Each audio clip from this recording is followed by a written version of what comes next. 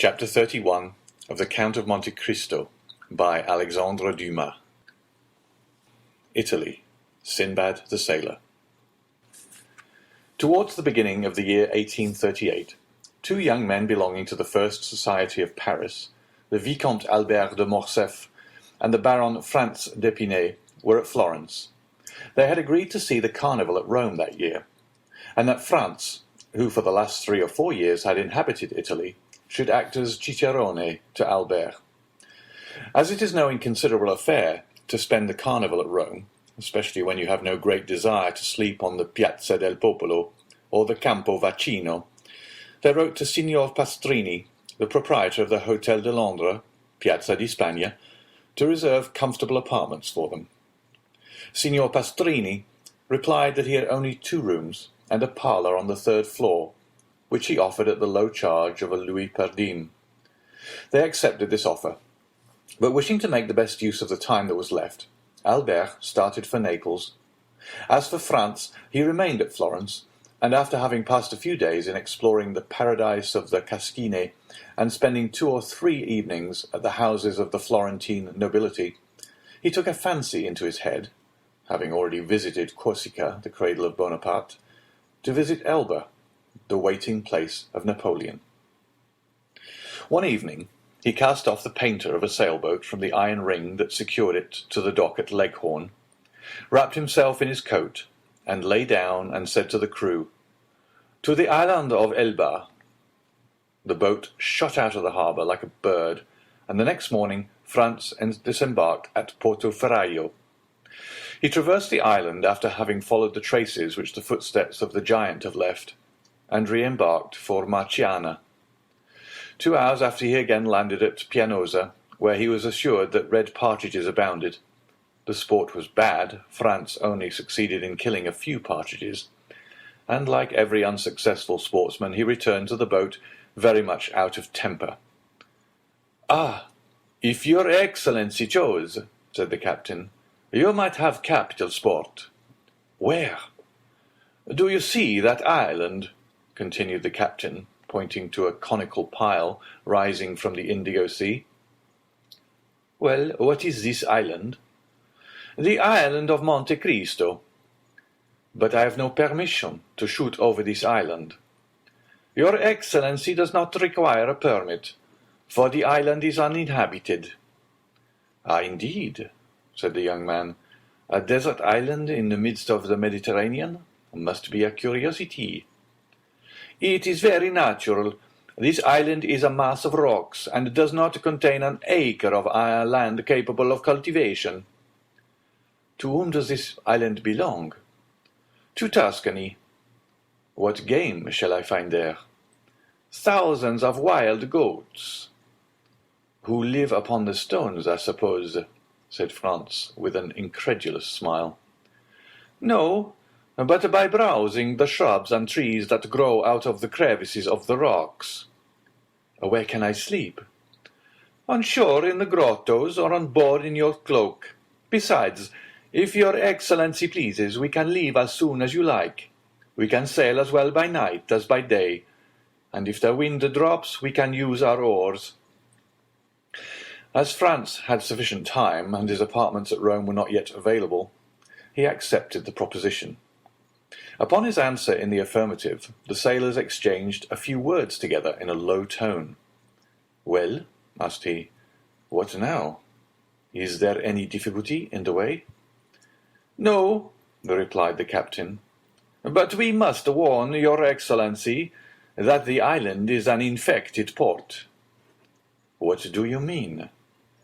"Monte Cristo, although uninhabited, yet serves occasionally as a refuge for the smugglers and pirates who come from Corsica, Sardinia, and Africa, and if it becomes known that we have been there, we shall have to perform a quarantine for 6 days on our return to Leghorn." "The deuce! That puts a different face on the matter. 6 days! Why, that's as long as the Almighty took to make the world. Too long a wait. Too long." "But who will say your Excellency has been to Monte Cristo?" "Oh, I shall not," cried Franz. "Nor I, nor I," chorused the sailors. "Then steer for Monte Cristo." The captain gave his orders, the helm was put up, and the boat was soon sailing in the direction of the island. Franz waited until all was in order, and when the sail was filled and the 4 sailors had taken their places, 3 forward and 1 at the helm, he resumed the conversation. "Gaetano," said he to the captain, "you tell me Monte Cristo serves as a refuge for pirates, who are, it seems to me, a very different kind of game from the goats." "Yes, your Excellency, and it is true." "I knew there were smugglers, but I thought that since the capture of Algiers and the destruction of the Regency, pirates existed only in the romances of Cooper and Captain Marryat." "Your Excellency is mistaken. There are pirates like the bandits, who were believed to have been exterminated by Pope Leo XII, and who yet every day rob travellers at the gates of Rome. Has not your Excellency heard that the French charge d'affaires was robbed 6 months ago with 500 pieces of velletri?" "Oh yes, I heard that." "Well then, if, like us, your Excellency lived at Leghorn, you would hear from time to time that a little merchant vessel or an English yacht that was expected at Bastia, at Portoferraio, or at Civitavecchia has not arrived. No one knows what has become of it, but doubtless it has struck on a rock and foundered. Now this rock it has met has been a long and narrow boat, manned by 6 or 8 men, who have surprised and plundered it. Some dark and stormy night near some desert and gloomy island, as bandits plunder a carriage in the recesses of a forest." "But," asked Franz, who lay wrapped in his cloak at the bottom of the boat, "why do not those who have been plundered complain to the French, Sardinian, or Tuscan governments?" "Why?" said Gaetano with a smile. "Yes, why?" "Because in the first place they transfer from the vessel to their own boat whatever they think worth taking.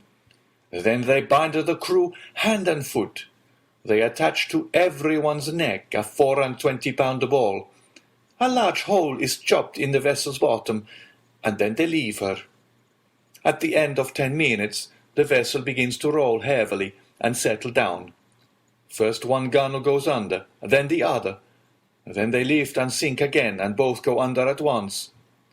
All at once there's a noise like a cannon. That's the air blowing up the deck. Soon the water rushes out of the scupper holes like a whale spouting.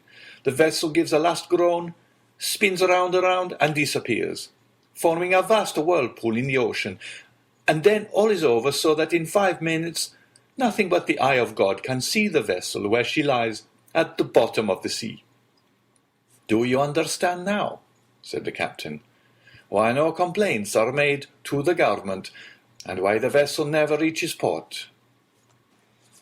It is probable that if Gaetano had related the previous to proposing the expedition, Franz would have hesitated. But now that they had started, he thought it would be cowardly to draw back. He was one of those men who do not rashly court danger, but if danger presents itself, combat it with the most unalterable coolness. Calm and resolute, he treated any peril as he would an adversary in a duel, calculated its probable method of approach, retreated, if at all, as a point of strategy, and not from cowardice, was quick to see an opening for attack, and won victory at a single thrust. "Bah," said he, "I have travelled through Sicily and Calabria. I have sailed 2 months in the archipelago, and yet I never saw even the shadow of a bandit or a pirate." "I did not tell your Excellency this to deter you from your project," replied Gaetano. "But you questioned me, and I have answered, that's all." "Yes, and your conversation is most interesting, and as I wish to enjoy it as long as possible, steer for Monte Cristo." The wind blew strongly. The boat made 6 or 7 knots an hour, and they were rapidly reaching the end of their voyage. As they drew near, the island seemed to lift from the sea, and the air was so clear that they could already distinguish the rocks heaped on one another, like cannonballs in an arsenal, with green bushes and trees growing in the crevices. As for the sailors, although they appeared perfectly tranquil, yet it was evident that they were on the alert, and that they carefully watched the glassy surface over which they were sailing, and on which a few fishing boats, with their white sails, were alone visible. They were within 15 miles of Monte Cristo when the sun began to set behind Corsica, whose mountains appeared against the sky, showing their rugged peaks in bold relief. This mass of rock, like the giant Adamastor, rose dead ahead, a formidable barrier, and intercepting the light that gilded its massive peaks, so that the voyagers were in shadow. Little by little, the shadow rose higher, and seemed to drive before it the last rays of the expiring day. At last, the reflection rested on the summit of the mountain, where it paused an instant, like the fiery crest of a volcano. Then gloom gradually covered the summit, as it had covered the base, and the island now only appeared to be a grey mountain that grew continually darker. Half an hour after, the night was quite dark. Fortunately, the mariners were used to these latitudes, and knew every rock in the Tuscan archipelago. For in the midst of this obscurity, France was not without uneasiness. Corsica had long since disappeared, and Monte Cristo itself was invisible. But the sailors seemed, like the lynx, to see in the dark, and the pilot, who steered, did not evince the slightest hesitation. An hour had passed since the sun had set, when Franz fancied he saw at a quarter of a mile to the left a dark mass, but he could not precisely make out what it was, and fearing to excite the mirth of the sailors by mistaking a floating cloud for land, he remained silent. Suddenly, a great light appeared on the strand. Land might resemble a cloud, but the fire was not a meteor.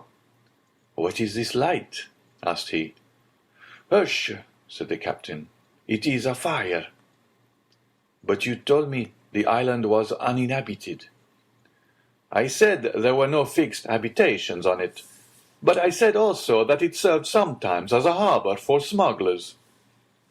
"And for pirates?" "And for pirates," returned Gaetano, repeating Franz's words. "It is for that reason I have given orders to pass the island, for, as you see, the fire is behind us." "But this fire," continued Franz, "it seems to me rather reassuring than otherwise. Men who did not wish to be seen would not light a fire." "Oh, that goes for nothing," said Gaetano. "If you can guess the position of the island in the darkness, you will see that the fire cannot be seen from the side or from Pianosa, but only from the sea." "You think, then, this fire indicates the presence of unpleasant neighbors?" "That is what we must find out," returned Gaetano, fixing his eyes on this terrestrial star. "How can you find out?" "You shall see." Gaetano consulted with his companions, and after 5 minutes' discussion, a manoeuvre was executed which caused the vessel to tack about. They returned the way they had come, and in a few minutes the fire disappeared, hidden by an elevation of the land. The pilot again changed the course of the boat, which rapidly approached the island, and was soon within 50 paces of it. Gaetano lowered the sail, and the boat came to rest. All this was done in silence, and from the moment that their course was changed, not a word was spoken. Gaetano, who had proposed the expedition, had taken all the responsibility on himself. The 4 sailors fixed their eyes on him, while they got out their oars and held themselves in readiness to row away, which, thanks to the darkness, would not be difficult. As for Franz, he examined his arms with the utmost coolness. He had 2 double-barreled guns and a rifle. He loaded them, looking at the priming, and waited quietly. During this time the captain had thrown off his vest and shirt, and secured his trousers round his waist. His feet were naked, so he had no shoes and stockings to take off. After these preparations, he placed his finger on his lips, and lowering himself noiselessly into the sea, swam towards the shore with such precaution that it was impossible to hear the slightest sound. He could only be traced by the phosphorescent line in his wake. This track soon disappeared. It was evident that he had touched the shore. Everyone on board remained motionless for half an hour, when the same luminous track was again observed, and the swimmer was soon on board. "Well?" exclaimed Franz and the sailors in unison. "They are Spanish smugglers," said he. "They have with them 2 Corsican bandits." "And what are these Corsican bandits doing here with the Spanish smugglers?" "Alas," returned the captain with an accent of the most profound pity, "we ought always to help one another. Very often the bandits are hard-pressed by the gendarme or carabinieri. When they see a vessel and good fellows like us on board, they come and demand hospitality of us. You can't refuse help to a poor hunted devil. We receive them, and for greater security we stand out to sea. This costs us nothing, and saves the life, or at least the liberty, of a fellow creature, who on the first occasion returns the service by pointing out some safe spot where we can land our goods without interruption." "Ah," said Franz, "then you are a smuggler occasionally, Gaetano."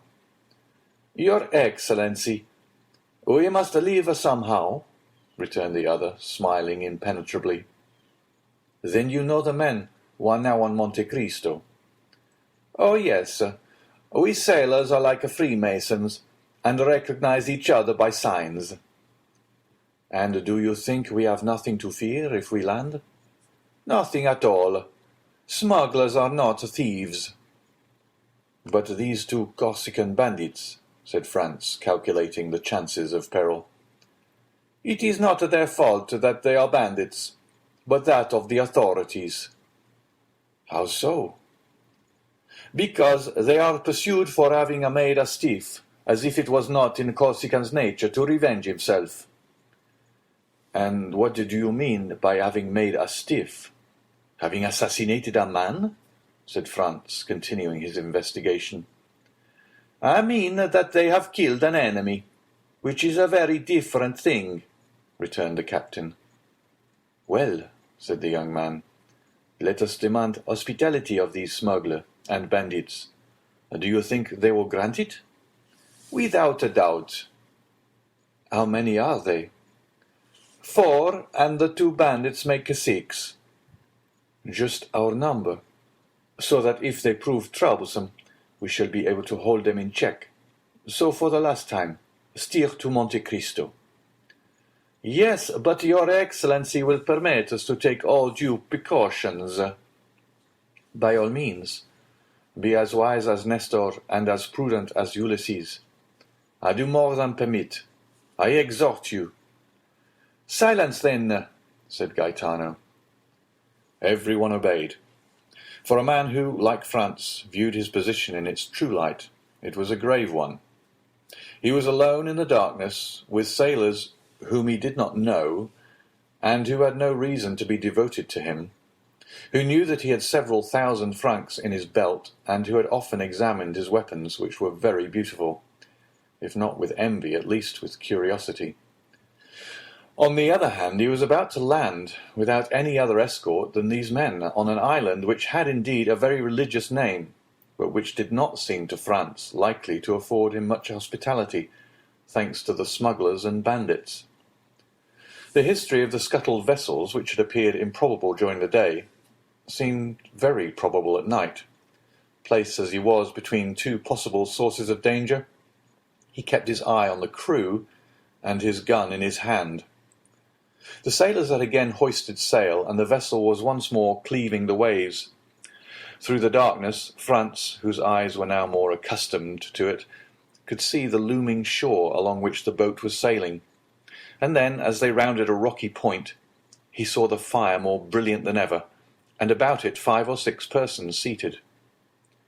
The blaze illumined the sea for 100 paces around.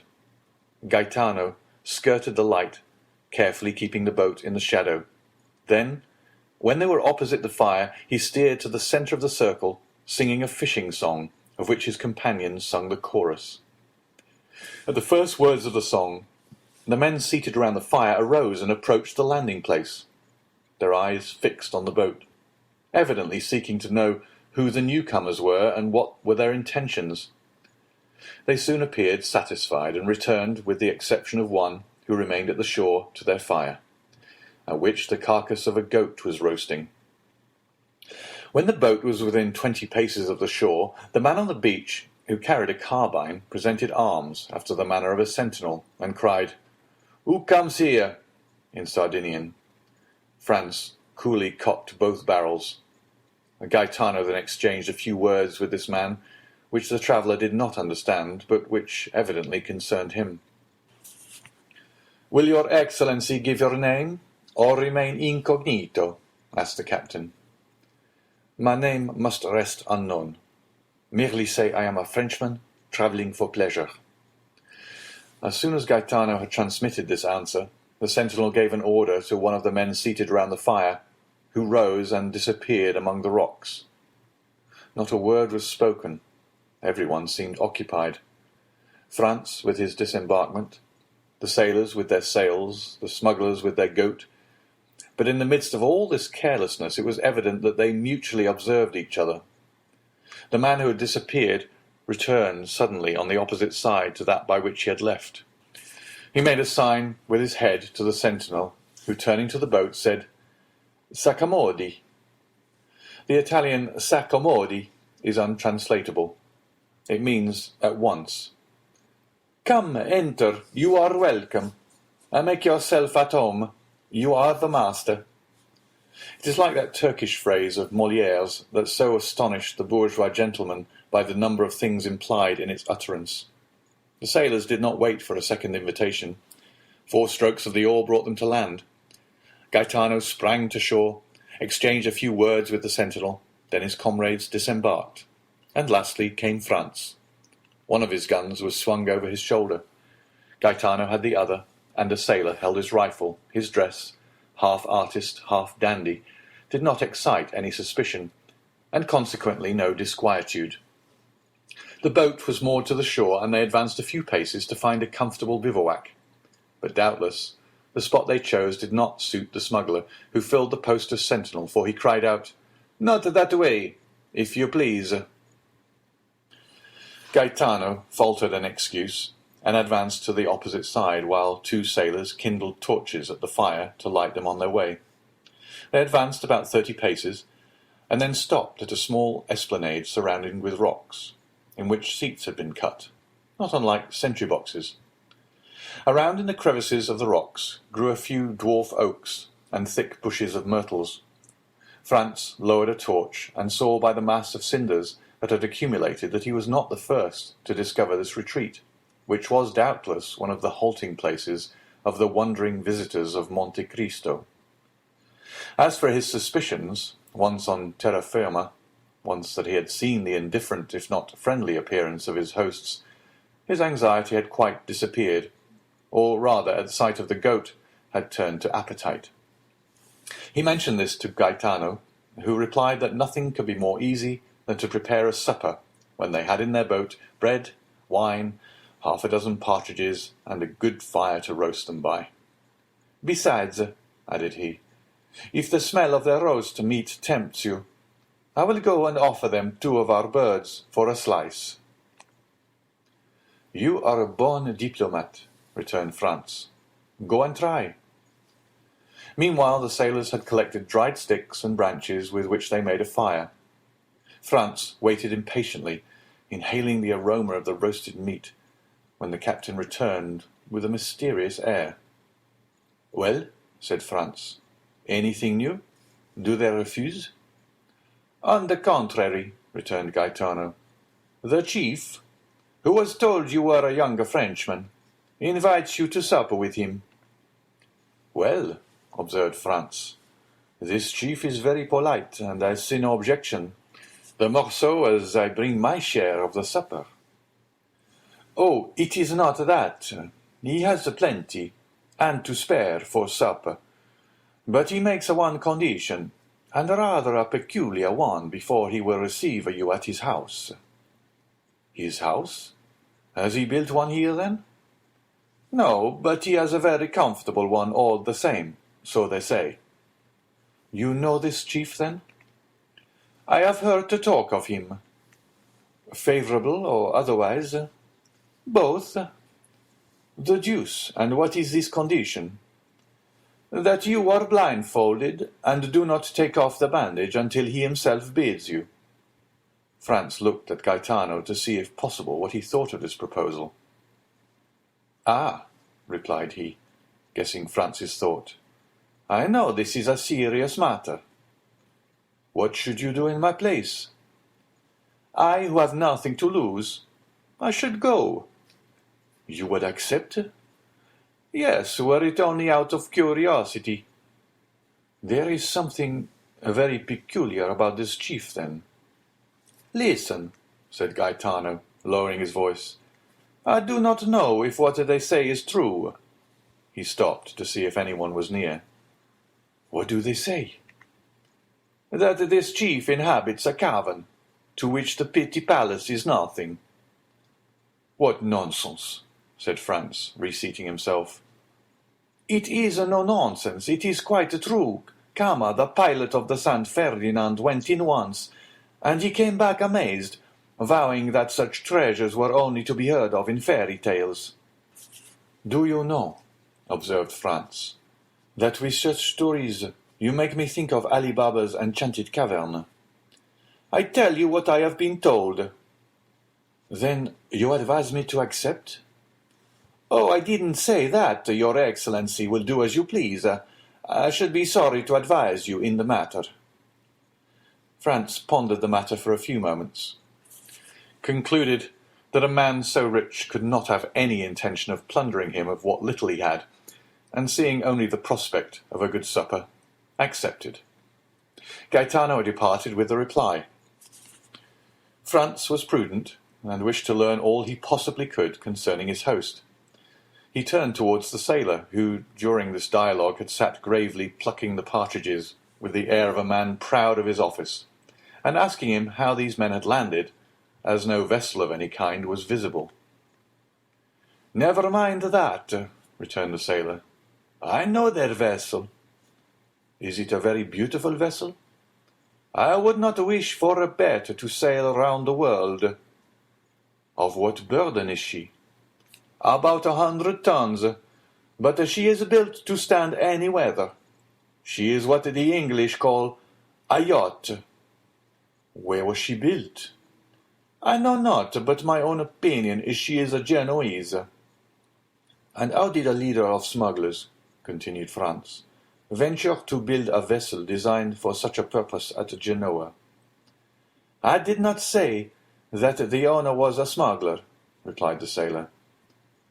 "No, but Gaetano did, I thought." "Gaetano had only seen the vessel from a distance. He had not then spoken to anyone."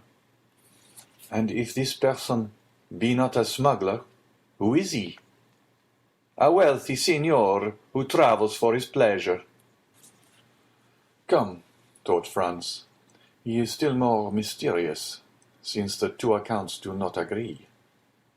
"What is his name?" "If you ask him, he says Sinbad the sailor, but I doubt if it be his real name." "Sinbad the sailor?" "Yes."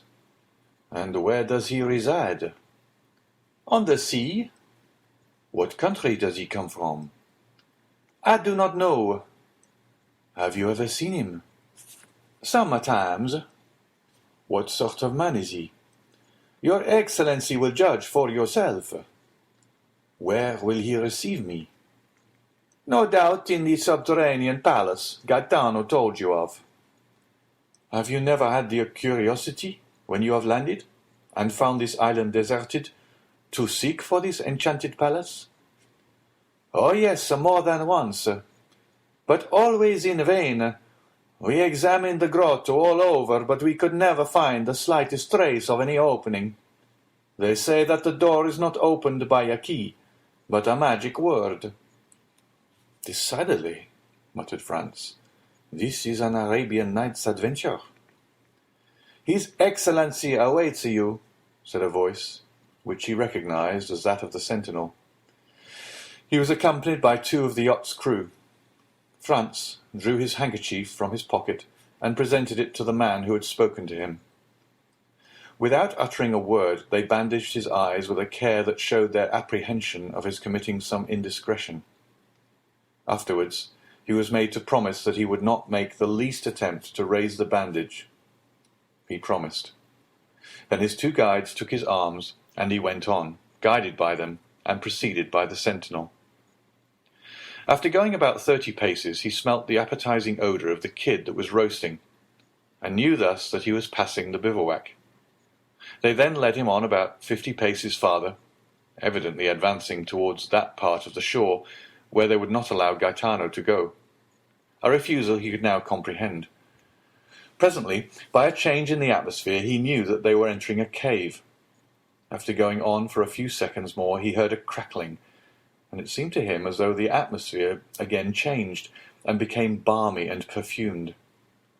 At length his feet touched on a thick and soft carpet, and his guides let go their hold of him. There was a moment's silence, and then a voice in excellent French, although with a foreign accent, said, "Welcome, sir. I beg you will remove your bandage."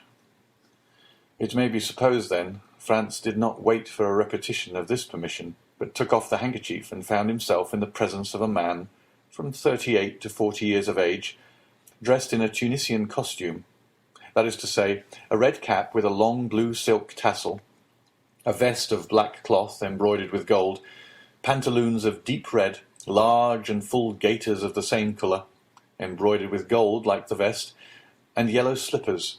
He had a splendid cashmere round his waist, and a small, sharp, and crooked cangiar was passed through his girdle. Although of a paleness that was almost livid, this man had a remarkably handsome face. His eyes were penetrating and sparkling. His nose, quite straight, and projecting direct from the brow, was of the pure Greek type, while his teeth, as white as pearls, were set off to admiration by the black moustache that encircled them. His pallor was so peculiar that it seemed to pertain to one who had been long entombed, and who was incapable of resuming the healthy glow and hue of life. He was not particularly tall, but extremely well made, and, like the men of the south, had small hands and feet. But what astonished Franz, who had treated Gaetano's description as a fable, was the splendour of the apartment in which he found himself. The entire chamber was lined with crimson brocade, worked with flowers of gold. In a recess was a kind of divan, surmounted with a stand of Arabian swords in silver scabbards, and the handles resplendent with gems. From the ceiling hung a lamp of Venetian glass, of beautiful shape and colour, while the feet rested on a Turkey carpet, in which they sunk to the instep. Tapestry hung before the door by which Franz had entered, and also in front of another door, leading into a second apartment which seemed to be brilliantly illuminated. The host gave Franz time to recover from his surprise, and moreover returned look for look, not even taking his eyes off him. "Sir," he said after a pause, "1,000 excuses for the precautions taken in your introduction hither. But as, during the greater portion of the year, this island is deserted, if the secret of this abode were discovered, I should doubtless find on my return my temporary retirement in a state of great disorder, which would be exceedingly annoying, not for the loss it occasioned me, but because I should not have the certainty I now possess of separating myself from all the rest of mankind at pleasure. Let me now endeavour to make you forget this temporary unpleasantness, and offer you what no doubt you did not expect to find here, that is to say, a tolerable supper, and pretty comfortable beds."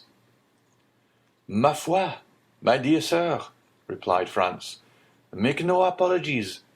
I have always observed that they bandage people's eyes who penetrate enchanted palaces. For instance, those of Raoul in the Huguenot, and really I have nothing to complain of, for what I see makes me think of the wonders of the Arabian Nights."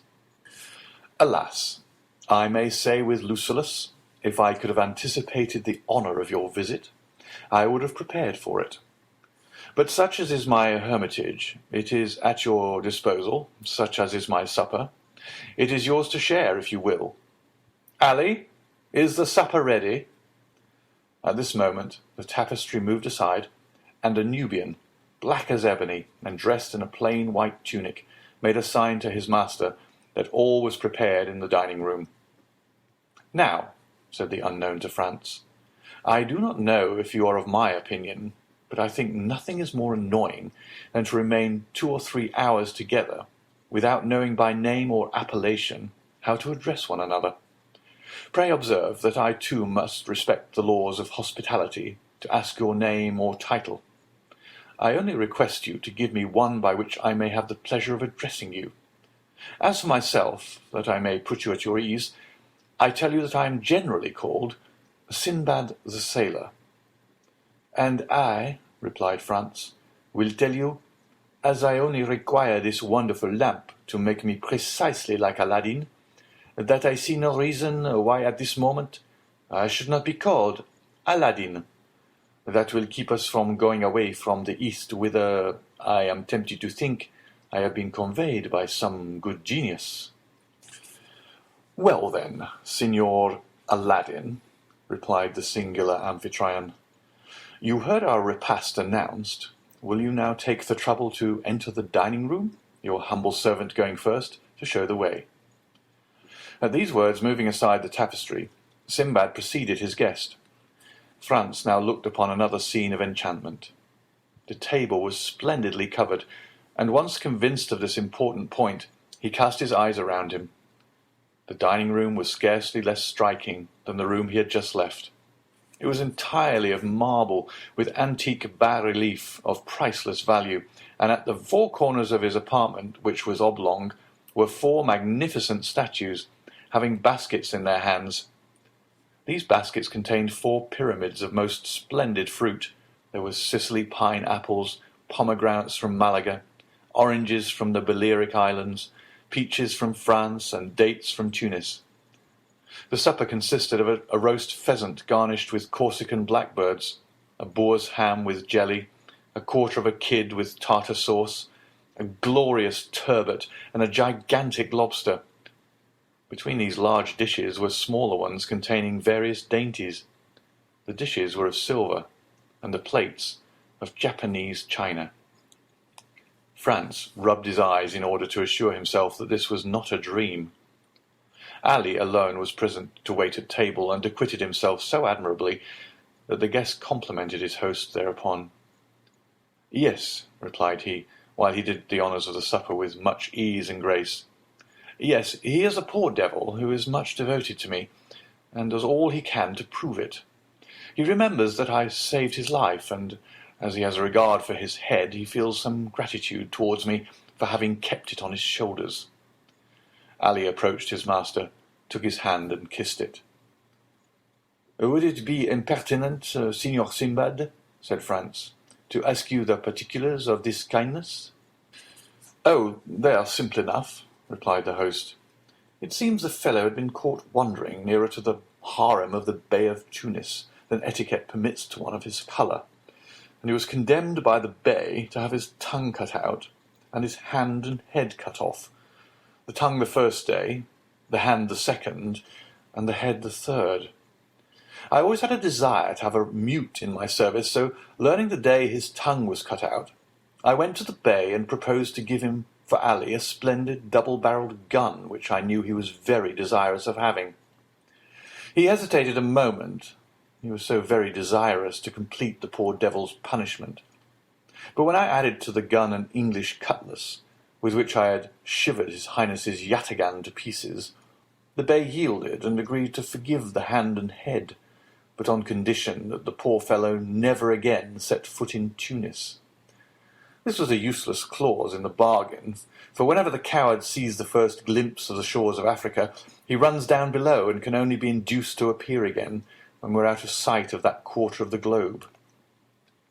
Franz remained a moment silent and pensive, hardly knowing what to think of the half-kindness, half-cruelty with which his host related the brief narrative. "And like the celebrated sailor whose name you have assumed," he said, by way of changing the conversation. "You pass your life in travelling." "Yes, I made a vow at a time when I little thought I should ever be able to accomplish it," said the unknown with a singular smile. "And I made some others also, which I hope I may fulfil in due season." Although Sinbad pronounced these words with such calmness, his eyes gave forth gleams of extraordinary ferocity. "You have suffered a great deal, sir?" said Franz inquiringly. Sinbad started and looked fixedly at him as he replied, "What makes you suppose so?" "Everything," answered Franz. "Your voice, your look, your pallid complexion, and even the life you lead." "I? I live the happiest life possible, the real life of a pasha. I am king of all creation. I am pleased with one place and stay there. I get tired of it and leave it. I am free as a bird and have wings like one. My attendants obey my slightest wish. Sometimes I amuse myself by delivering some bandit or criminal from the bonds of the law. Then I have my mode of dispensing justice, silent and sure, without respite or appeal, which condemns or pardons, and which no one sees. Ah, if you had tasted my life, you would not desire any other, and would never return to the world, unless you had some great project to accomplish there." "Revenge, for instance?" observed Franz. The unknown fixed on the young man one of those looks which penetrates into the depth of the heart and thoughts. "And why revenge?" he asked. "Because," replied Franz, "you seem to me like a man who, persecuted by society, has a fearful account to settle with it." "Ah," responded Sinbad, laughing with his singular laugh, which displayed his white and sharp teeth, "you have not guessed rightly. Such as you see me, I am a sort of philosopher, and one day perhaps I shall go to Paris to rival Monsieur Appert and the little man in the blue cloak." "And will that be the first time you ever took that journey?"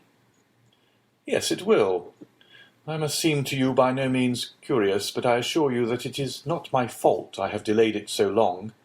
It will happen one day or the other."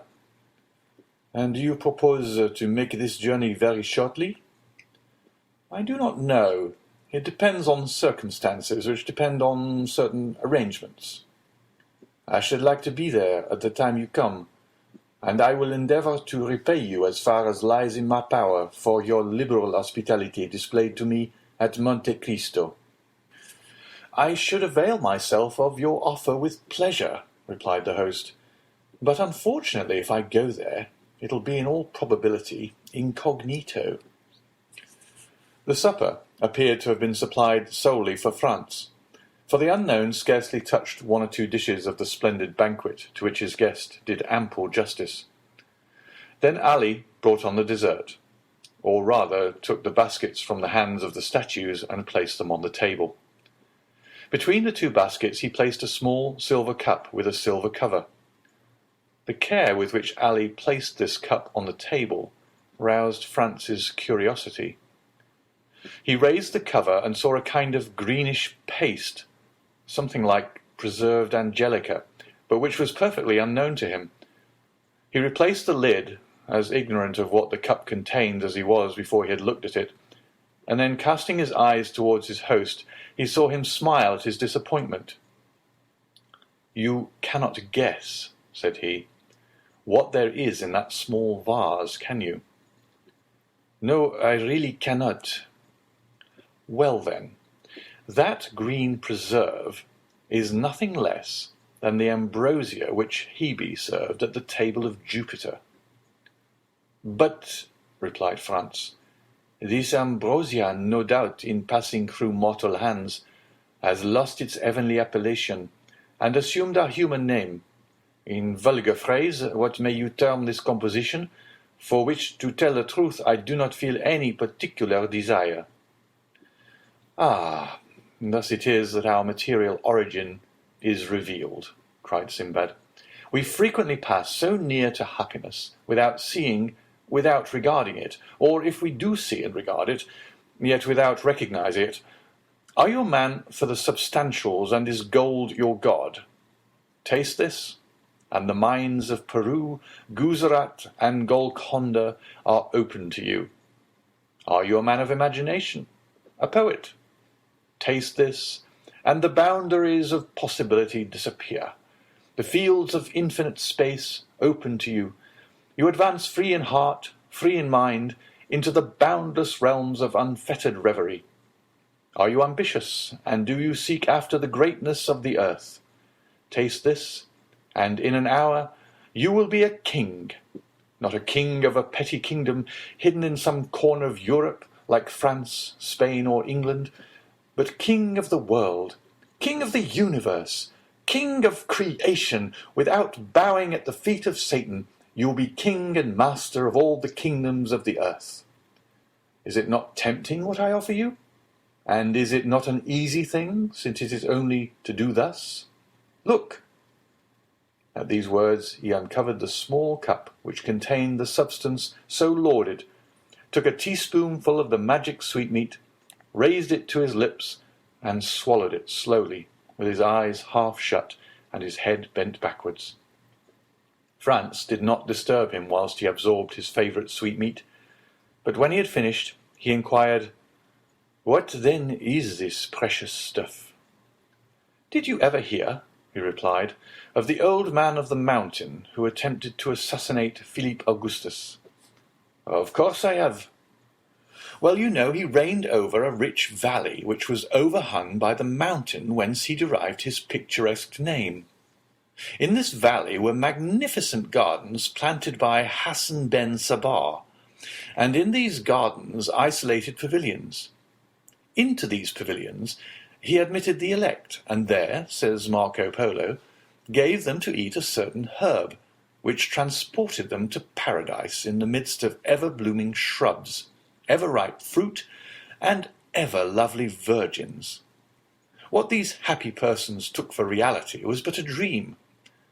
But it was a dream so soft, so voluptuous, so enthralling, that they sold themselves body and soul to him who gave it to them, and obedient to his orders, as to those of a deity, struck down the designated victim, died in torture without a murmur, believing that the death they underwent was but a quick transition to that life of delights, of which the holy herb now before you had given them a slight foretaste.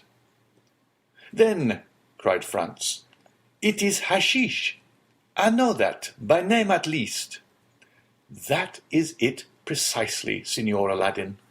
It is hashish, the purest and most unadulterated hashish of Alexandria, the hashish of Abu Ghor, the celebrated maker, the only man, the man to whom there should be built a palace inscribed with these words, 'A grateful word to the dealer in happiness.'" "Do you know," said Franz, "I have a very great inclination to judge for myself of the truth or exaggeration of your eulogies." "Judge for yourself, Signor Aladdin. Judge, but do not confine yourself to one trial. Like everything else, we must habituate the senses to a fresh impression, gentle or violent, sad or joyous. There is a struggle in nature against this divine substance. In nature which is not made for joy and clings to pain. Nature subdued must yield in the combat.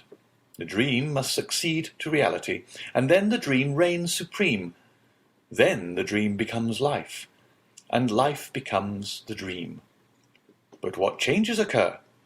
It is only by comparing the pains of actual being with the joys of the assumed existence that you would desire to live no longer, but to dream thus forever. When you return to this mundane sphere from your visionary world, you would seem to leave a Neapolitan spring for a Lapland winter, to quit paradise for earth, heaven for hell. Taste the hashish, guest of mine, taste the hashish." Franz's only reply was to take a teaspoonful of the marvellous preparation, about as much in quantity as his host had eaten, and lift it to his mouth. "Diable!" he said, after having swallowed the divine preserve. "I do not know if the result will be as agreeable as you describe. But the thing does not appear to me as palatable as you say. Because your palate has not yet been attuned to the sublimity of the substances it flavours. Tell me, the first time you tasted oysters, tea, porter, truffles, and sundry other dainties which you now adore, did you like them? Could you comprehend how the Romans stuff their pheasants with asafoetida, and the Chinese eat swallows? Nests, eh? No. Well, it's the same with hashish. Only eat for a week, and nothing in the world will seem to you to equal the delicacy of its flavour, which now appears to you flat and distasteful. Let us now go into the adjoining chamber, which is your apartment, and Ali will bring us coffee and pipes. They both arose, and while he who called himself Sinbad, and whom we have occasionally named so, that we might, like his guest, have some title by which to distinguish him, gave some orders to the servant, Franz entered still another apartment. It was simply yet richly furnished. It was round, and a large divan completely encircled it. Divan, walls, ceiling, floor were all covered with magnificent skins as soft and downy as the richest carpets. There were heavy-maned lion skins from Atlas, striped tiger skins from Bengal, panther skins from the Cape, spotted beautifully like those that appeared to Dante, bear skins from Siberia, fox skins from Norway, and so on. And all these skins were strewn in profusion, one on the other, so that it seemed like walking over the most mossy turf, or reclining on the most luxurious bed. Both laid themselves down on the divan. Chibouk and jasmine tubes and amber mouthpieces were within reach, and all prepared so that there was no need to smoke the same pipe twice. Each of them took one, which Ali lighted and then retired to prepare the coffee. There was a moment's silence, during which Sinbad gave himself up to thoughts that seemed to occupy him incessantly, even in the midst of his conversation, and Franz abandoned himself to that mute reverie into which we always sink when smoking excellent tobacco, which seems to remove with its fume all the troubles of the mind, and to give the smoker in exchange all the visions of the soul. Ali brought in the coffee. "How do you take it?" inquired the unknown. "In French or Turkish style? Strong or weak? Sugar or none? Cool or boiling? As you please. It's ready in all ways." "I'll take it in the Turkish style," replied Franz. "And you are right," said his host. "It shows you have a tendency for an Oriental life. Ah, those Orientals! They're the only men who know how to live. As for me," he added, with one of those singular smiles which did not escape the young man, "when I have completed my affairs in Paris, I shall go and die in the East. And should you wish to see me again, you must seek me at Cairo, Baghdad, or Ispahan." "Ma foi," said Franz, "it would be the easiest thing in the world, for I feel eagle's wings springing out my shoulders, and with those wings I could make a tour of the world in 24 hours. "Ah, yes, the hashish is beginning its work. Well, unfurl your wings and fly into superhuman regions. Fear nothing. There is a watch over you, and if your wings, like those of Icarus, melt before the sun, we are here to ease your fall." He then said something in Arabic to Ali, who made a sign of obedience and withdrew, but not to any distance. As to Franz, a strange transformation had taken place in him. All the bodily fatigue of the day, all the preoccupation of mind which the events of the evening had brought on, disappeared as they do at the first approach of sleep, when we are still sufficiently conscious to be aware of the coming of slumber. His body seemed to acquire an airy lightness. His perception brightened in a remarkable manner. His senses seemed to redouble their power. The horizon continued to expand, but it was not the gloomy horizon of vague alarms, and which he had seen before he slept, but a blue, transparent, unbounded horizon, with all the blue of the ocean, all the spangles of the sun, all the perfumes of the summer breeze. Then, in the midst of the songs of his sailors, songs so clear and sonorous that they would have made a divine harmony had their notes been taken down, he saw the island of Monte Cristo. no longer as a threatening rock in the midst of the waves, but as an oasis in the desert. Then, as his boat drew nearer, the songs became louder, for an enchanting and mysterious harmony rose to heaven, as if some Lorelei had decreed to attract the soul thither, or Amphion the enchanter intended there to build a city. At length the boat touched the shore, but without effort, without shock, as lips touch lips, and he entered the grotto amidst continued strains of most delicious melody. He descended, or rather seemed to descend, several steps, inhaling the fresh and balmy air, like that which may be supposed to reign around the grotto of Circe, formed from such perfumes as set the mind a-dreaming, and such fires as burn the very senses. And he saw again all he had seen before his sleep from Sinbad, his singular host, to Ali, the mute attendant. Then all seemed to fade away, and become confused before his eyes, like the last shadows of the magic lantern before it is extinguished, and he was again in the chamber of statues, lighted only by one of those pale and antique lamps which watch in the dead of the night over the sleep of pleasure. They were the same statues, rich in form, in attraction and poesy, with eyes of fascination, smiles of love, and bright and flowing hair.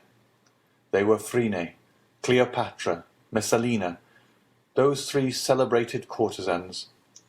Then among them glided like a pure ray, like a Christian angel in the midst of Olympus, one of those chaste figures, those calm shadows, those soft visions, which seemed to veil its virgin brow before those marble wantons.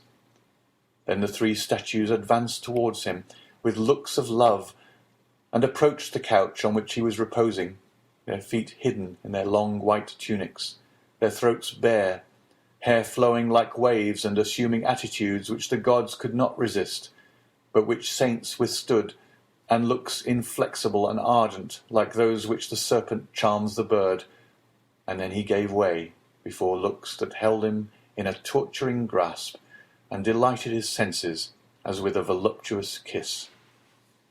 It seemed to Franz that he closed his eyes, and in a last look about him saw the vision of modesty completely veiled, and then followed a dream of passion like that promised by the prophet to the elect. Lips of stone turned to flame, breasts of ice became like heated lava, so that to Franz, yielding for the first time to the sway of the drug, love was a sorrow and voluptuousness a torture, as burning mouths were pressed to his thirsty lips, and he was held in cool, serpent-like embraces. The more he strove against this unhallowed passion, the more his senses yielded to its thrall, and at length, weary of a struggle that taxed his very soul, he gave way, and sank back breathless and exhausted beneath the kisses of these marble goddesses, and the enchantment of his marvellous dream. End of chapter 31.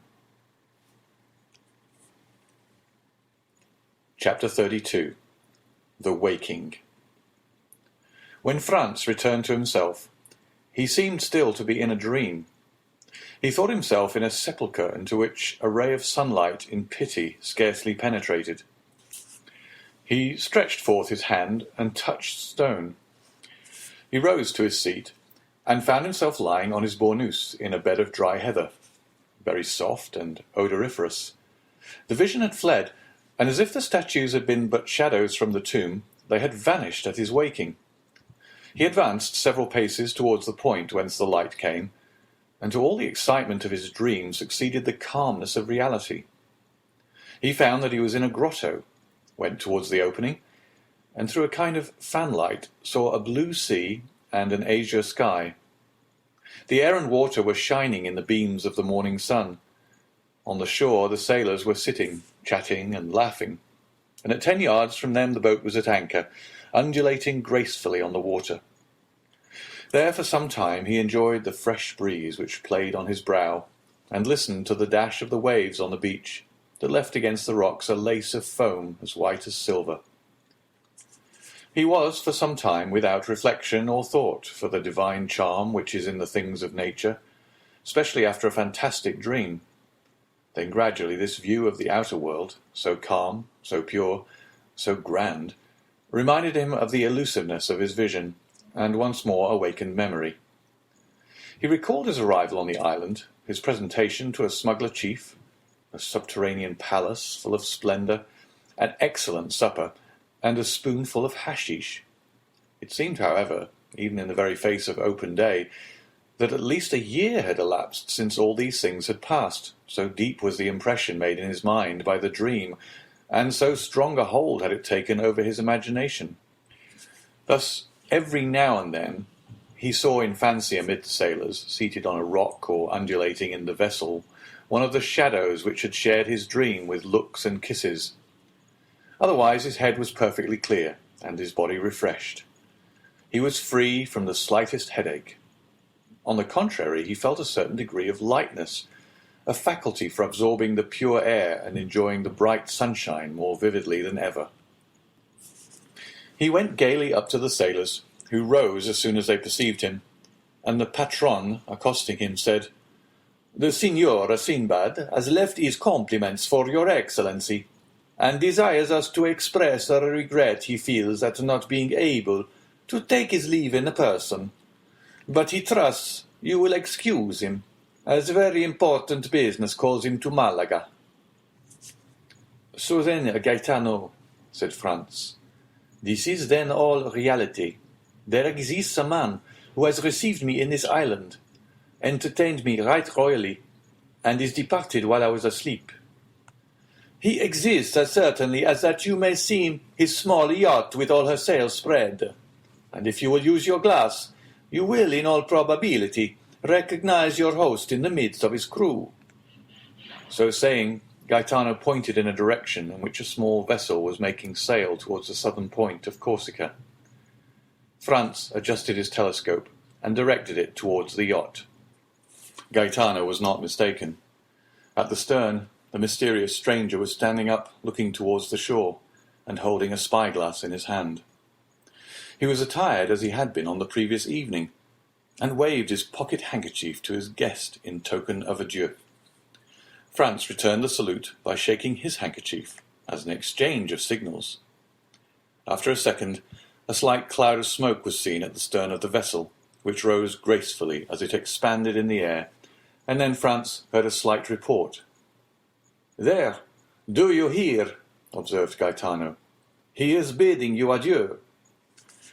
The young man took his carbine and fired it in the air, but without any idea that the noise could be heard at the distance which separated the yacht from the shore. "What are your Excellency's orders?" inquired Gaetano. "In the first place, light me a torch." "Ah, yes, I understand," replied the patron. "To find the entrance to the enchanted apartment. With much pleasure, your Excellency. If it would amuse you, I will get you the torch you ask for. But I too have had the idea you have, and 2 or 3 times the same fancy has come over me. But I have always given it up. Giovanni, light a torch," he added, "and give it to His Excellency." Giovanni obeyed. Franz took the lamp and entered the subterranean grotto, followed by Gaetano. He recognized the place where he had awakened by the bed of heather that was there, but it was in vain that he carried his torch all around the exterior surface of the grotto. He saw nothing, unless that by traces of smoke others had before him attempted the same thing, and like him in vain. Yet he did not leave a foot of this granite wall as impenetrable as futurity without strict scrutiny. He did not see a fissure without introducing the blade of his hunting sword into it, or a projecting point on which he did not lean and press in the hopes it would give way.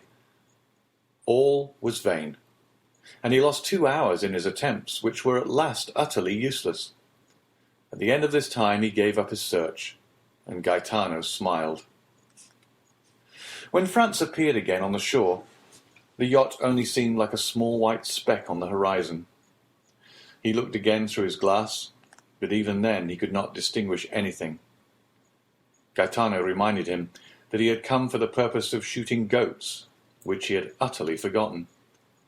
He took his fowling piece and began to hunt over the island with the air of a man who is fulfilling a duty rather than enjoying a pleasure. And at the end of a quarter of an hour, he had killed a goat and 2 kids. These animals, though wild and agile as chamois, were too much like domestic goats, and Franz could not consider them as game. Moreover, other ideas, much more enthralling, occupied his mind. Since the evening before, he had really been the hero of one of the tales of the 1001 Nights, and he was irresistibly attracted toward the grotto. Then, in spite of the failure of his first search, he began a second, after having told Gaetano to roast one of the 2 kids. The second visit was a long one, and when he returned, the kid was roasted and the repast ready. Franz was sitting on the spot where he was on the previous evening when his mysterious host had invited him to supper, and he saw the little yacht, now like a seagull on the wave, continuing her flight toward Corsica. "Why," he remarked to Gaetano, "you told me that Signor Sinbad was going to Malaga, while it seems he is in the direction of Porto Vecchio." "Don't you remember," said the patron, "I told you that among the crew there were 2 Corsican brigands." "True, and he is going to land them?" added Franz. "Precisely so," replied Gaetano. "He is one who fears neither God nor Satan, they say, and would at any time run 50 leagues out of his course to do a poor devil a service." "But such service as these might involve him with the authorities of the country in which he practices this kind of philanthropy," said Franz. "And what cares he for that?" replied Gaetano with a laugh. "Or any authorities? He smiles at them. Let them try to pursue him. Why, in the first place, his yacht is not a ship, but a bird, and he would beat any frigate 3 knots in every 9. And if he were to throw himself on the coast, why, is he not certain of finding friends everywhere?" It was perfectly clear that the Signor Sinbad, Franz's host, had the honour of being on excellent terms with the smugglers and bandits along the whole coast of the Mediterranean, and so enjoyed exceptional privileges. As to Franz, he had no longer any inducement to remain at Monte Cristo. He had lost all hope of detecting the secret of the grotto. He consequently dispatched his breakfast, and, his boat being ready, he hastened on board, and they were soon under way. At the moment the boat began her course, they lost sight of the yacht, as it disappeared in the Gulf of Porto Vecchio. With it was effaced the last trace of the preceding night, and then supper, Sinbad, hashish, statues, all became a dream for Franz. The boat sailed on all day and all night, and next morning, when the sun rose, they had lost sight of Monte Cristo. When Franz had once again set foot on shore, he forgot, for the moment at least, the events which had just passed, while he finished his affairs of pleasure at Florence, and then thought of nothing but how he should rejoin his companion, who was awaiting him at Rome. He set out, and on the Saturday evening reached the Eternal City by the mail coach. An apartment, as we have said, had been retained beforehand, and thus he had but to go to Signor Pastrini's hotel. But this was not so easy a matter, for the streets were thronged with people, and Rome was already a prey to that low and feverish murmur which precedes all great events. And at Rome there are 4 great events in every year: the Carnival, Holy Week, Corpus Christi, and the Feast of St. Peter. All the rest of the year the city is in that state of dull apathy between life and death which renders it similar to a kind of station between this world and the next, a sublime spot, a resting place full of poetry and character, and at which Franz had already halted 5 or 6 times, and at each time found it more marvellous and striking. At last he made his way through the mob, which was continually increasing and getting more and more turbulent, and reached the hotel. On his first inquiry he was told, with the impertinence peculiar to hired hackney coachmen and innkeepers with their houses full, that there was no room for him at the Hôtel de Londres. Then he sent his card to Signor Pastrini and asked for Albert de Morcerf. This plan succeeded, and Signor Pastrini himself ran to him, excusing himself for having made his Excellency wait, scolding the waiters, taking the candlestick from the porter, who was ready to pounce on the traveller and was about to lead him to Albert, when Morcerf himself appeared. The apartment consisted of 2 small rooms and a parlour. The 2 rooms looked on to the street, a fact which Signor Pastrini commented upon as an inappreciable advantage. The rest of the floor was hired by a very rich gentleman who was supposed to be a Sicilian or Maltese, but the host was unable to decide to which of the 2 nations the traveller belonged. "Very good, Signor Pastrini," said Franz, "but we must have some supper instantly, and a carriage for tomorrow and the following days." "As to supper," replied the landlord, "you shall be served immediately.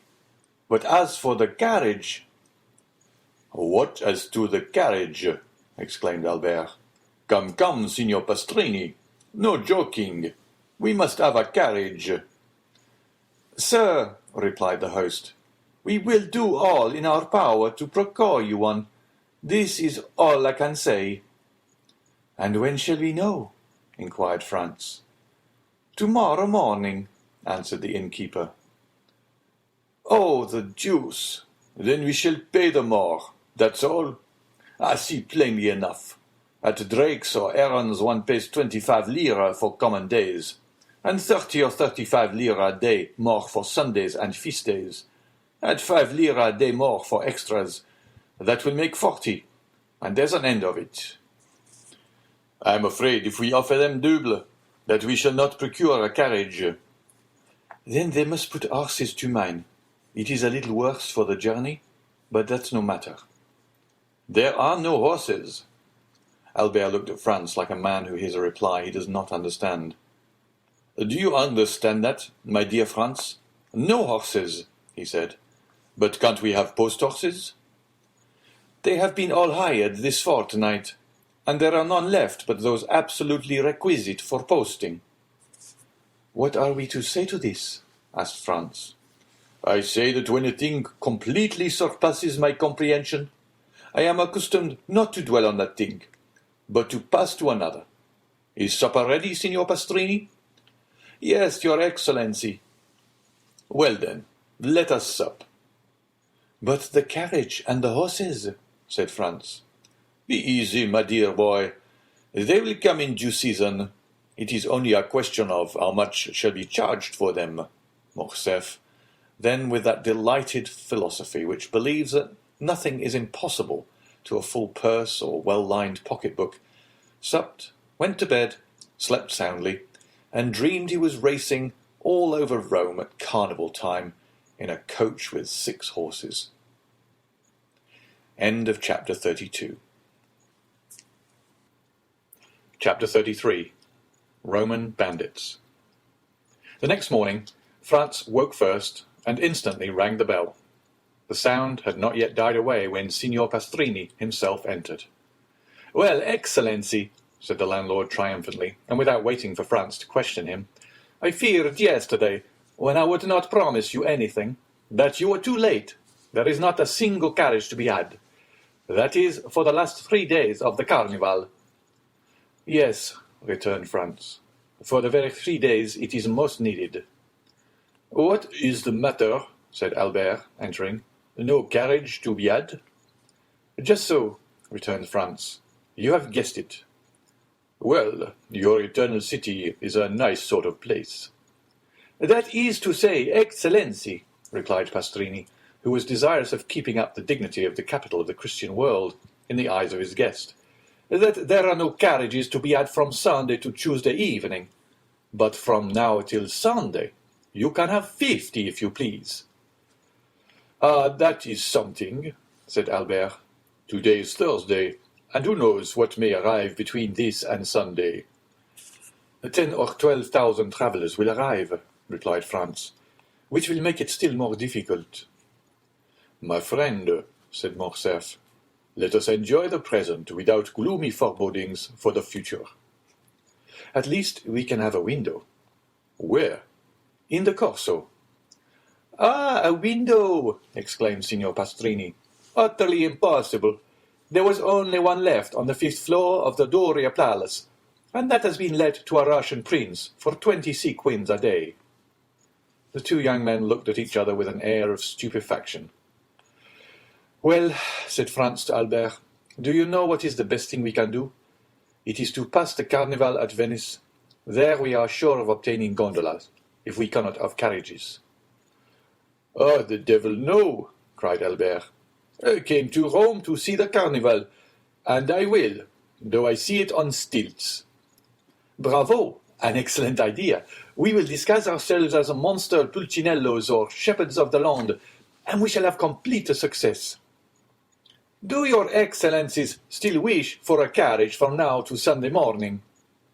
"Parbleu!" said Albert. "Do you think we are going to run about on foot in the streets of Rome, like lawyers' clerks?" "I hasten to comply with your excellency's wishes. Only I tell you beforehand, the carriage will cost you 6 piastres a day." "And as I am not a millionaire, like the gentleman in the next apartment," said Franz, "I warn you that as I have been 4 times before at Rome, I know the prices of all the carriages. We will give you 12 piastres for today, tomorrow, and the day after, and then you will make a good profit." "But, excellency," said Pastrini, still striving to gain his point. "Now go," returned Franz, "or I shall go myself and bargain with your affettatore, who is mine also. He is an old friend of mine, who has plundered me pretty well already, and in the hope of making more out of me, he will take a less price than the one I offer you. You will lose the preference, and that will be your fault." "Do not give yourselves the trouble, excellency," returned Signor Pastrini, with the smile peculiar to the Italian speculator when he confesses defeat. "I will do all I can, and I hope you will be satisfied. And now we understand each other. When do you wish the carriage to be here?" "In an hour." "In an hour it will be at the door." An hour after the vehicle was at the door. It was a hack conveyance which was elevated to the rank of a private carriage in honour of the occasion, but in spite of its humble exterior, the young men would have thought themselves happy to have secured it for the last 3 days of the Carnival. "Excellency," cried the cicerone, seeing Franz approach the window, "shall I bring the carriage near to the palace?" Accustomed as Franz was to the Italian phraseology, his first impulse was to look around him, but these words were addressed to him. Franz was the excellency, the vehicle was the carriage, and the Hôtel de Londres was the palace. The genius for laudation characteristic of the race was in that phrase. Franz and Albert descended. The carriage approached the palace. Their excellencies stretched their legs along the seats. The cicerone sprang into the seat behind. "Where do your excellencies wish to go?" asked he. "To St. Peter's first, and then to the Colosseum," returned Albert. But Albert did not know that it takes a day to see St. Peter's, and a month to study it. The day was passed at St. Peter's alone. Suddenly the daylight began to fade away. Franz took out his watch. It was 4:30. They returned to the hotel. At the door, Franz ordered the coachman to be ready to 8. He wished to show Albert the Colosseum by moonlight, as he had shown him St. Peter's by daylight. When we show a friend a city one has already visited, we feel the same pride as when we point out a woman whose lover we have been. He was to leave the city by the Porta del Popolo, skirt the outer wall, and re-enter by the Porta San Giovanni. Thus they would behold the Colosseum, without finding their impressions dulled by first looking on the Capitol, the Forum, the Arch of Septimus Severus, the Temple of Antoninus and Faustina, and the Via Sacra. They sat down to dinner. Signor Pastrini had promised them a banquet. He gave them a tolerable repast. At the end of the dinner he entered in person. Franz thought that he came to hear his dinner praised, and began accordingly. But at the first words he was interrupted. "Excellency," said Pastrini, "I am delighted to have your approbation, but it was not for that I came." "Did you come to tell us you have procured a carriage?" asked Albert, lighting his cigar. "No, and your excellencies will do well not to think of that any longer. At Rome things can or cannot be done. When you are told anything cannot be done, there is an end of it. It is much more convenient at Paris. When anything cannot be done, you pay double, and it is done directly. That is what all the French say, returned Signor Pastrini, somewhat piqued. For that reason, I do not understand why they travel. But, said Albert, emitting a volume of smoke and balancing his chair on its hind legs, only madmen or blockheads like us ever do travel. Men in their senses do not quit their hotel in the Rue du Helder, their walk on the Boulevard de Gand, and the Café de Paris. It is of course understood that Albert resided in the aforesaid street, appeared every day on the fashionable walk, and dined frequently at the only restaurant where you can really dine. That is if you are on good terms with its frequenters. Signor Pastrini remained silent a short time. It was evident that he was musing over this answer, which did not seem very clear. But, said Franz, in his turn interrupting his host's meditation, you had some motive for coming here. May I beg to know what it was? Yes, you have ordered your carriage at 8 o'clock precisely. I have. You intend visiting il Colosseum. You mean the Colosseum? It is the same thing. You have told your coachman to leave the city by the Porta del Popolo, to drive around the walls and re-enter by the Porta San Giovanni. These are my words exactly. Well, this route is impossible. Impossible? Very dangerous, to say the least. Dangerous? Why? On account of the famous Luigi Vampa. Pray, who may this famous Luigi Vampa be? Inquired Albert. He may be very famous at Rome, but I can assure you he is quite unknown at Paris. What? Do you not know him? I have not that honour.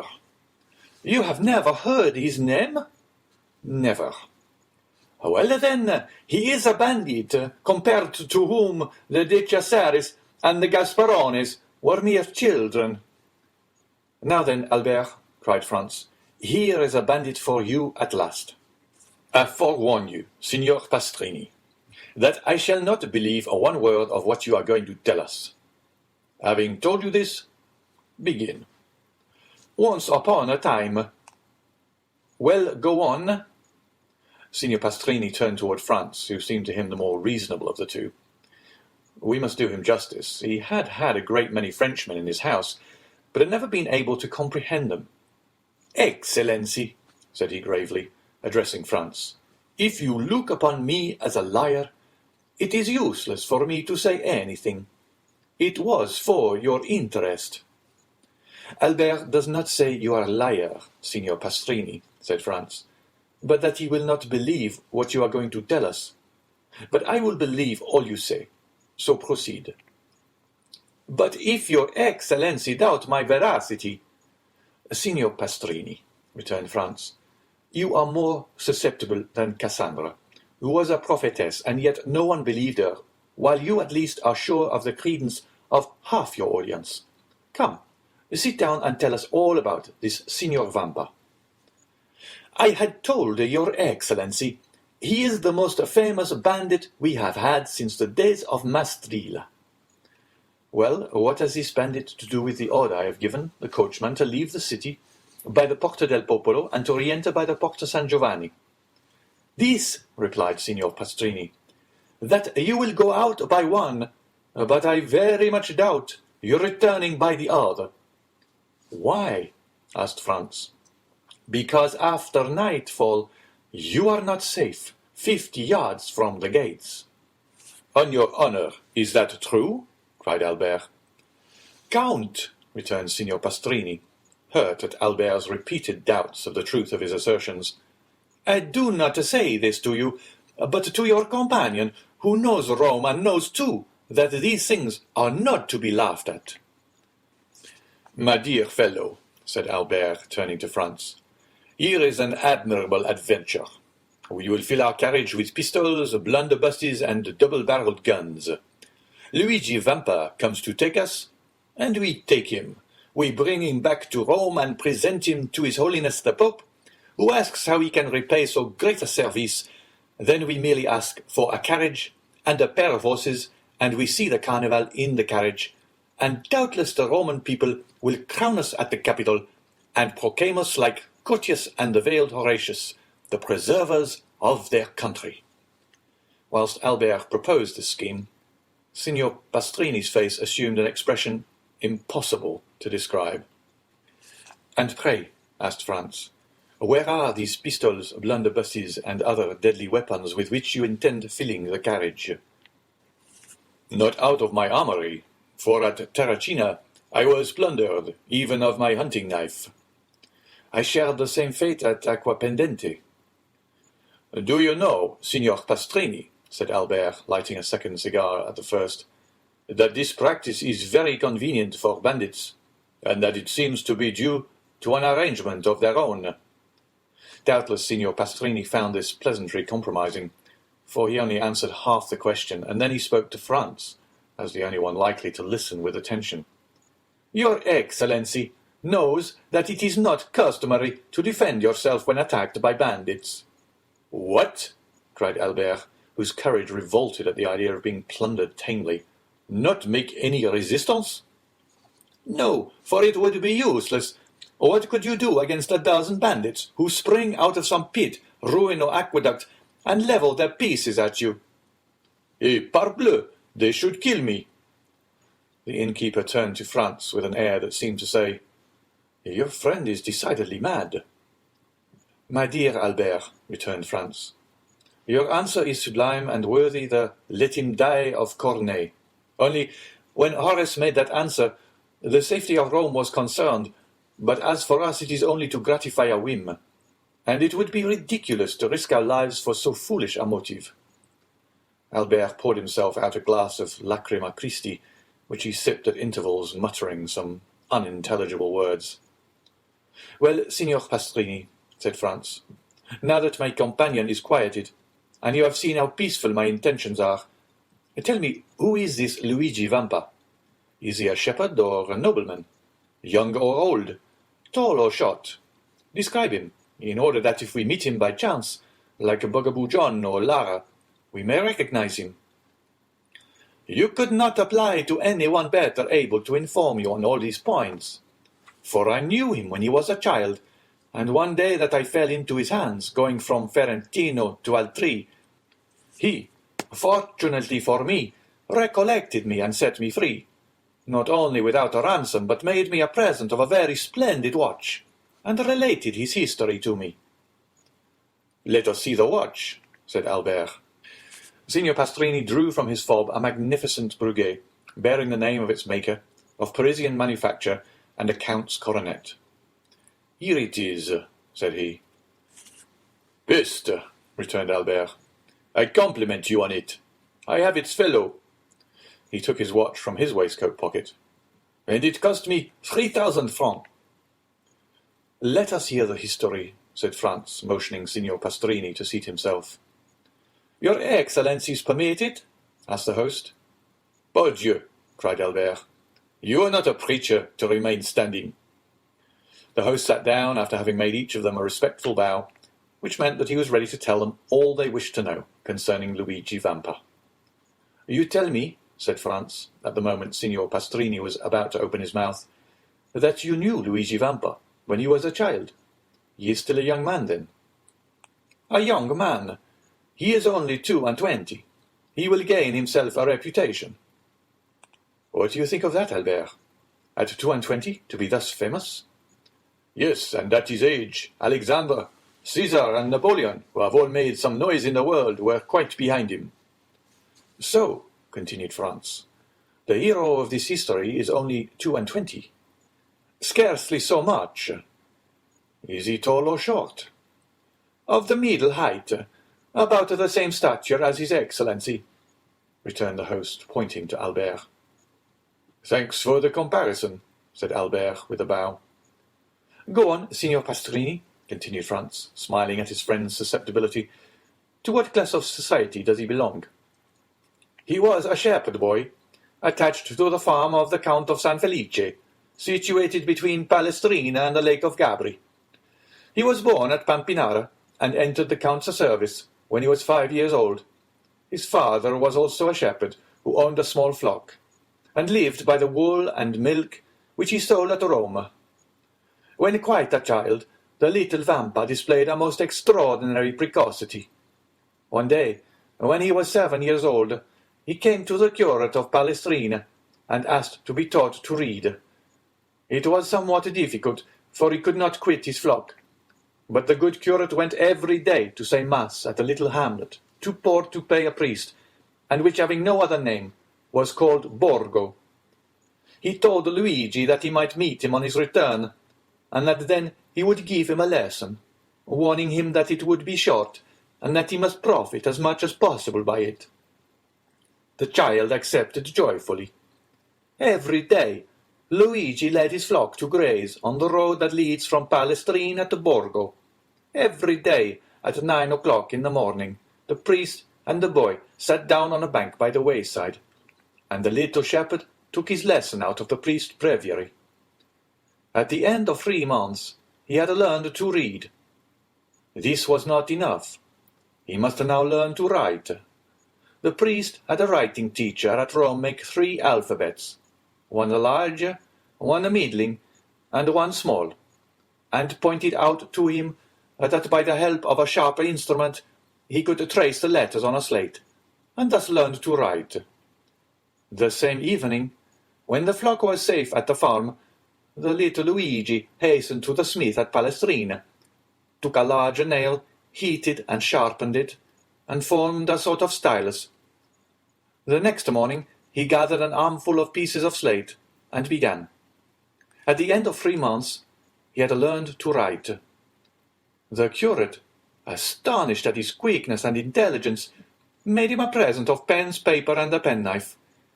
This demanded new effort, but nothing compared to the first. At the end of a week he wrote as well with his pen as with the stylus. The curate related the incident to the Count of San Felice, who sent for the little shepherd, made him read and write before him, ordered his attendants to let him eat with the domestics, and to give him 2 piastres a month. With this, Luigi purchased books and pencils. He applied his imitative powers to everything, and like Giotto, when young he drew on his slate sheep, houses, and trees. Then with his knife he began to carve all sorts of objects in the wood. It was thus that Pinelli, the famous sculptor, had commenced. A girl of 6 or 7, that is a little younger than Vampa, tended sheep on a farm near Palestrina. She was an orphan, born at Valmontone, and was named Teresa. The 2 children met, sat down near each other, let their flocks mingle together, played, laughed, and conversed together. In the evening they separated the Count of San Felice's flock from those of Baron Cervetri, and the children returned to their respective farms, promising to meet the next morning. The next day they kept their word, and thus they grew up together. Vampa was 12, and Teresa 11. And yet their natural disposition revealed itself. Beside his taste for the fine arts, which Luigi had carried as far as he could in his solitude, he was given to alternating fits of sadness and enthusiasm, was often angry and capricious, and always sarcastic. None of the lads of Pampinara, Palestrina, or Valmontone had been able to gain any influence over him, or even to become his companion. His disposition, always inclined to exact concessions rather than to make them, kept him aloof from all friendships. Teresa alone ruled by a look, a word, a gesture, this impetuous character, which yielded beneath the hand of a woman, and which beneath the hand of a man might have broken, but could never have been bended. Teresa was lively and gay, but coquettish to excess. The 2 piastres that Luigi received every month from the Count of San Felice's steward, and the price of all the little carvings in wood he sold at Rome, were expended in earrings, necklaces, and gold hairpins, so that, thanks to her friend's generosity, Teresa was the most beautiful and the best attired peasant near Rome. The 2 children grew up together, passing all their time with each other, and giving themselves up to the wild ideas of their different characters. Thus, in all their dreams, their wishes, and their conversations, Vampa saw himself the captain of a vessel, general of an army, or governor of a province. Teresa saw herself rich, superbly attired, and attended by a train of liveried domestics. Then, when they had thus passed the day in building castles in the air, they separated their flocks and descended from the elevation of their dreams to the reality of their humble position. One day, the young shepherd told the count's steward that he had seen a wolf come out of the Sabine mountains and prowl around his flock. The steward gave him a gun. This was what Vampa longed for. This gun had an excellent barrel made at Brescia and carrying a ball with the precision of an English rifle. But one day the count broke the stock and had then cast the gun aside. This, however, was nothing to a sculptor like Vampa.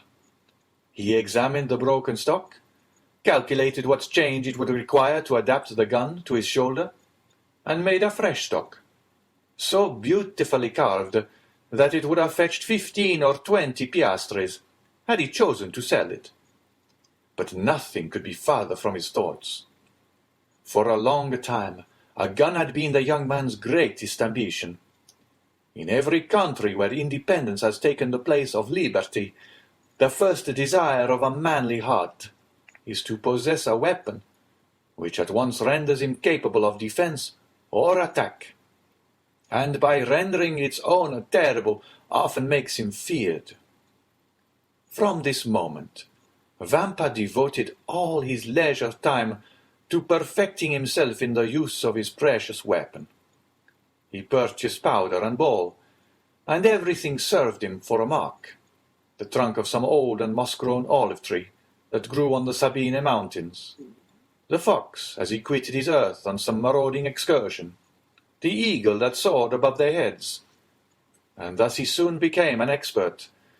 Teresa overcame the terror she had first felt at the report, and amused herself by watching him direct the ball wherever he pleased, with as much accuracy as if he placed it by hand. One evening a wolf emerged from a pine wood here which they were usually stationed, but the wolf had scarcely advanced 10 yards ere he was dead. Proud of this exploit, Vampa took the dead animal on his shoulders and carried him to the farm. These exploits had gained Luigi considerable reputation. The man of superior abilities always finds admirers, go where he will.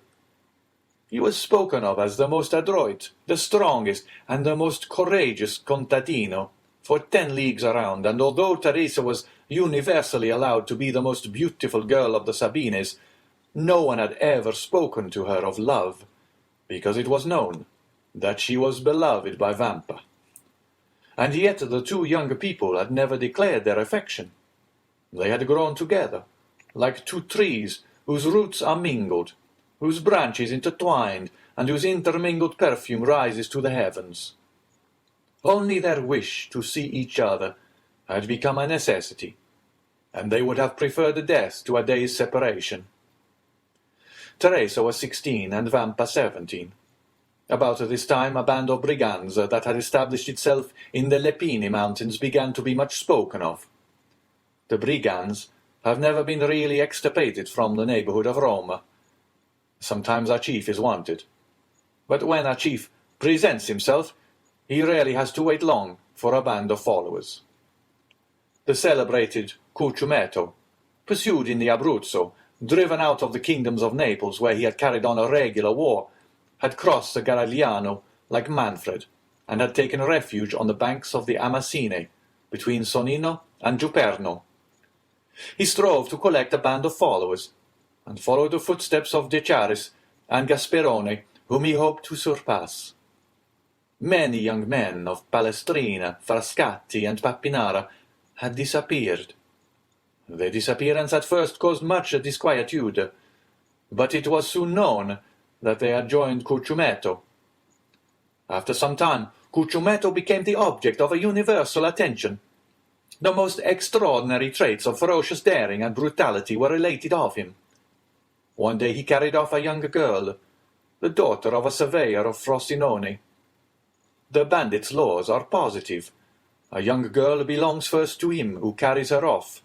Then the rest draw lots for her, and she is abandoned to their brutality until death relieves her sufferings. When their parents are sufficiently rich to pay a ransom, a messenger is sent to negotiate. The prisoner is hostage for the security of the messenger. Should the ransom be refused, the prisoner is irrevocably lost. The young girl's lover was in Curciumetto's troop. His name was Carlini. When she recognized her lover, the poor girl extended her arms to him and believed herself safe. But Carlini felt his heart sink, for he but too well knew the fate that awaited her. However, as he was a favourite with Curciumetto, as he had for 3 years faithfully served him, and as he had saved his life by shooting a dragoon who was about to cut him down, he hoped the chief would have pity on him. He took Curciumetto one side, while the young girl, seated at the foot of a huge pine that stood in the centre of the forest, made a veil of her picturesque headdress to hide her face from the lascivious gaze of the bandits. There he told the chief all, his affection for the prisoner, the promises of mutual fidelity, and how every night since he had been near, they had met in some neighbouring ruins. It so happened that night that Curciumetto had sent Carlini to a village, so that he had been unable to go to the place of meeting. Curciumetto had been there, however, by accident, as he said, and had carried the maiden off. Carlini besought his chief to make an exception in Rita's favour, as her father was rich and he could pay a larger ransom. Curciumetto seemed to yield to his friend's entreaties, and bade him find a shepherd to send to Rita's father at Frosinone. Carlini flew joyfully to Rita, telling her she was saved, and bidding her ride to her father to inform him what had occurred, and that her ransom was fixed at 300 piastres. 12 hours' delay was all that was granted, that is, until 9 the next morning. The instant the letter was written, Carlini seized it and hastened to the plain to find a messenger. He found a young shepherd watching his flock. The natural messengers of the bandits are the shepherds who live between the city and the mountains, between civilized and savage life. The boy undertook the commission, promising to be in Frosinone in less than an hour. Carlini returned, anxious to see his mistress, and announced the joyful intelligence. He found the troop in the glade, supping off the provisions exacted as contributions from the peasants, but his eye vainly sought Rita, and Curciumetto among them. He inquired where they were, and was answered by a burst of laughter. A cold perspiration burst from every pore, and his hair stood on end. He repeated his question. One of the bandits rose and offered him a glass, filled with Orvieto, saying, "To the health of the brave Curciumetto and the fair Rita." At this moment Carlini heard a woman's cry. He divined the truth, seized the glass, broke it across the face of him who presented it, and rushed towards the spot whence the cry came. After 100 yards, he turned the corner of the thicket. He found Rita senseless in the arms of Curciumetto. At the sight of Carlini, Curciumetto rose, a pistol in each hand. The two brigands looked at each other for a moment, the one with a smile of lasciviousness on his lips, the other with the pallor of death on his brow. A terrible battle between the two men seemed imminent, but by degrees Carlini's features relaxed. His hand, which had grasped one of the pistols in his belt, fell to his side. Rita lay between them. The moon lighted the group. "Well," said Curciumetto, "have you executed your commission?" "Yes, Capitaine," returned Carlini. "At 9 o'clock tomorrow Rita's father will be here with the money. It is well. In the meantime we will have a merry night. This young girl is charming and does credit to your taste. Now, as I am not egotistical, we will return to our comrades and draw lots for her."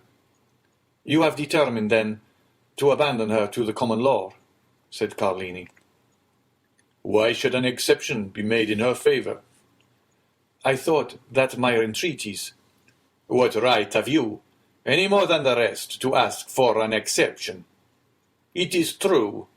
But never mind," continued Cucumetto, laughing. "Sooner or later your turn will come." Carlini's teeth clinched convulsively. "Now then," said Cucumetto, advancing toward the other bandits, "are you coming? I follow you." Cucumetto departed without losing sight of Carlini, for doubtless he feared lest he should strike him unawares, but nothing betrayed a hostile design on Carlini's part. He was standing, his arms folded, near Rita, who was still insensible.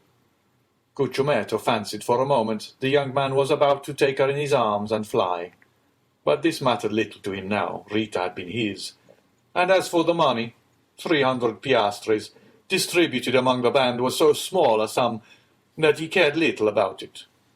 He continued to follow the path to the glade, but to his great surprise, Carlini arrived almost as soon as himself. "Let us draw lots! Let us draw lots!" cried all the brigands when they saw the chief. Their demand was fair, and the chief inclined his head in sign of acquiescence. The eyes of all shone fiercely as they made their demand, and the red light of the fire made them look like demons. The names of all, including Carlini, were placed in a hat, and the youngest of the band drew forth a ticket. The ticket bore the name of Diavolaccio. He was the man who had proposed to Carlini the health of their chief, and to whom Carlini replied by breaking the glass across his face. A large wound, extending from the temple to the mouth, was bleeding profusely. Diavolaccio, seeing himself thus favoured by fortune, burst into a loud laugh. "Captain," said he, "just now Carlini would not drink your health when I proposed it to him. Propose mine to him, and let us see if he will be more condescending to you than to me." Every one except an explosion on Carlini's part, but to their great surprise he took a glass in one hand and a flask in the other, and filling it, "Your health, Diavolaccio," said he calmly, and he drank it off, without his hand trembling in the least. Then, sitting down by the fire, "My supper," said he. "My expedition has given me an appetite." "Well done, Carlini," cried the brigands. "That is acting like a good fellow." And they all formed a circle round the fire, while Diavolaccio disappeared. Carlini ate and drank as if nothing had happened. The bandits looked on with astonishment at this singular conduct, until they heard footsteps. They turned around and saw Diavolaccio bearing the young girl in his arms. Her head hung back, and her long hair swept the ground. As they entered the circle, the bandits could perceive by the firelight the unearthly pallor of the young girl and of Diavolaccio. This apparition was so strange and so solemn that every one rose, with the exception of Carlini, who remained seated, and ate and drank calmly. Diavolaccio advanced amidst the most profound silence, and laid Rita at the captain's feet. Then every one could understand the cause of the unearthly pallor in the young girl and the bandit. A knife was plunged up to the hilt in Rita's left breast. Every one looked at Carlini. The sheath at his belt was empty. "Ah," said the chief, "I now understand why Carlini stayed behind." All savage natures appreciate a desperate deed. No other of the bandits would, perhaps, have done the same. But they all understood what Carlini had done. "Now then," cried Carlini, rising in his turn, and approaching the corpse, his hand on the butt of one of his pistols.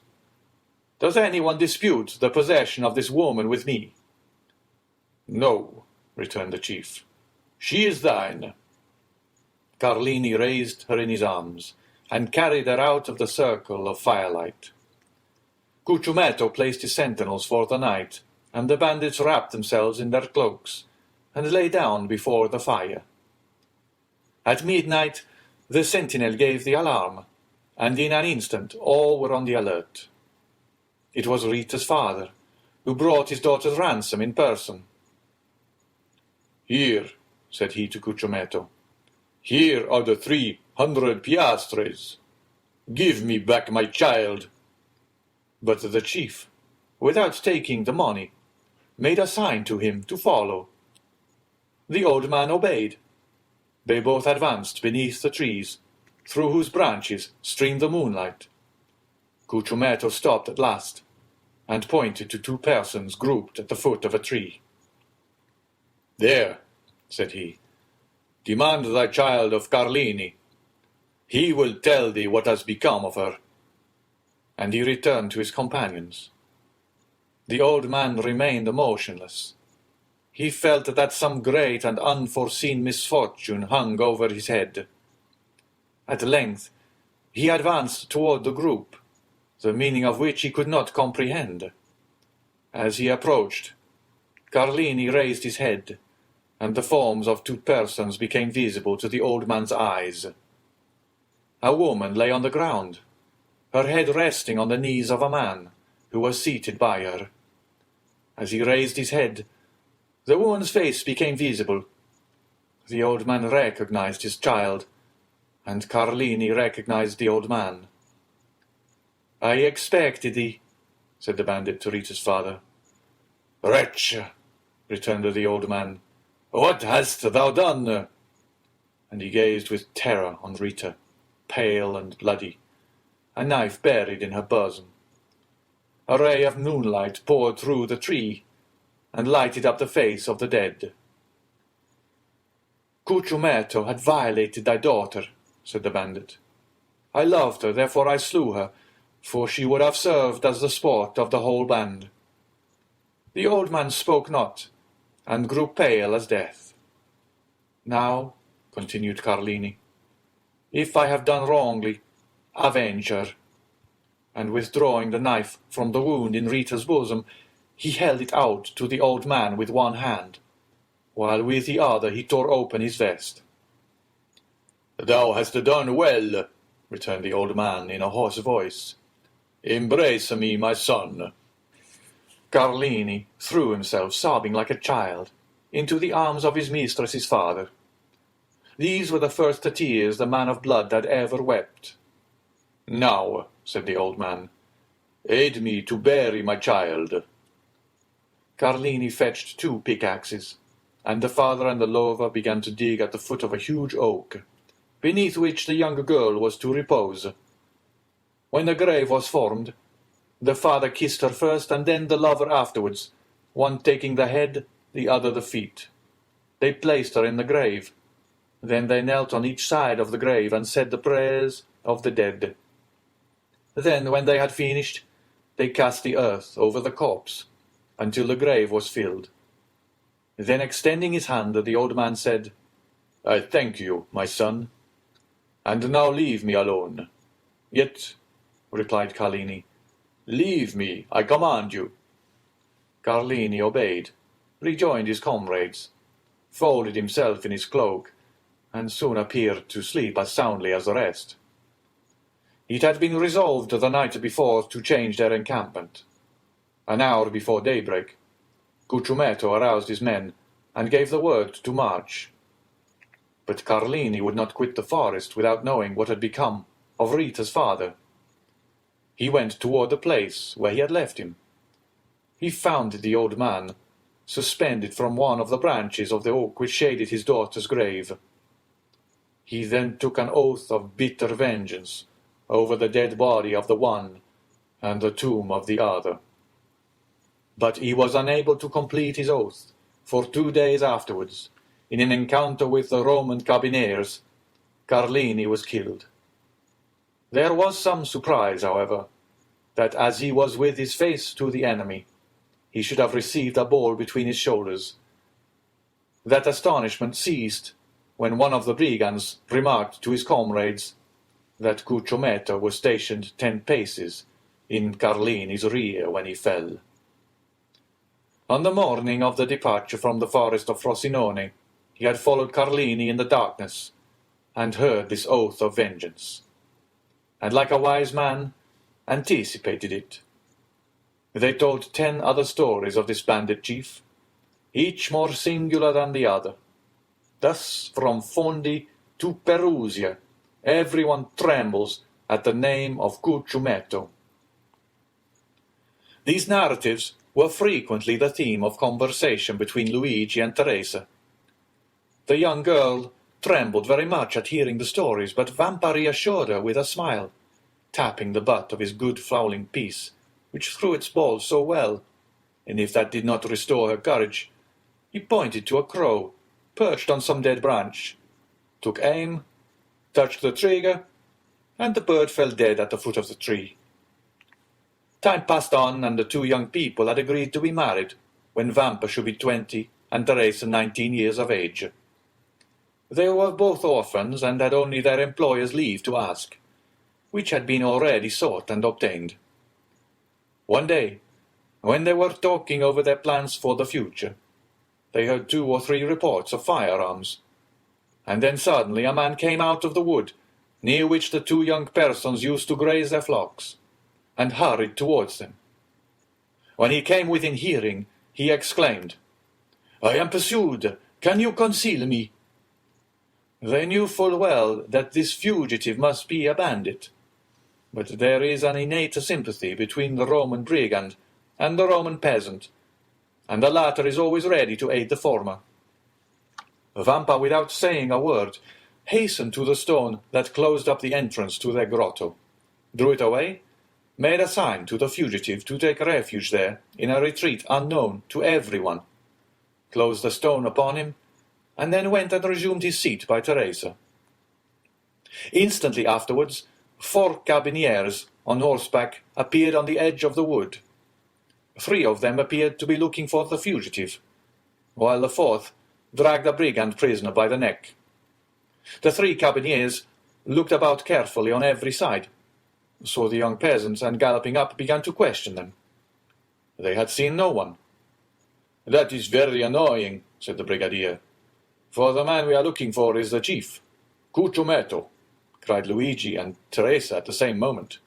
"Yes, sir," replied the brigadier, "and as his head is valued at 1,000 Roman crowns, there would have been 500 for you if you had helped us to catch him." The 2 young persons exchanged looks. The brigadier had a moment's hope. 500 crowns are 3,000 lire, and 3,000 lire are a fortune for 2 poor orphans who are going to be married. "Yes, it is very annoying," said Vampa, "but we have not seen him." Then the carbineers scoured the country in different directions, but in vain. Then after a time they disappeared. Vampa then removed the stone, and Cucumetto came out.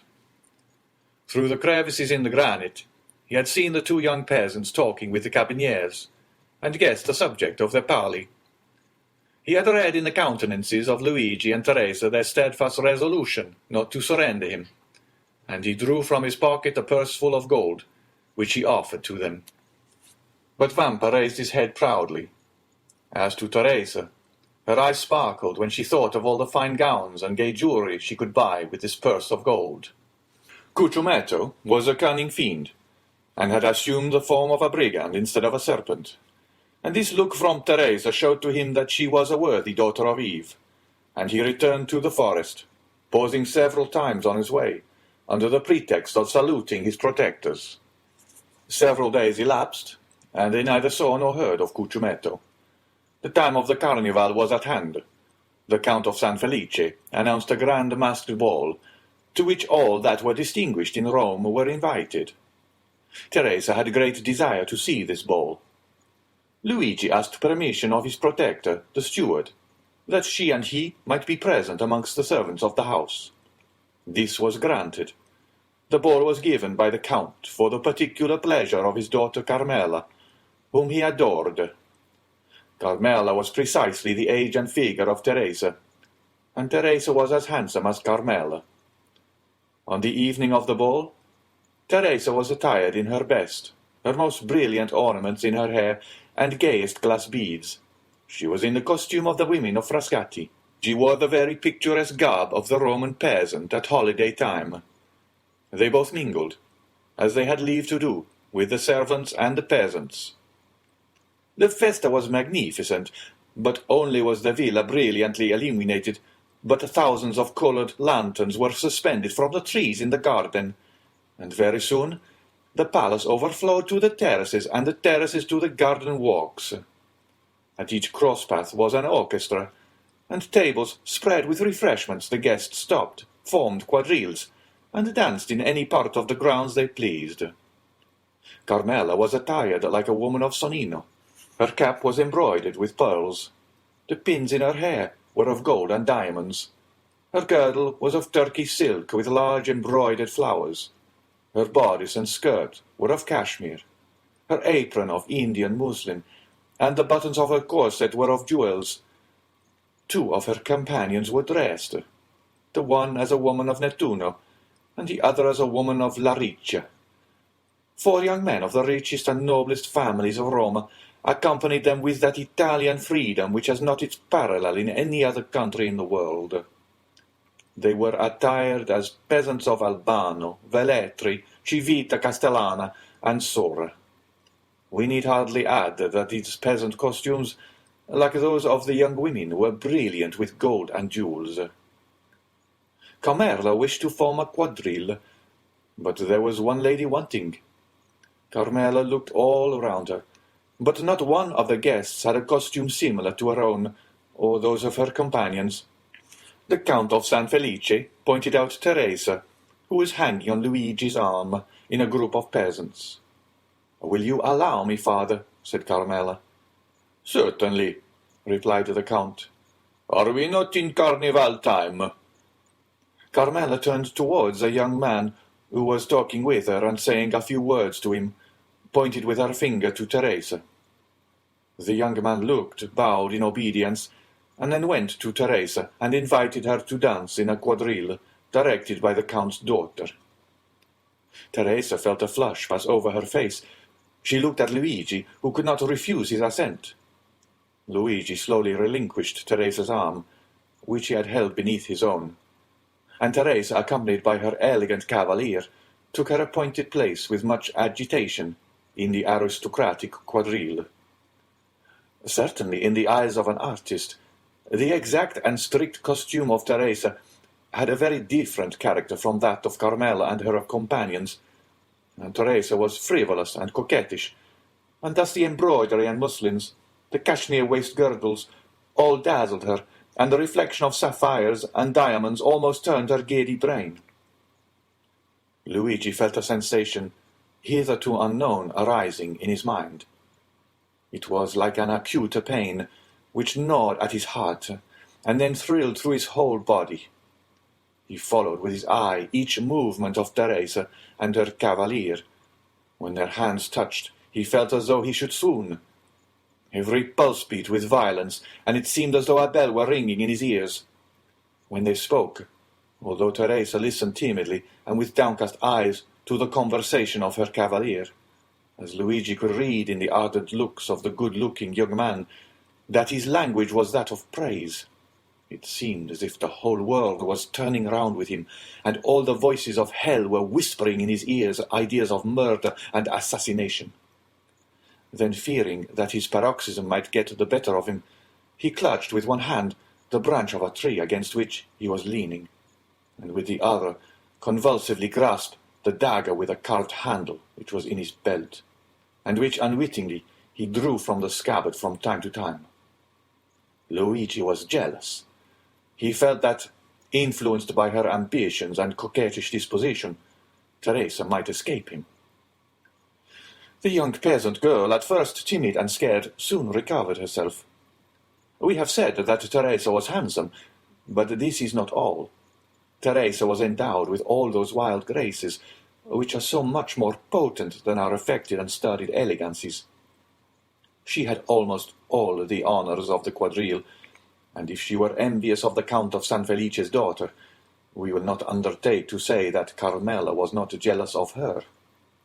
And with overpowering compliments, her handsome cavalier led her back to the place whence he had taken her, and where Luigi waited her. Twice or thrice, during the dance, the young girl had glanced at Luigi, and each time she saw that he was pale, and that his features were agitated.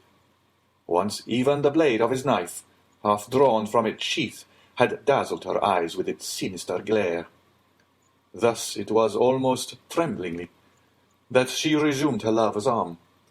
The quadrille had been most perfect, and it was evident there was a great demand for a repetition, Carmela alone objecting to it.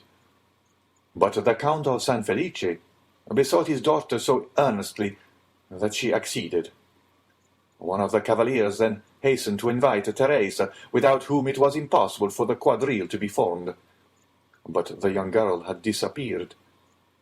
The truth was that Luigi had not felt the strength to support another such trial, and half by persuasion and half by force he had removed Teresa toward another part of the garden.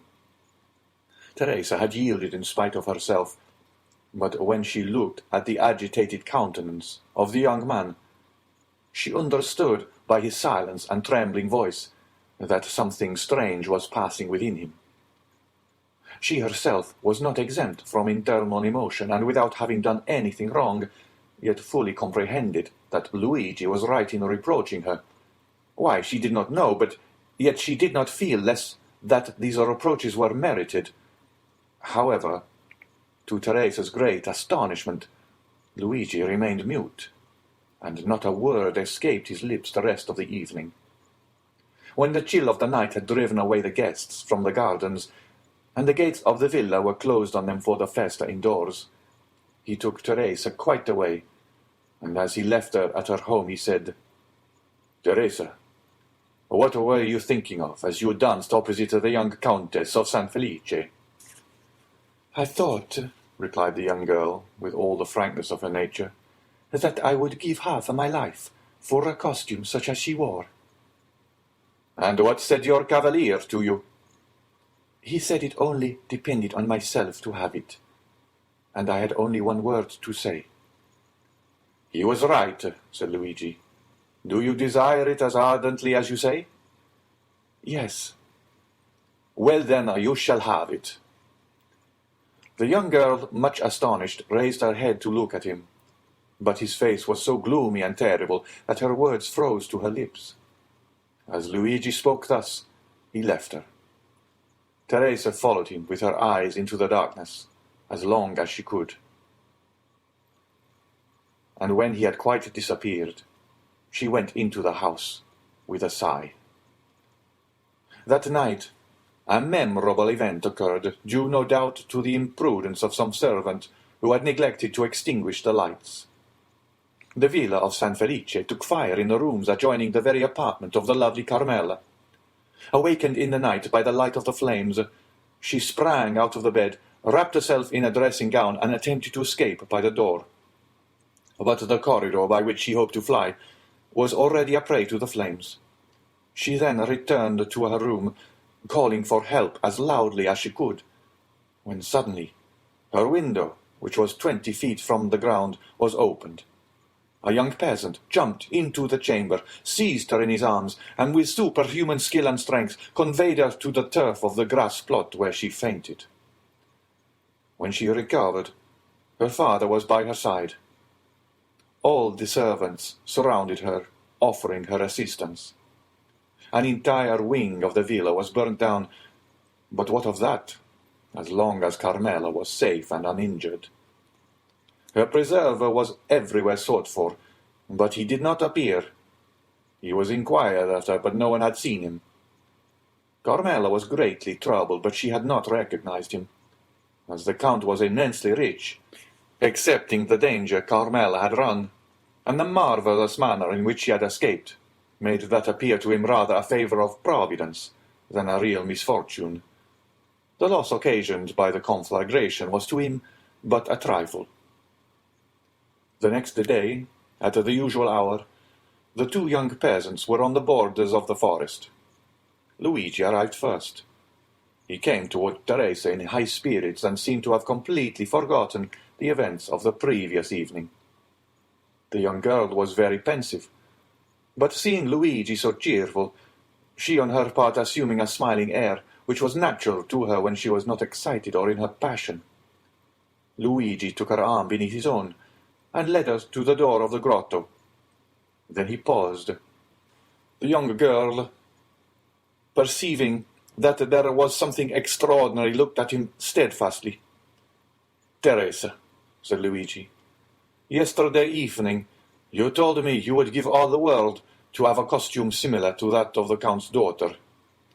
"Yes," replied Teresa with astonishment, "but I was mad to utter such a wish." And I replied, "Very well, you shall have it." "Yes," replied the young girl, whose astonishment increased at every word uttered by Luigi. "But of course your reply was only to please me." "I have promised no more than I have given you, Teresa," said Luigi proudly. "Go into the grotto and dress yourself." At these words he drew away the stone and showed Teresa the grotto, lighted up by 2 wax lights, which burnt on each side of a splendid mirror on a rustic table made by Luigi. Was spread out the pearl necklace and the diamond pins, and on a chair at the side was laid the rest of the costume. Teresa uttered a cry of joy, and without inquiring whence this attire came, or even thanking Luigi, darted into the grotto, transformed into a dressing-room. Luigi pushed a stone behind her, for on the crest of a small adjacent hill, which cut off the view toward Palestrina, he saw a traveller on horseback, stopping a moment, as if uncertain of his road, and thus presenting against the blue sky that perfect outline which is peculiar to distant objects in certain climes. When he saw Luigi, he put his horse into a gallop and advanced toward him. Luigi was not mistaken. The traveller, who was going from Palestrina to Tivoli, had mistaken his way.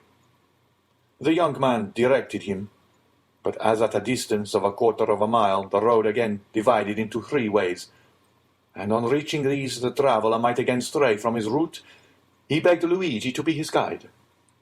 Luigi threw his cloak on the ground, placed his carbine on his shoulder, and, freed from his heavy covering, preceded the traveller with the rapid step of a mountaineer, which a horse can scarcely keep up with. In 10 minutes Luigi and the traveller reached the crossroads. On arriving there, with an air as majestic as that of an emperor, he stretched his hand towards that of one of the roads, which the traveller was to follow. "That is your road, Excellency, and now you cannot again mistake." "And here is your recompense," said the traveller, offering the young herdsman some small pieces of money. "Thank you," said Luigi, drawing back his hand. "I render a service. I do not sell it." "Well," replied the traveller, who seemed used to this difference between the servility of a man of the cities and the pride of the mountaineer, "if you refuse the wages, you will perhaps accept a gift." "Ah, yes, that is another thing." "Then," said the traveller, "take these 2 Venetian sequins, and give them to your bride to make herself a pair of earrings." "And then do you take this poniard?" said the young herdsman. "You will not find one better carved between Albano and Civita Castellana."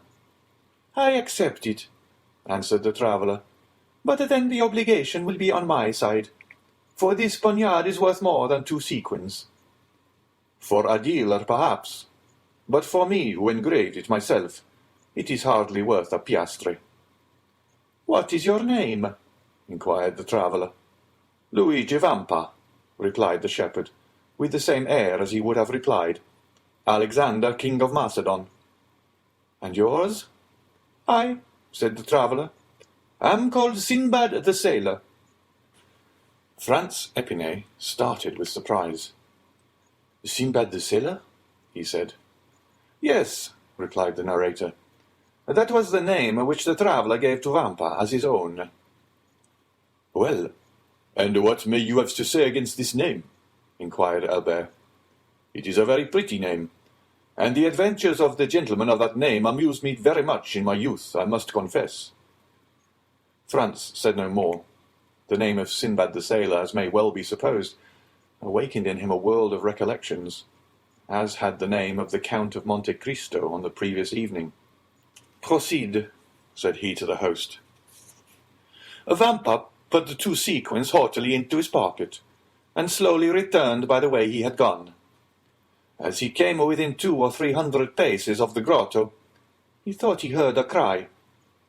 He listened to know whence this sound could proceed.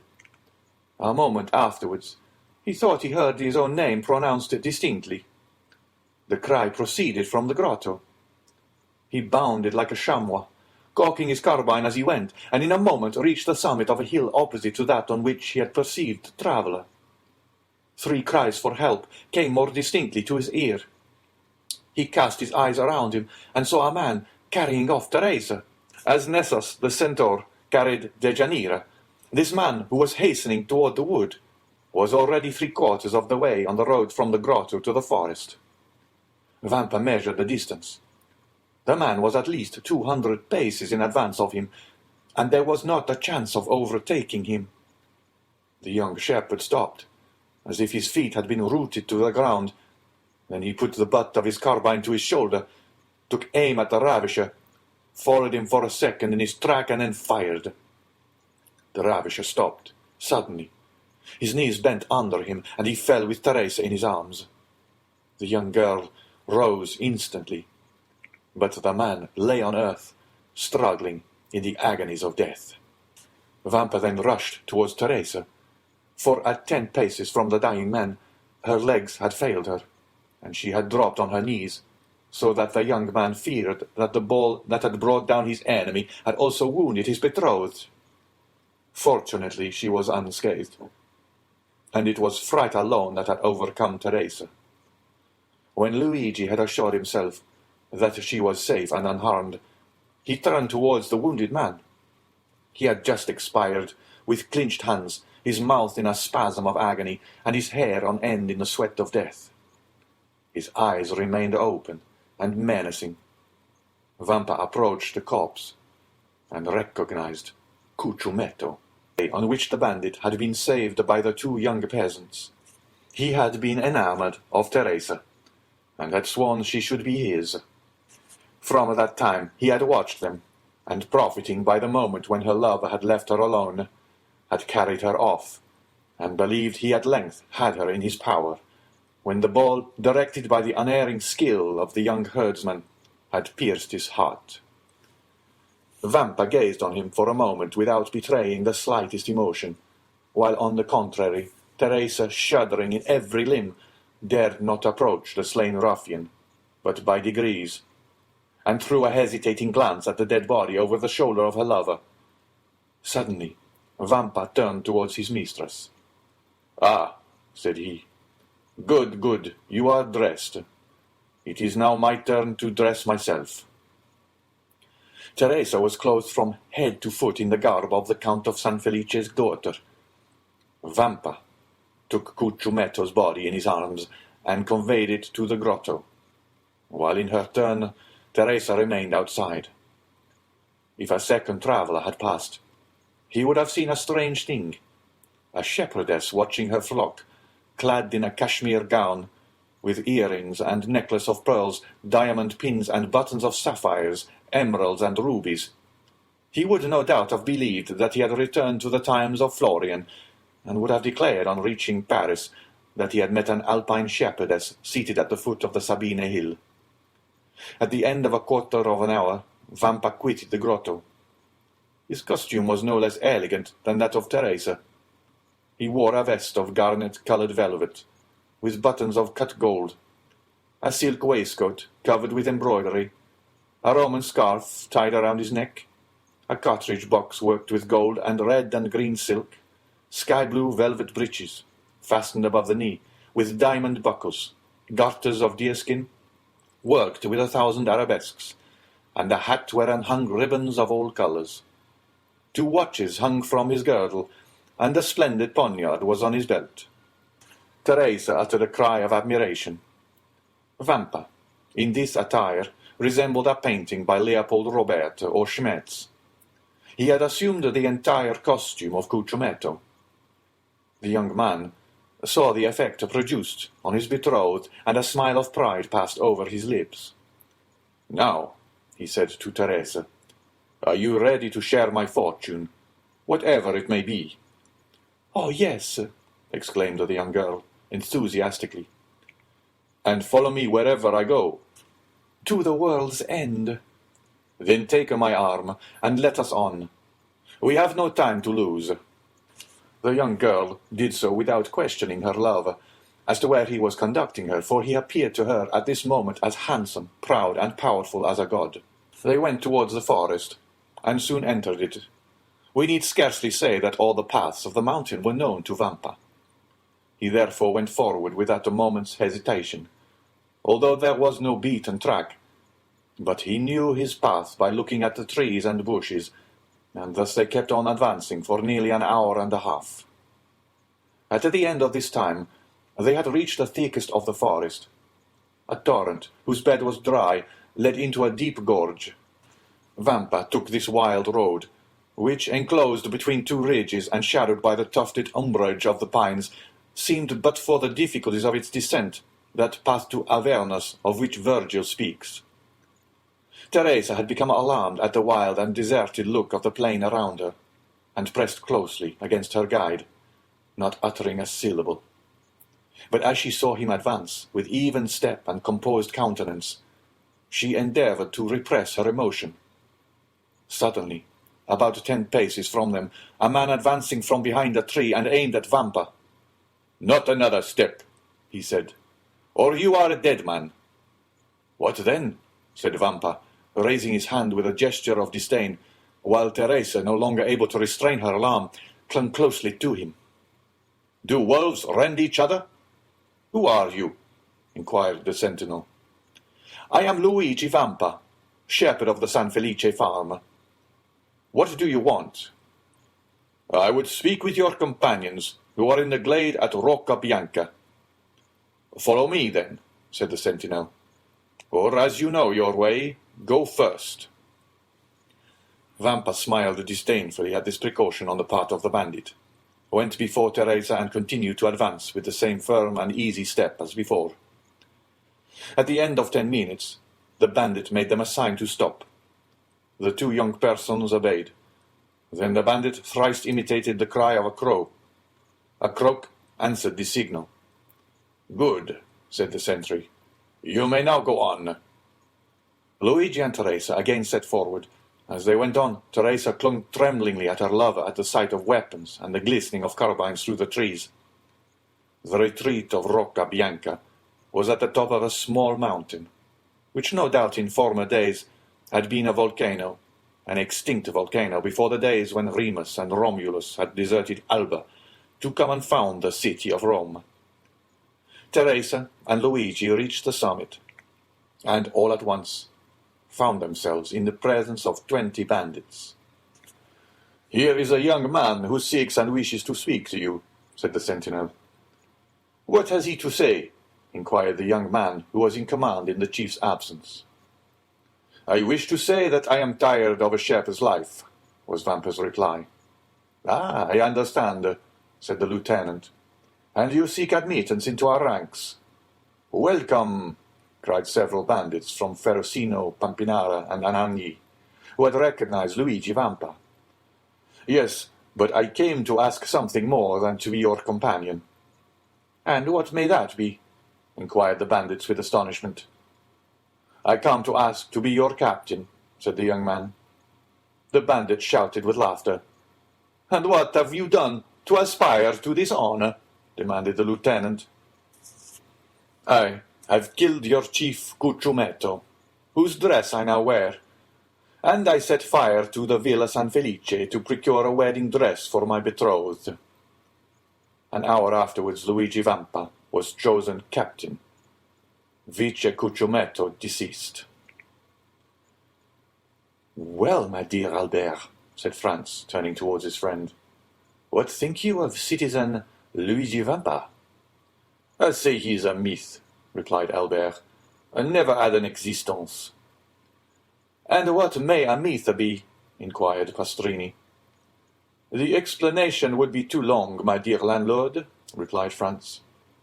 "And what say you, Signor Vampire exercises his profession at this moment in the environs of Rome, and with a boldness of which no bandit before him ever gave an example?" "Then the police have vainly tried to lay hands on him?" "Why, you see, he has a good understanding with the shepherds in the plains, the fishermen of the Tiber, and the smugglers of the coast. They seek for him in the mountains, and he is on the waters. They follow him on the waters, and he is on the open sea. Then they pursue him, and he has suddenly taken refuge in the islands at Giglio, Guanoti, or Monte Cristo. And when they hunt for him there, he reappears suddenly at Albano, Tivoli, or La Riccia." "And how does he behave toward travellers?" "Alas, his plan is very simple. It depends on the distance he may be from the city, whether he gives 8 hours, 12 hours, or a day wherein to pay their ransom. And when that time has elapsed, he allows another hour's grace. At the 60th minute of this hour, if the money is not forthcoming, he blows out the prisoner's brains with a pistol shot, or plants his dagger in his heart, and that settles the account." "Well, Albert," inquired Franz of his companion, "are you still disposed to go to the Colosseum by the outer wall?" "Quite so," said Albert, "if the way be picturesque." The clock struck 9 as the door opened and a coachman appeared. "Excellencies," said he, "the coach is ready." "Well then," said Franz, "let us to the Colosseum." "By the Porta del Popolo, or by the streets, your Excellencies?"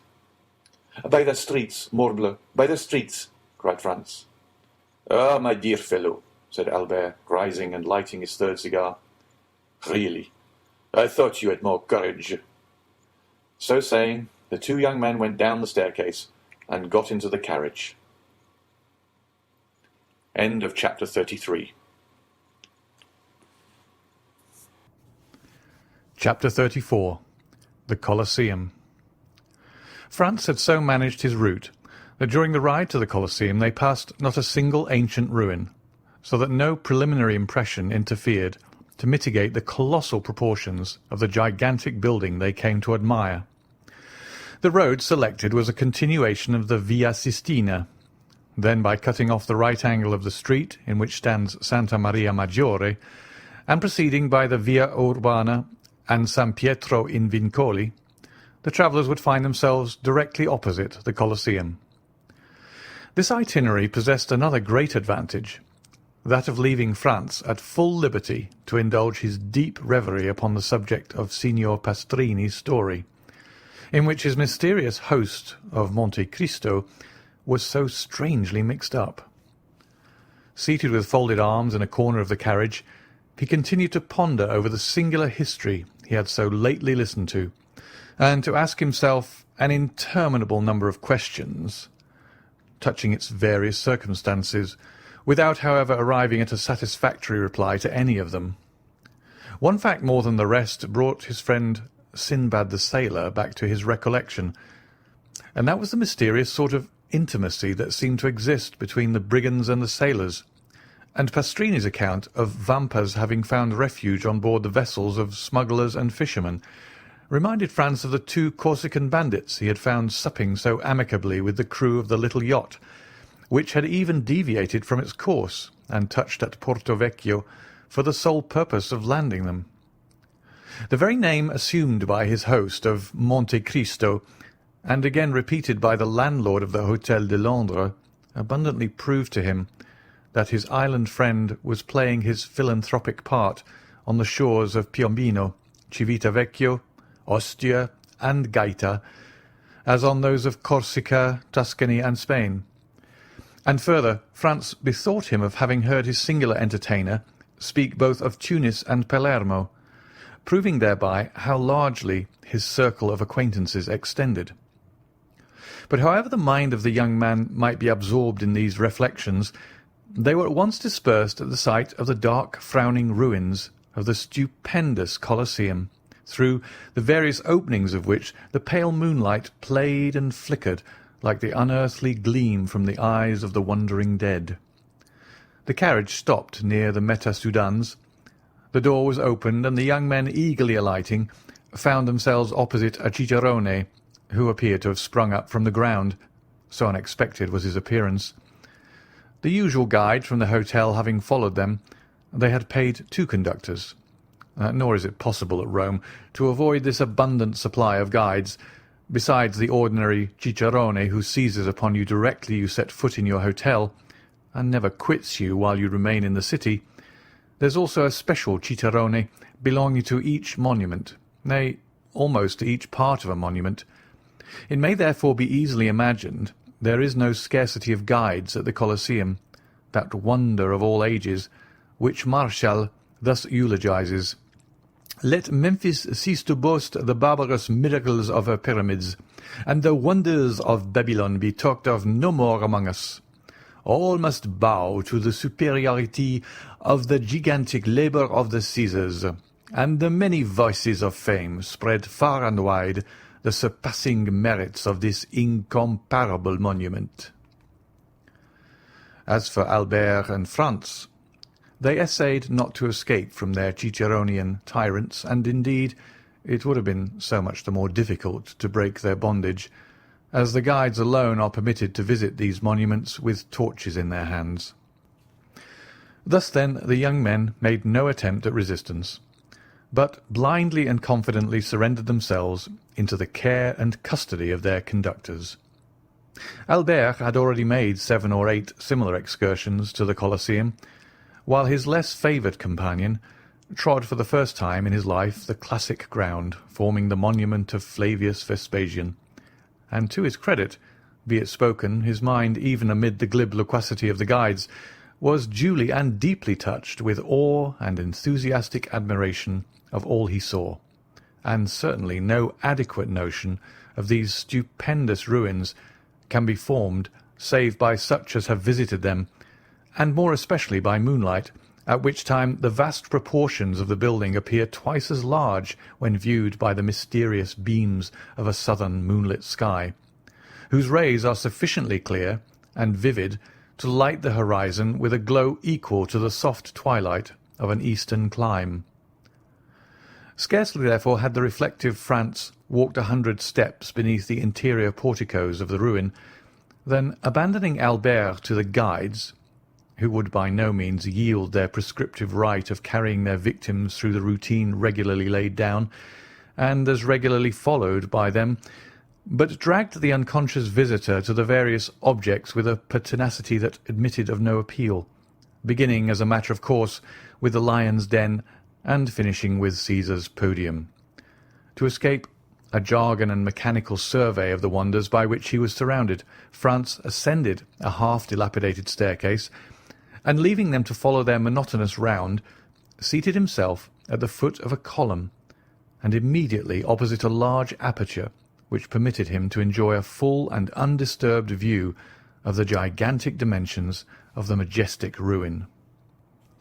Franz had remained for nearly a quarter of an hour perfectly hidden by the shadow of the vast column, at whose base he had found a resting-place, and from whence his eyes followed the motions of Albert and his guides, who, holding torches in their hands, had emerged from a vomitarium at the opposite extremity of the Colosseum, and then again disappeared down the steps, conducting to the seats reserved for the Vestal Virgins, resembling as they glided along some restless shades following the flickering glare of so many ignes fatui.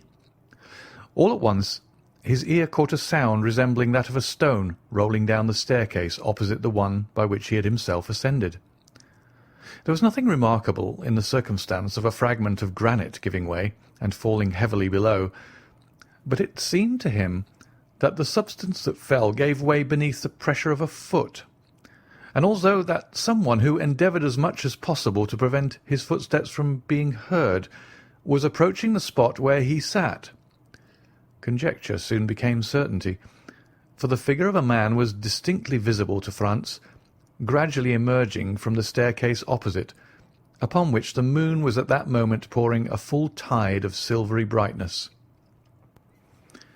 The stranger, thus presenting himself, was probably a person who, like Franz, preferred the enjoyment of solitude and his own thoughts to the frivolous gabble of the guides, and his appearance had nothing extraordinary in it, but the hesitation with which he proceeded, stopping and listening with anxious attention at every step he took, convinced Franz that he expected the arrival of some person. By a sort of instinctive impulse, Franz withdrew as much as possible behind his pillar. About 10 feet from the spot where he and the stranger were, the roof had given way, leaving a large round opening through which might be seen the blue vault of heaven, thickly studded with stars. Around this opening, which had possibly for ages permitted a free entrance to the brilliant moonbeams that now illumined the vast pile, grew a quantity of creeping plants, whose delicate green branches stood out in bold relief against the clear azure of the firmament, while large masses of thick, strong, fibrous shoots forced their way through the chasm and hung floating to and fro like so many waving strings. The person whose mysterious arrival had attracted the attention of Franz stood in a kind of half-light that rendered it impossible to distinguish his features, although his dress was easily made out. He wore a large brown mantle, one fold of which, thrown over his left shoulder, served likewise to mask the lower part of his countenance, while the upper part was completely hidden by his broad-brimmed hat. The lower part of his dress was more distinctly visible by the bright rays of the moon, which, entering through the broken ceiling, shed their refulgent beams on feet cased in elegantly made boots of polished leather, over which descended fashionably cut trousers of black cloth. From the imperfect means Franz had of judging, he could only come to one conclusion, that the person whom he was thus watching certainly belonged to no inferior station of life. Some few minutes had elapsed, and the stranger began to show manifest signs of impatience, when a slight noise was heard outside the aperture in the roof, and almost immediately a dark shadow seemed to obstruct the flood of light that had entered it, and the figure of a man was clearly seen gazing with eager scrutiny on the immense space beneath him. Then, as his eye caught sight of him in the mantle, he grasped a floating mass of thickly matted boughs and glided down by their help to within 3 or 4 feet of the ground, and then leapt lightly on his feet. The man who had performed this daring act with so much indifference wore the Trastevere costume. "I beg your Excellency's pardon for keeping you waiting," said the man in the Roman dialect, "but I don't think I'm many minutes after my time. 10 o'clock has just struck on the Lateran." "Say not a word about being late," replied the stranger in purest Tuscan. "'Tis I who am too soon. But even if you had caused me to wait a little while, I should have felt quite sure that the delay was not occasioned by any fault of yours." "Your Excellency is perfectly right in so thinking," said the man. "I came here direct from the castle of Sant'Angelo, and I had an immense deal of trouble before I could get a chance to speak to Beppo." "And who is Beppo?" "Oh, Beppo is employed in the prison, and I give him so much a year to let me know what is going on with His Holiness's castle." "Indeed. You are a provident person, I see." "Why, you see, no one knows what may happen. Perhaps some of these days I may be entrapped like poor Peppino, and may be very glad to have some little nibbling mouse to gnaw the meshes of my net, and so help me out of prison." "Briefly, what did you glean?" "That 2 executions of considerable interest will take place the day after tomorrow, at 2 o'clock, as is customary at Rome at the commencement of all great festivals. One of the culprits will be Mazzolata. He is an atrocious villain, who murdered the priest who brought him up, and deserves not the smallest pity. The other sufferer is sentenced to be decapitato, and he, your Excellency, is poor Peppino. The fact is that you have inspired not only the pontifical government, but also the neighbouring states with such extreme fear that they are glad of all opportunity of making an example." "But Peppino did not even belong to my band. He was merely a poor shepherd whose only crime consisted in furnishing us with provisions." "Which makes him your accomplice to all intents and purposes. But mark the distinction with which he is treated. Instead of being knocked on the head as you would be if once they caught hold of you, he is simply sentenced to be guillotined, by which means too the amusements of the day are diversified, and there is a spectacle to please every spectator. Without reckoning the wholly unexpected one I am preparing to surprise them with." "My good friend," said the man in the cloak, "excuse me for saying that you seem to me precisely in the mood to commit some wild or extravagant act." "Perhaps I am, but one thing I have resolved on, and that is, to stop at nothing to restore a poor devil to liberty, who has got into this scrape solely from having saved me. I should hate and despise myself as a coward did I desert the brave fellow in his present extremity." "And what do you mean to do?" "To surround the scaffold with 20 of my best men, who at a signal from me will rush forward directly Peppino is brought for execution, and by the assistance of their stilettos drive back the guard and carry off the prisoner." "That seems to me as hazardous as uncertain, and convinces me that my scheme is far better than yours." "And what is your Excellency's project?" "Just this. I will so advantageously bestow 2,000 piastres that the person receiving them shall obtain a respite till next year for Peppino, and during that year another skilfully placed 1,000 piastres will afford him the means of escaping from his prison." "And do you feel sure of succeeding?" "Pardieu!" exclaimed the man in the cloak, suddenly expressing himself in French. "What did your Excellency say?" inquired the other. "I said, my good fellow, that I would do more single-handedly by the means of gold than you and all your troop could effect with stilettos, pistols, carbines, and blunderbusses included. Leave me, then, to act, and have no fears for the result." "At least there can be no harm in myself and party being in readiness in case your Excellency should fail."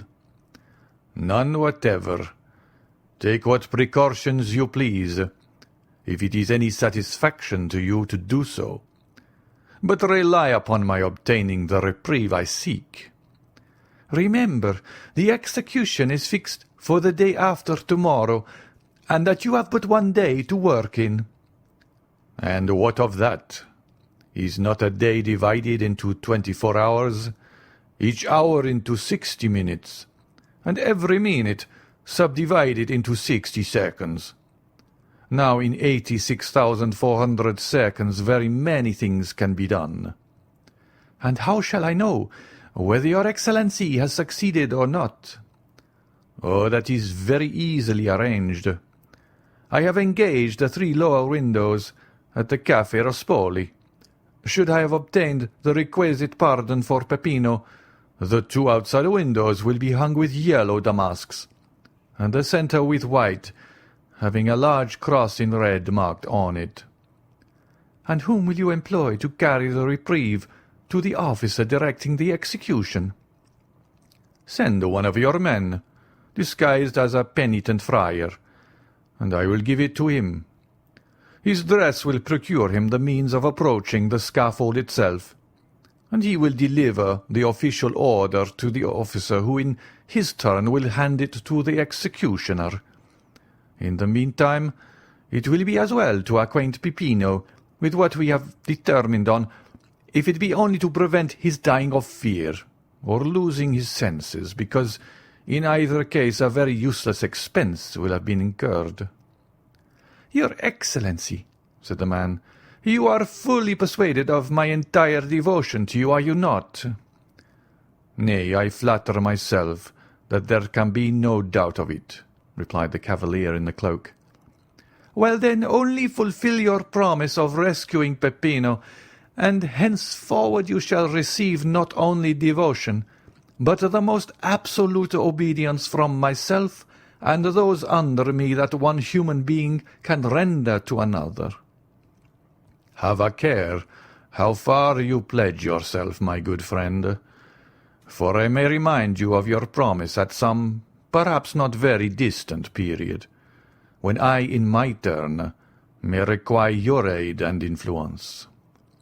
Let that day come sooner or later, your Excellency will find me what I have found you in this my heavy trouble, and if from the other end of the world you but write me word to do such or such a thing, you may regard it as done, for done it shall be, on the word and faith of— "Shh!" interrupted the stranger. "I hear a noise." "'Tis some travellers who are visiting the Colosseum by torchlight." "'Twere better we should not be seen together. Those guides are nothing but spies, and might possibly recognize you.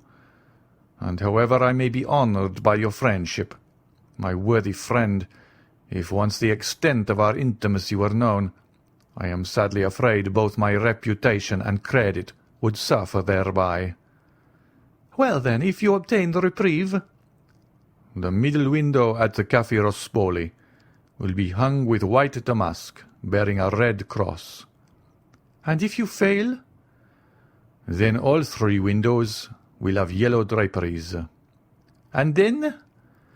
"And then, my good fellow, use your daggers in any way you please, and I further promise you to be there as a spectator of your prowess." "We understand each other perfectly, then. Adieu, your Excellency. Depend upon me, as firmly as I do upon you."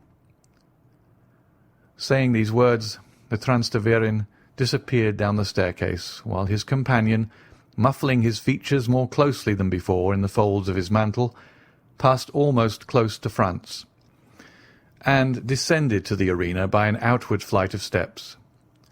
The next minute Franz heard himself called by Albert, who made the lofty building re-echo with the sound of his friend's name. Franz, however, did not obey the summons till he had satisfied himself that the two men, whose conversation he had overheard, were at a sufficient distance to prevent his encountering them in his descent. In 10 minutes after the strangers had departed, Franz was on the road to the Piazza di Spagna, listening with studied indifference to the learned dissertation delivered by Albert after the manner of Pliny and Calpurnius, touching the iron-pointed nets used to prevent the ferocious beasts from springing on the spectators. Franz let him proceed without interruption, and, in fact, did not hear what was said. He longed to be alone and free to ponder over all that had occurred. One of the two men whose mysterious meeting in the Colosseum he had so unintentionally witnessed was an entire stranger to him. But not so the other, and though Franz had been unable to distinguish his features from his being either wrapped in his mantle or obscured by the shadow, the tones of his voice had made too powerful an impression on him the first time he had heard them, for him ever again to forget them, hear them when or where he might. It was more especially when this man was speaking in a manner half jesting, half bitter, that Franz's ear recalled most vividly the deep, sonorous yet well-pitched voice that had addressed him in the grotto of Monte Cristo, and which he heard for the second time amid the darkness and ruined grandeur of the Colosseum. And the more he thought, the more entire was his conviction that the person who wore the mantle was no other than his former host and entertainer, Sinbad the sailor. Under any other circumstances, Franz would have found it impossible to resist his extreme curiosity to know more of so singular a personage, and with that intent have sought to renew their short acquaintance. But in the present instance, the confidential nature of the conversation he had overheard made him with propriety judge that his appearance at such time would be anything but agreeable. As we have seen, therefore, he permitted his former host to retire without attempting a recognition, but fully promising himself a rich indemnity for his present forbearance, should chance afford him another opportunity. In vain did Franz endeavour to forget the many perplexing thoughts which assailed him.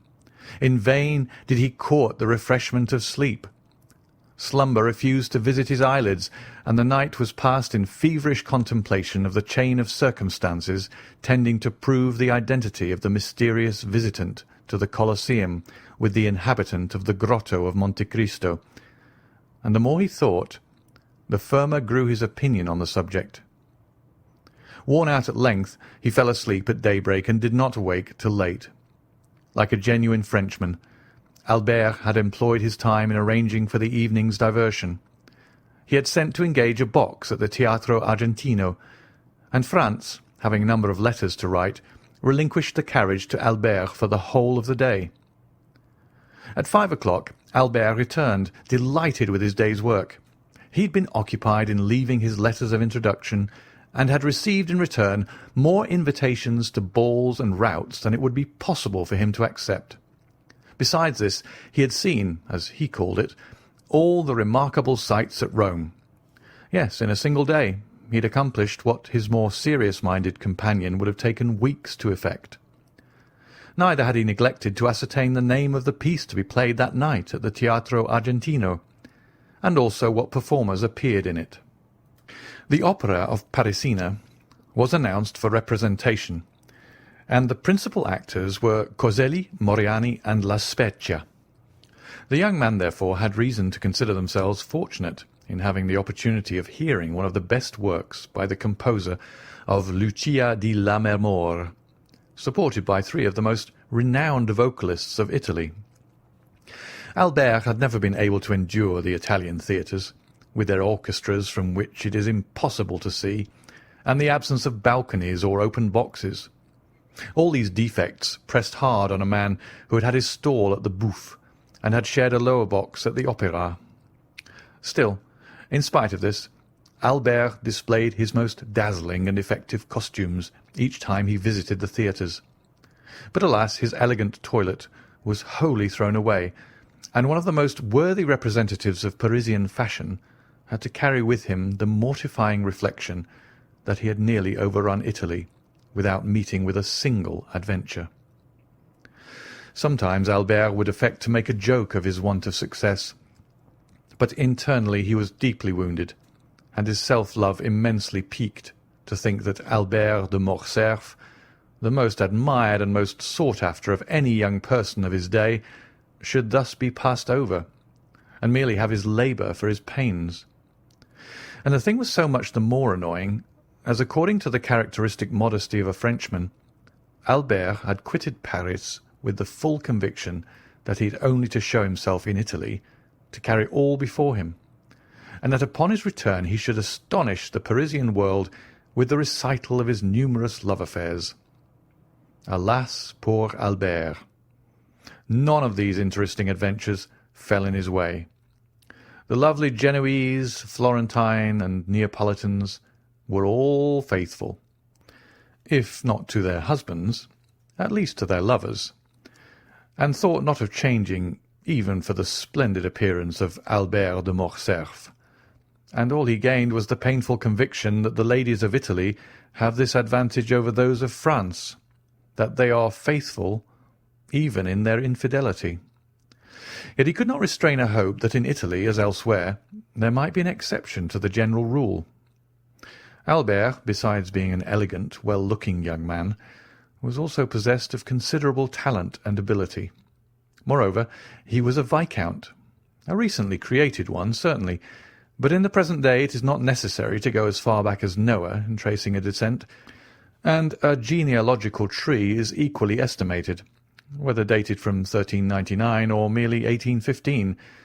But to crown all these advantages, Albert de Morcerf commanded an income of 50,000 livres, a more than sufficient sum to render him a personage of considerable importance in Paris. It was therefore no small mortification to him to have visited most of the principal cities in Italy without having excited the most trifling observation.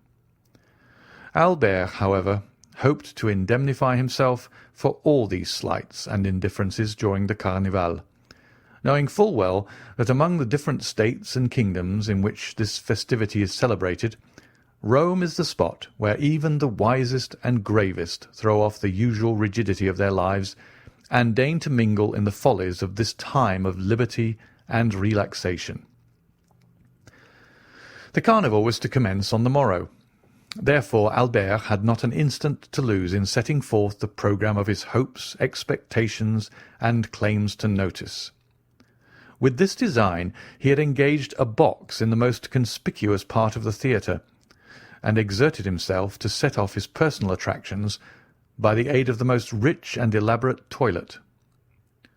The box taken by Albert was in the first circle, although each of the 3 tiers of boxes is deemed equally aristocratic, and is for this reason generally styled the nobility's boxes.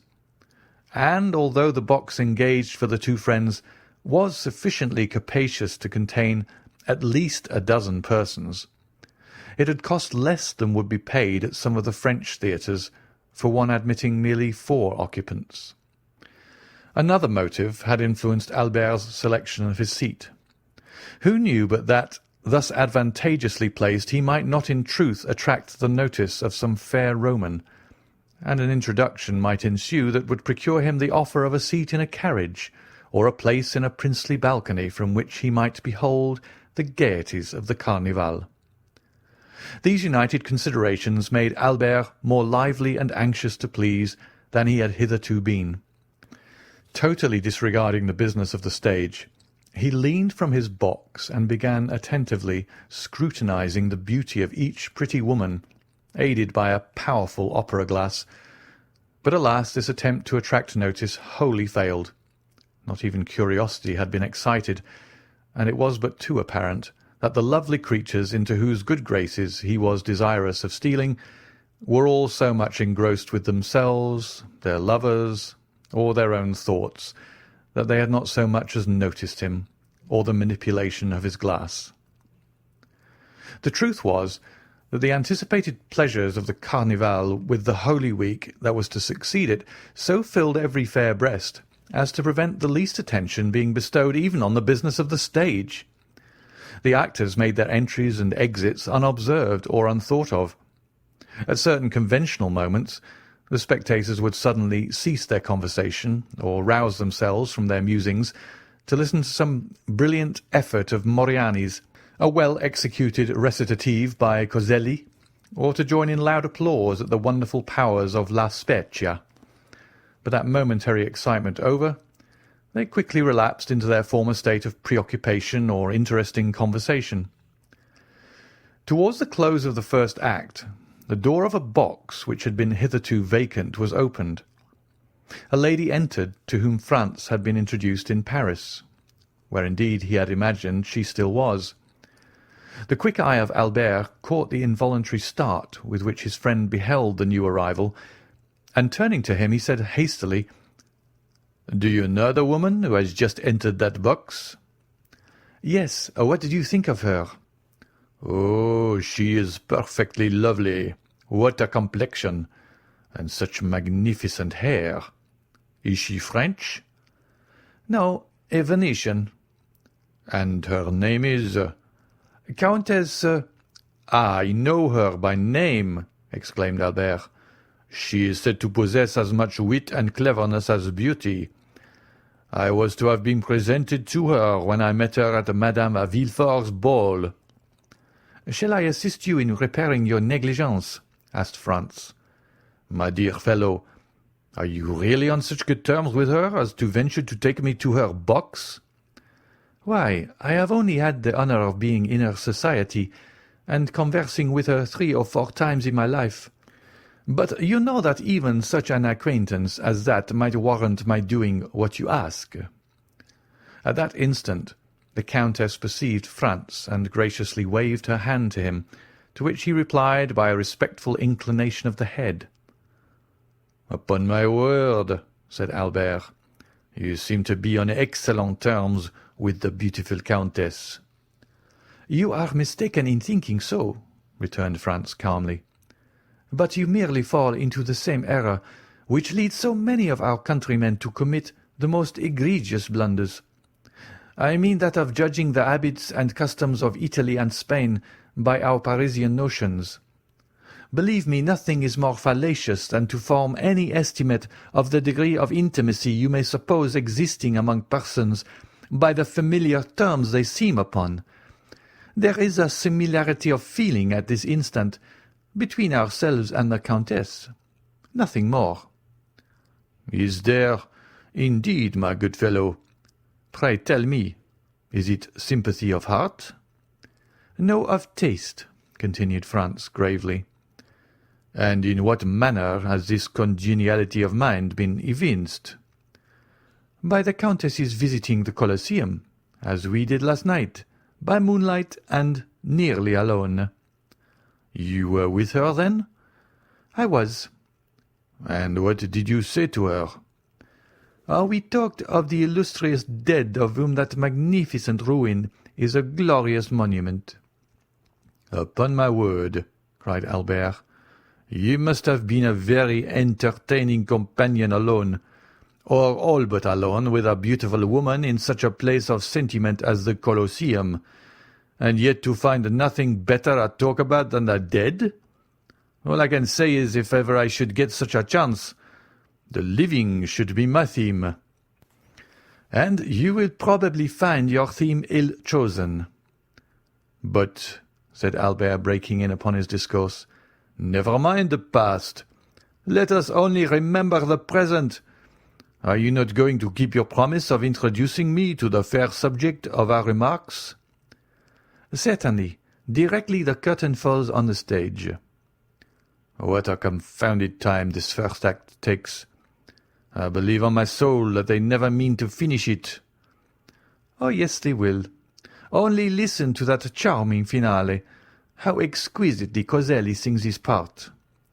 But what an awkward, inelegant fellow he is. Well, then, what do you say to La Spezia? Did you ever see anything more perfect than her acting?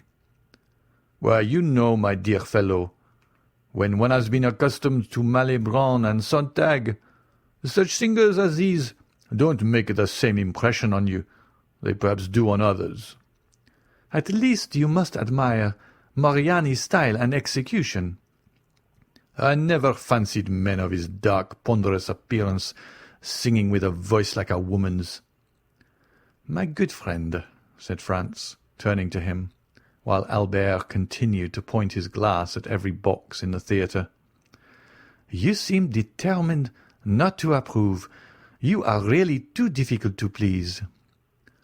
The curtain at length fell on the performances, to the infinite satisfaction of the Viscount of Morcerf, who seized his hat, rapidly passed his fingers through his hair, arranged his cravat and wristbands, and signified to Franz that he was waiting for him to lead the way.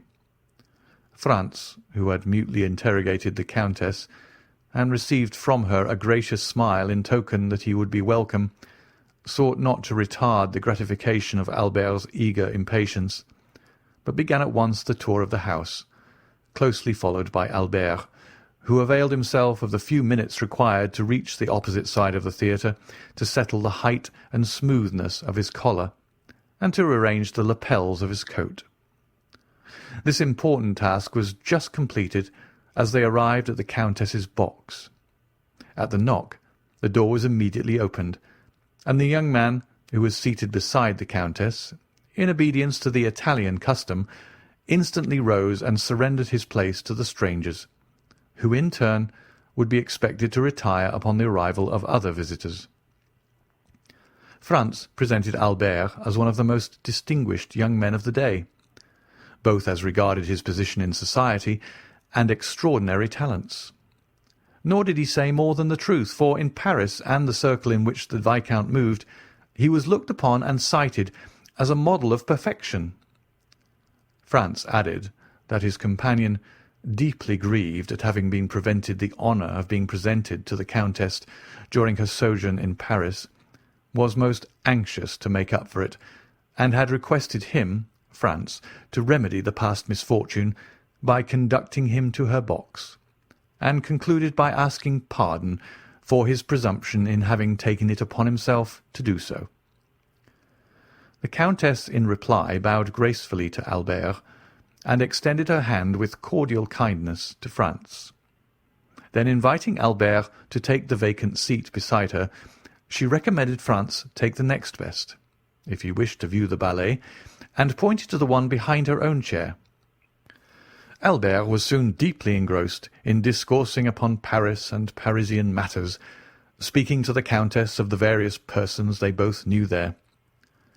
Franz perceived how completely he was in his element, and, unwilling to interfere with the pleasure he so evidently felt, took up Albert's glasses, and began in his turn to survey the audience. Sitting alone, in the front of a box immediately opposite, but situated on the third row, was a woman of exquisite beauty, dressed in a Greek costume, which evidently, from the ease and grace with which she wore it, was her national attire. Behind her, but in deep shadow, was the outline of a masculine figure, but the features of this latter personage it was not possible to distinguish. Franz could not forbear breaking in upon the apparently interesting conversation passing between the Countess and Albert, to inquire of the former if she knew who was the fair Albanian opposite, since beauty such as hers was well worthy of being observed by either sex. "All I can tell you about her," replied the Countess, "is that she has been at Rome since the beginning of the season. For I saw her where she now sits, the very first night of the season, and since then she has never missed a performance. Sometimes she is accompanied by the person who is now with her, and at others she is merely attended by a black servant." "And what do you think of her personal appearance?" "Oh, I consider her perfectly lovely. She is just my idea of what Medora must have been." Franz and the Countess exchanged a smile, and then the latter resumed her conversation with Albert, while Franz returned to his previous survey of the house and company. The curtain rose on the ballet, which was one of those excellent specimens of the Italian school, admirably arranged and put on the stage by Henri, who has established for himself a great reputation throughout Italy for his taste and skill in the choreographic art, one of those masterly productions of grace, method, and elegance, in which the whole corps de ballet, from the principal dancers to the humblest supernumerary, are all engaged on the stage at the same time, and 150 persons may be seen exhibiting the same attitude or elevating the same arm or leg with a simultaneous movement that would lead you to suppose that but one mind, one act of volition, influenced the moving mass. The ballet was called Puliska. However much the ballet might have claimed his attention, Franz was too deeply occupied with the beautiful Greek to take any note of it, while she seemed to experience an almost childlike delight in watching it, her eager animated looks contrasting strongly with the utter indifference of her companion, who during the whole time the piece lasted never even moved, not even when the furious crashing din produced by the trumpets, cymbals, and Chinese bells sounded their loudest from the orchestra. Of this he took no heed, but was, as far as appearances might be trusted, enjoying soft repose and bright celestial dreams. The ballet at length came to a close, and the curtain fell amid the loud, unanimous plaudits of an enthusiastic and delighted audience. Owing to the very judicious plan of dividing the two acts of the opera with a ballet, the pauses between the performances are very short, the singers in the opera having time to repose themselves and change their costume when necessary, while the dancers are executing their pirouettes and exhibiting their graceful steps. The overture to the second act began, and at the first sound of the leader's bow across his violin, Franz observed the sleeper slowly arise and approach the Greek girl, who turned around to say a few words to him, and then, leaning forward again on the railing of her box, she became as absorbed as before in what was going on. The countenance of the person who had addressed her remained so completely in the shade that though Franz tried his utmost, he could not distinguish a single feature. The curtain rose, and the attention of Franz was attracted by the actors, and his eyes turned from the box containing the Greek girl and her strange companion to watch the business of the stage. Most of my readers are aware that the second act of Parisina opens with the celebrated and effective duet in which Parisina, while sleeping, betrays to Azzo the secret of her love for Ugo. The injured husband goes through all the emotions of jealousy until conviction seizes on his mind, and then in a frenzy of rage and indignation he awakens his guilty wife to tell her that he knows her guilt and to threaten her with his vengeance. This duet is one of the most beautiful, expressive, and terrible conceptions that has ever emanated from the fruitful pen of Donizetti. Franz now listened to it for the third time, yet its notes, so tenderly expressive and fearfully grand as the wretched husband and wife give vent to their different griefs and passions, thrilled through the soul of Franz with an effect equal to his first emotions upon hearing it.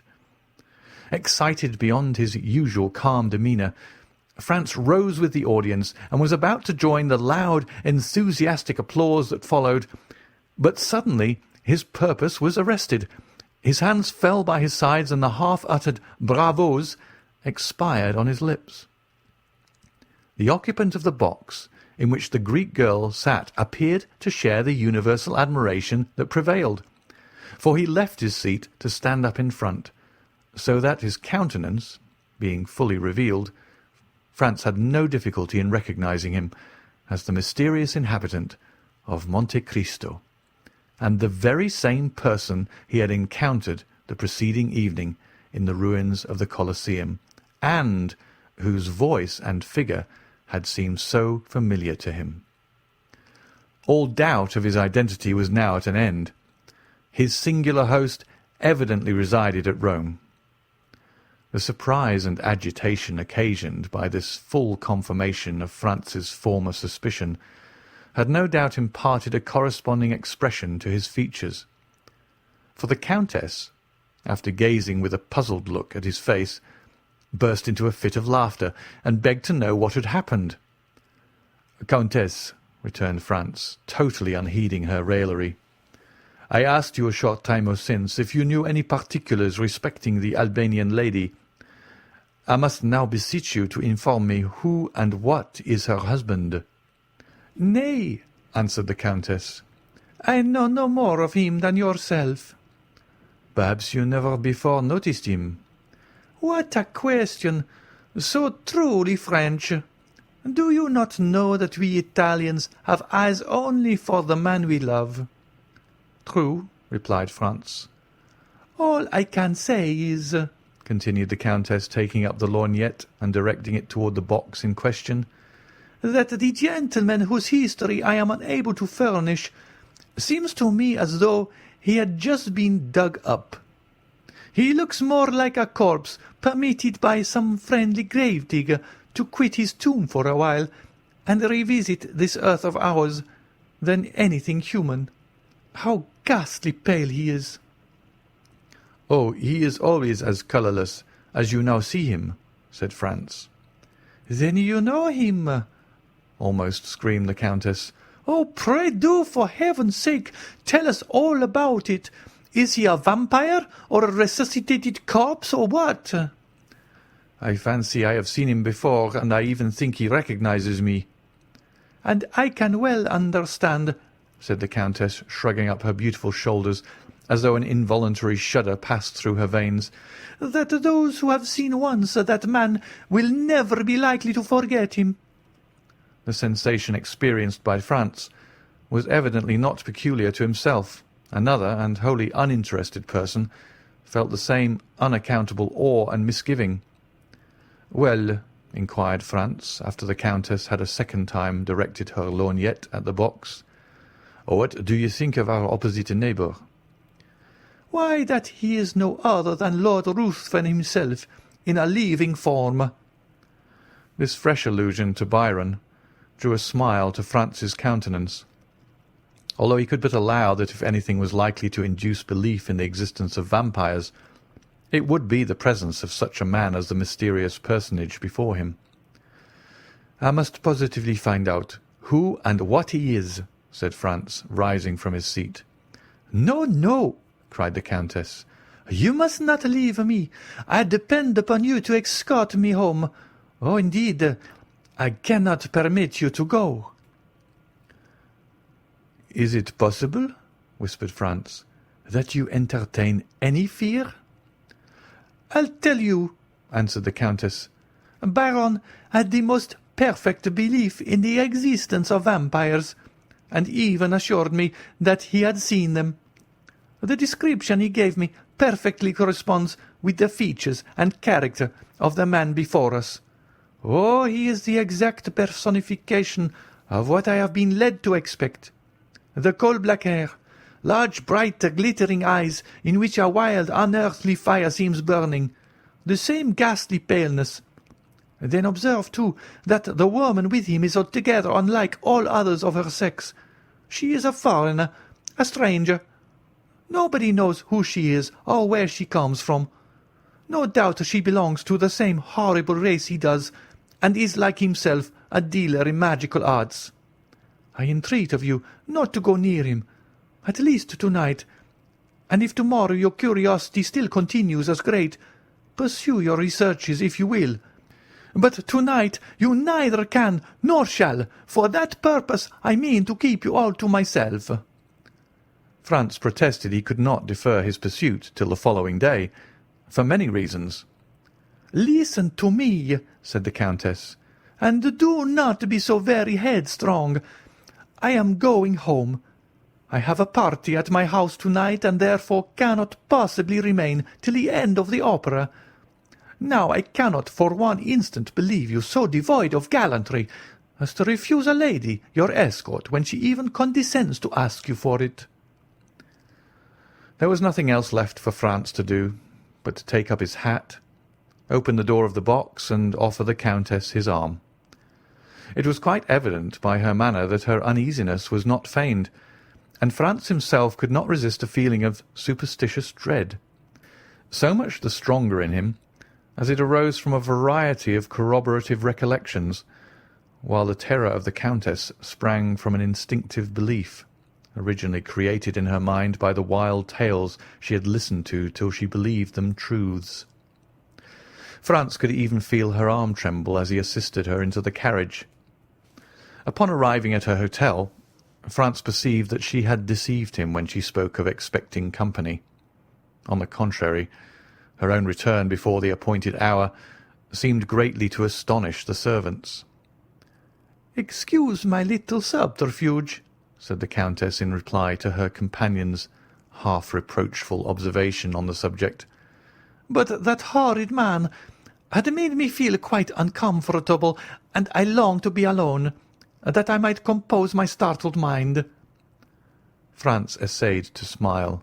"Nay," said she, "do not smile. It ill accords with the expression of your countenance, and I am sure it does not spring from your heart. However, promise me one thing." "What is it?" "Promise me, I say." "I will do anything you desire, except relinquish my determination of finding out who this man is. I have more reasons than you can imagine for desiring to know who he is, from whence he came, and whither he is going. Where he comes from I am ignorant, but I can readily tell you where he is going to, and that is down below, without the least doubt." "Let us only speak of the promise you wish me to make," said Franz. "Well, then, you must give me your word to return immediately to your hotel, and make no attempt to follow this man tonight. There are certain affinities between the persons we quit and those we meet afterwards. For heaven's sake, do not serve as a conductor between that man and me.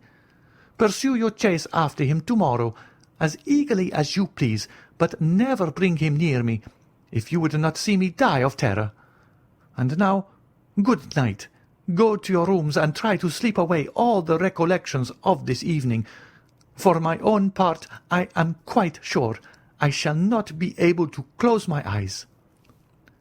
So saying, the Countess quitted Franz, leaving him unable to decide whether she were merely amusing herself at his expense, or whether her fears and agitations were genuine. Upon his return to the hotel, Franz found Albert in his dressing gown and slippers, listlessly extended on a sofa, smoking a cigar. "My dear fellow," cried he, springing up, "is it really you? Why, I did not expect to see you before tomorrow." "My dear Albert," replied Franz, "I am glad of this opportunity to tell you once and forever that you entertain a most erroneous notion concerning Italian women. I should have thought the continual failures you have met with in all your own love affairs might have taught you better by this time." "Upon my soul, these women would puzzle the very devil to read them aright. Why, here they give you their hand, they press yours in return, they keep up a whispering conversation, permit you to accompany them home. Why, if a Parisian were to indulge in a quarter of these marks of flattering attention, her reputation would be gone forever."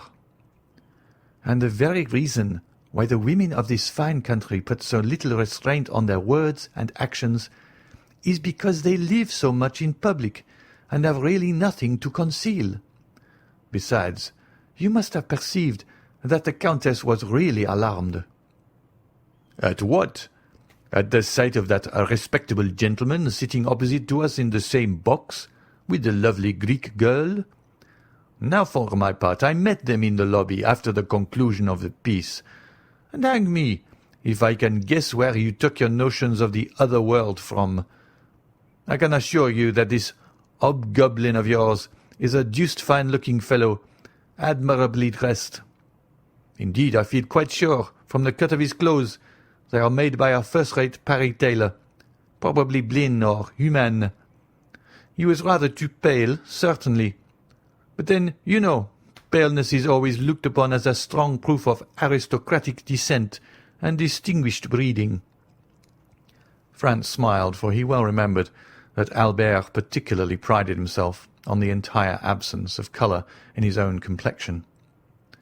"Well, that tends to confirm my own ideas," said Franz, "that the Countess's suspicions were destitute alike of sense and reason.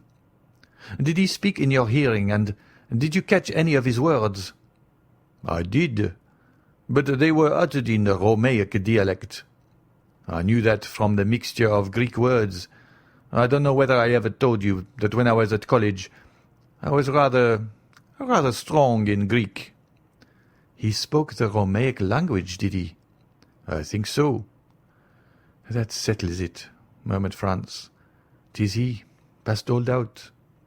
"What did you say?" Nothing.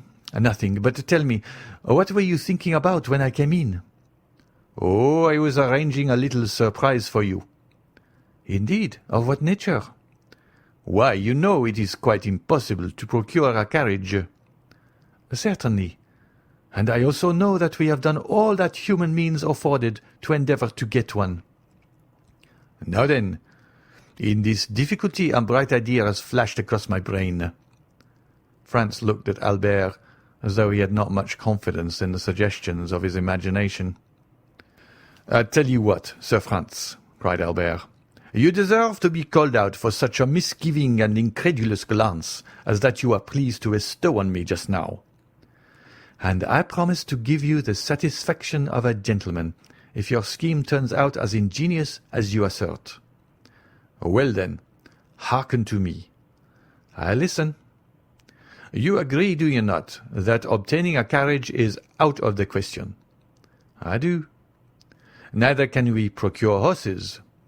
"True, we have offered any sum, but have failed." "Well now, what do you say to a cart?" "I dare say such a thing might be had." "Very possibly." "And a pair of oxen?"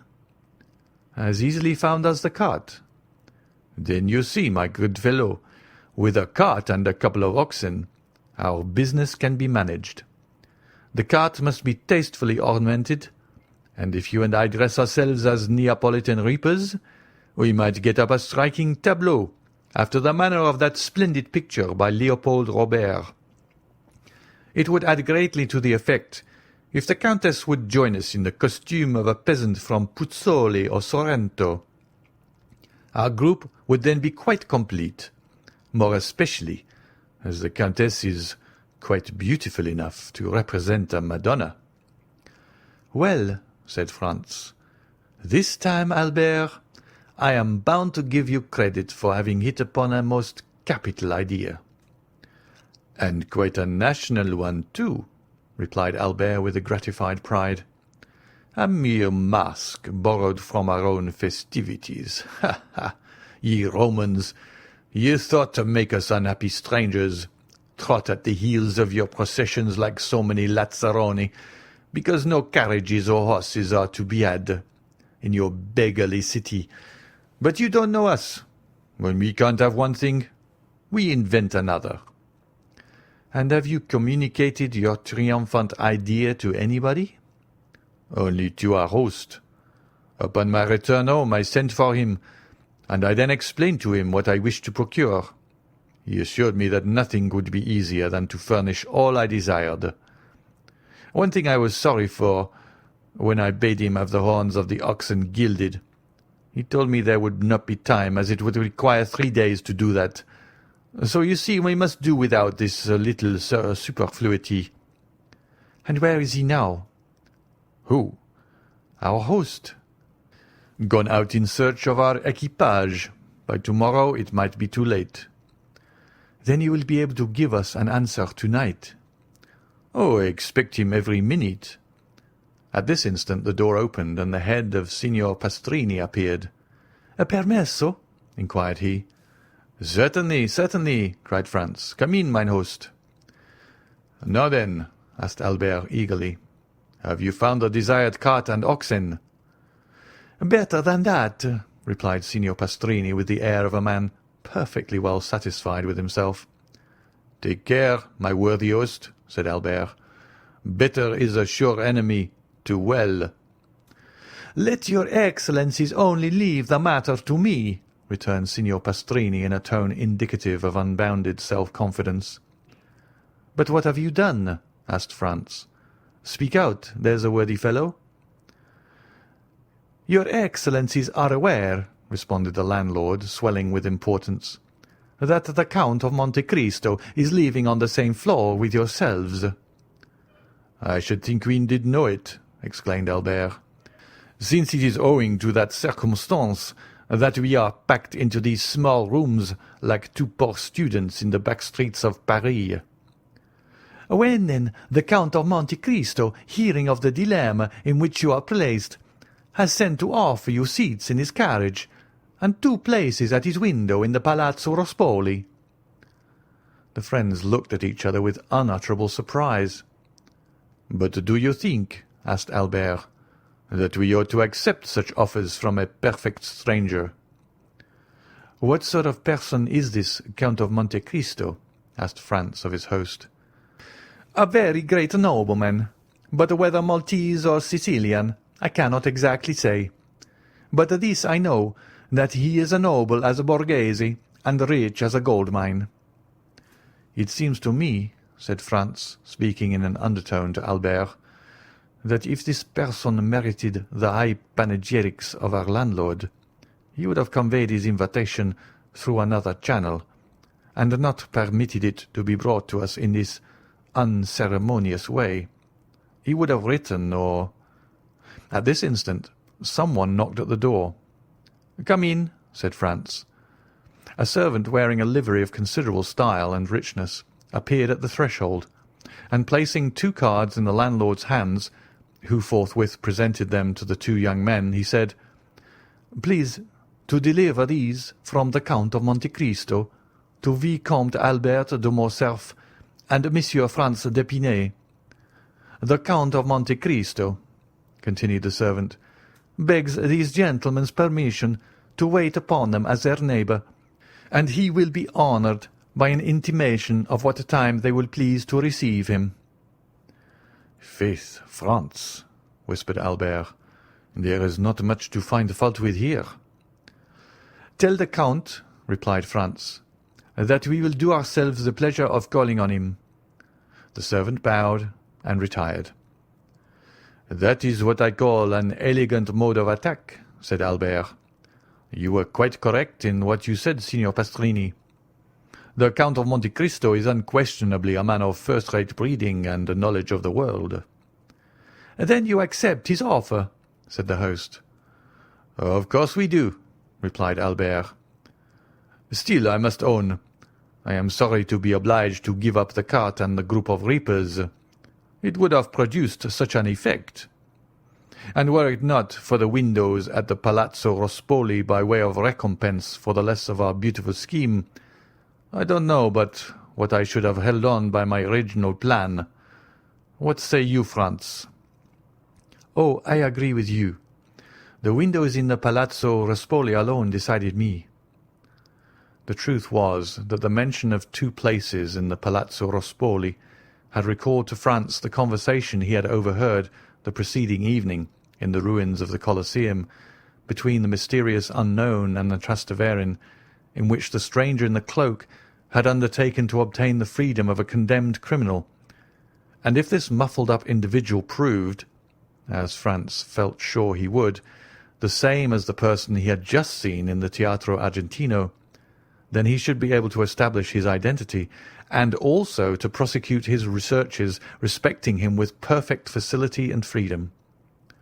Franz passed the night in confused dreams respecting the two meetings he had already had with his mysterious tormentor, and in waking speculations as to what the morrow would produce. The next day must clear up every doubt, and unless his near neighbour and would-be friend, the Count of Monte Cristo, possessed the ring of Guige, and by its power was able to render himself invisible, it was very certain he could not escape this time. 8 o'clock found Franz up and dressed, while Albert, who had not the same motives for early rising, was still soundly asleep. The first act of Franz was to summon his landlord, who presented himself with his accustomed obsequiousness. "Pray, Signor Pastrini," asked Franz, "is not some execution appointed to take place to-day?" "Yes, your Excellency, but if your reason for inquiry is that you may procure a window to view it from, you are much too late." "Oh, no," answered Franz. "I had no such intention, and even if I had felt a wish to witness the spectacle, I might have done so from Monte Pincio. Could I not?" "Ah!" exclaimed mine host, "I did not think it likely your Excellency would have chosen to mingle with such a rabble as are always collected on that hill, which indeed they consider as exclusively belonging to themselves." "Very possibly I may not go," answered Franz. "But in case I feel disposed, give me some particulars of to-day's executions." "What particulars would your Excellency like to hear?" "Why, the number of persons condemned to suffer, their names and description of the death they are to die."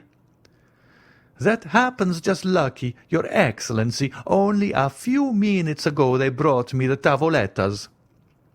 "What are they?" "Sort of wooden tablets hung up at the corners of the streets the evening before an execution, on which is pasted up a paper containing the names of the condemned persons, their crimes, and the mode of punishment. The reason for so publicly announcing all this is that all good and faithful Catholics may offer up their prayers for the unfortunate culprits, and above all beseech of heaven to grant them a sincere repentance." "And these tablets are brought to you that you may add your prayers to those of the faithful, are they?" asked Franz, somewhat incredulously. "Oh dear no, your Excellency. I have not time for anybody's affairs but my own and those of my honourable guests. But I make an agreement with the man who pastes up the papers, and he brings them to me as he would the playbills, that in case any person staying at my hotel should like to witness an execution, he may obtain every requisite information concerning the time and place, etc." "Upon my word, that is a most delicate attention on your part, Signor Pastrini," cried Franz. "Why, your Excellency," returned the landlord, chuckling and rubbing his hands with an infinite complacency, "I think I may take upon myself to say I neglect nothing to deserve the support and patronage of the noble visitors to this poor hotel." "I see that plainly enough, my most excellent host. and you may rely upon me to proclaim so striking a proof of your attention to your guests wherever I go. Meanwhile, oblige me by a sight of one of those tavolettas." "Nothing can be easier than to comply with your Excellency's wish," said the landlord, opening the door of the chamber. "I have caused one to be placed on the landing, close by your apartment." Then, taking the tablet from the wall, he handed it to Franz, who read as follows: "The public is informed that on Wednesday, February 23rd, being the first day of the Carnival, executions will take place in the Piazza del Popolo by order of the Tribunal of the Rota, of two persons named Andrea Rondola and Peppino, otherwise called Rocca Priori. The former found guilty of the murder of a venerable and exemplary priest named Don Cesare Torlini, canon of the church at St. John Lateran, and the latter convicted of being an accomplice of the atrocious and sanguinary bandit Luigi Vampa and his band. The first-named malefactor will be subjected to the Mazzolata, the second culprit beheaded.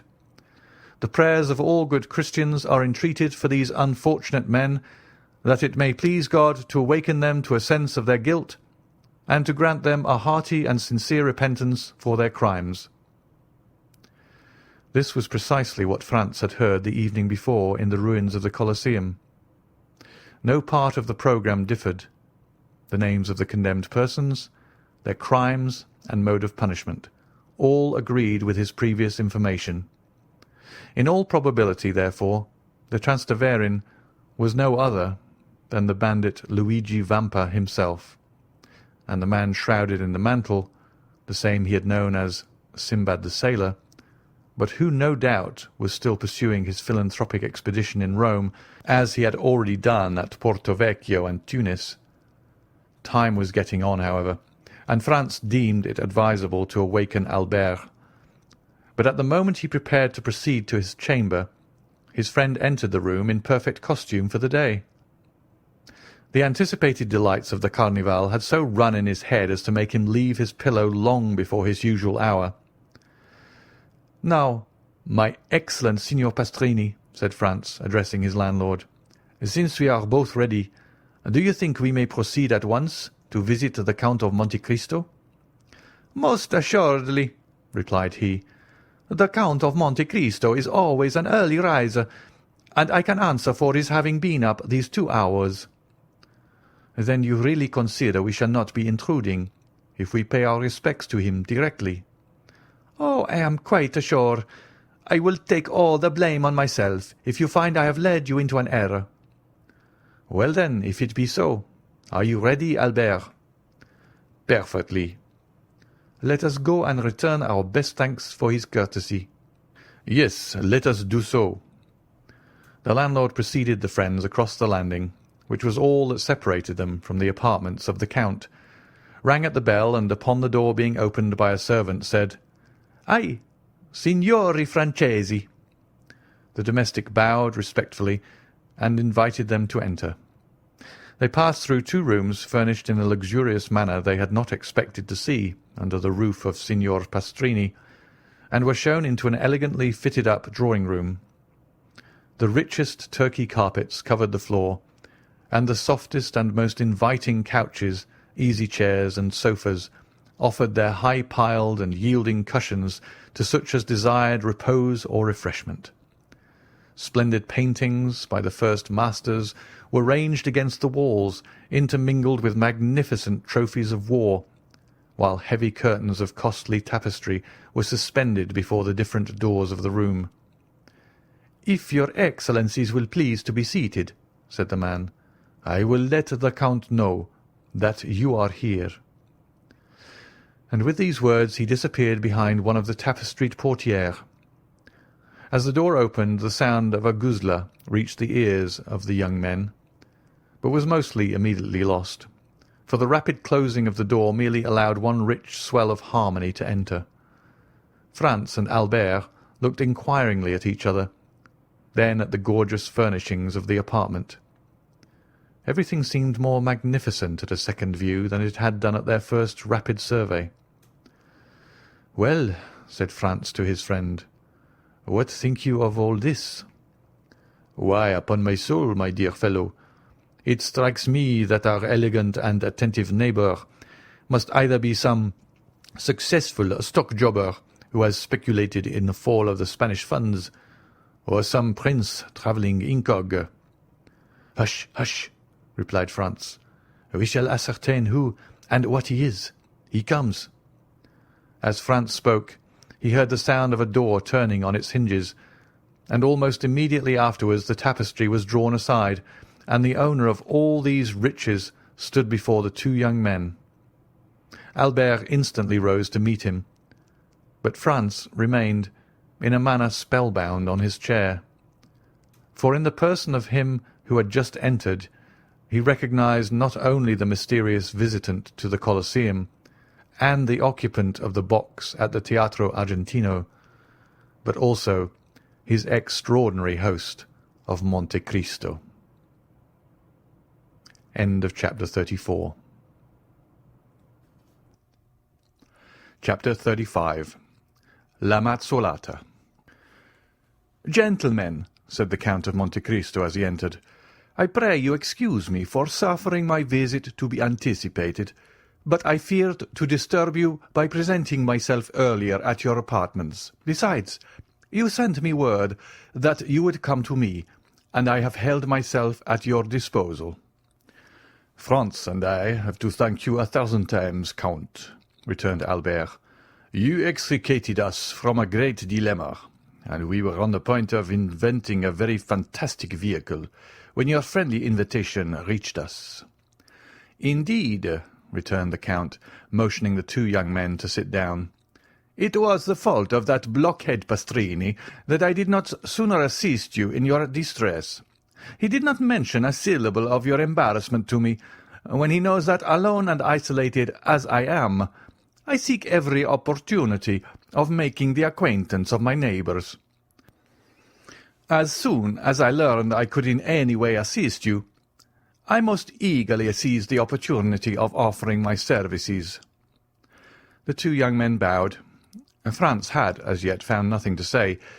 He had come to no determination, and as nothing in the Count's manner manifested the wish that he should recognize him, he did not know whether to make any allusion to the past, or wait until he had more proof. Besides, although sure it was he who had been in the box the previous evening, he could not be equally positive that this was the man he had seen at the Colosseum. He resolved, therefore, to let things take their course without making any direct overture to the Count. Moreover, he had this advantage. He was master of the Count's secret, while the Count had no hold on Franz, who had nothing to conceal. However, he resolved to lead the conversation into a subject which might possibly clear up his doubts. "Count," said he, "you have offered us places in your carriage, and at your windows in the Rospoli Palace. Can you tell us where we can obtain a sight of the Piazza del Popolo?" "Ah," said the Count, negligently, looking attentively at Morcerf, "is there not something like an execution upon the Piazza del Popolo?" "Yes," returned Franz, finding that the Count was coming to the point he wished. "Stay, I think I told my steward yesterday to attend to this. Perhaps I can render you this slight service also." He extended his hand and rang the bell thrice. "Did you ever occupy yourself," said he to Franz, "with the employment of time and the means of simplifying the summoning your servants? I have. When I ring once, it is for my valet, twice for my majordomo, thrice for my steward. Thus I do not waste a minute or a word. Here he is." A man of about 45 or 50 entered, exactly resembling the smuggler who had introduced Franz into the cavern, but he did not appear to recognize him. It was evident he had his orders. "Monsieur Bertuccio," said the Count, "you have procured me windows looking on the Piazza del Popolo, as I ordered you yesterday?" "Yes, Excellency," returned the steward, "but it was very late." "Did I not tell you I wished for one?" replied the Count, frowning. "And your Excellency has one, which was let to Prince Lobenieff, but I was obliged to pay 100. That will do, Monsieur Bertuccio. Spare these gentlemen all such domestic arrangements. You have the window. That is sufficient. Give orders to the coachman, and be in readiness on the stairs to conduct us to it." The steward bowed, and was about to quit the room. "Ah," continued the Count, "be good enough to ask Pastrini if he has received the tavolette, and if he can send us an account of the execution." "There is no need to do that," said Franz, taking out his tablets, "for I saw the account, and copied it down." "Very well, you can retire, Signor Bertuccio, but let us know when breakfast is ready. These gentlemen," added he, turning to the two friends, "will, I trust, do me the honour to breakfast with me." "But, my dear Count," said Albert, "we shall abuse your kindness." "Not at all. On the contrary, you will give me great pleasure. You will, one or other of you, perhaps both, return it to me at Paris. Signor Bertuccio, lay covers for 3. He then took Franz's tablets out of his hand. "We announce," he read, in the same tone with which he would have read a newspaper, "that today, the 23rd of February, will be executed Andrea Rondolo, guilty of murder on the person of the respected and venerated Don Cesare Torlini, canon of the Church of St. John Lateran, and a Peppino, called Rocca Priori, convicted of complicity with the detestable bandit Luigi Vampa, and the men of his band." "The first will be Mazzolato, the second decapitato." "Yes," continued the Count. "It was at first arranged in this way, but I think since yesterday some change has taken place in the order of the ceremony." "Really?" said Franz. "Yes, I passed the evening at the Cardinal Rospelliosi's, and there mention was made of something like a pardon for one of the two men." "For André Rondolo?" asked Franz. "No," replied the Count, carelessly. "For the other." He glanced at the tablets as if to recall the name. "For Peppino, called Rocca Priori. You are thus deprived of seeing a man guillotined. But the Mazzuola still remains, which is a very curious punishment when seen for the first time, and even the second, while the other, as you must know, is very simple.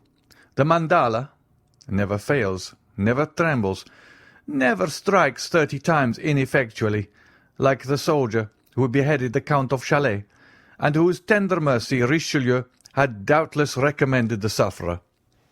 Ah," added the Count in a contemptuous tone, "do not tell me of European punishments. They are in their infancy, or rather the old age of cruelty."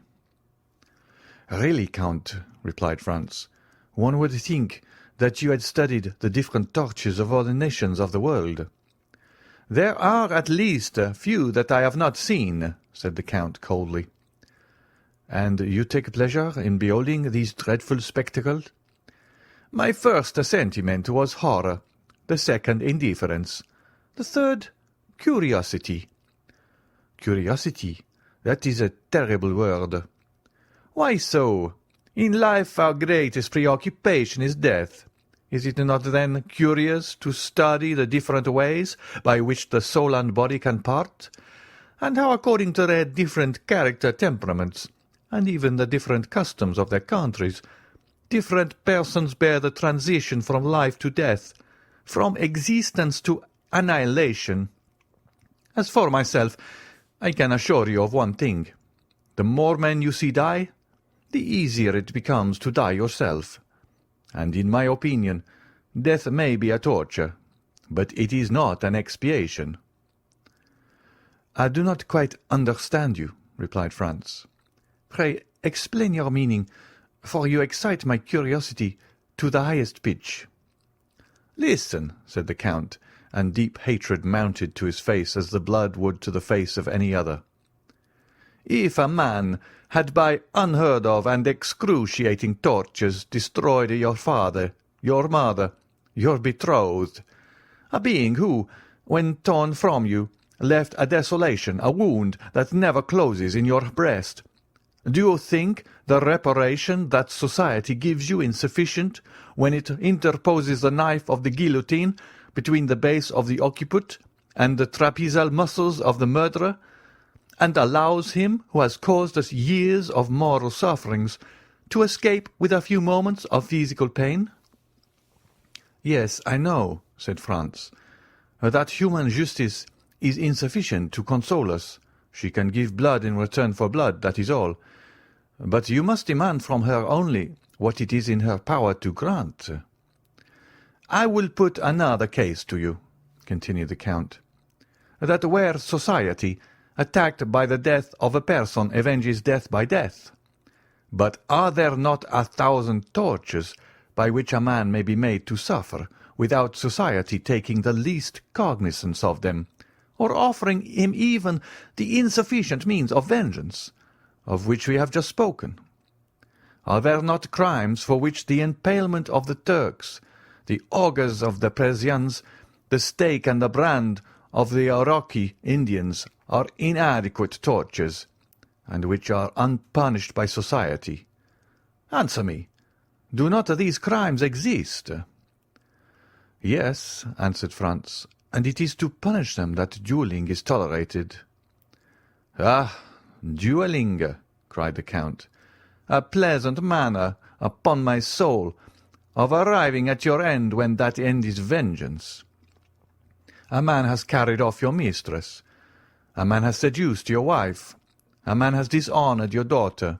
He has rendered the whole life of one who had the right to expect from heaven that portion of happiness God has promised to every one of his creatures, an existence of misery and infamy, and you think you are avenged because you send a ball through the head, or pass a sword through the breast of that man who has planted madness in your brain and despair in your heart?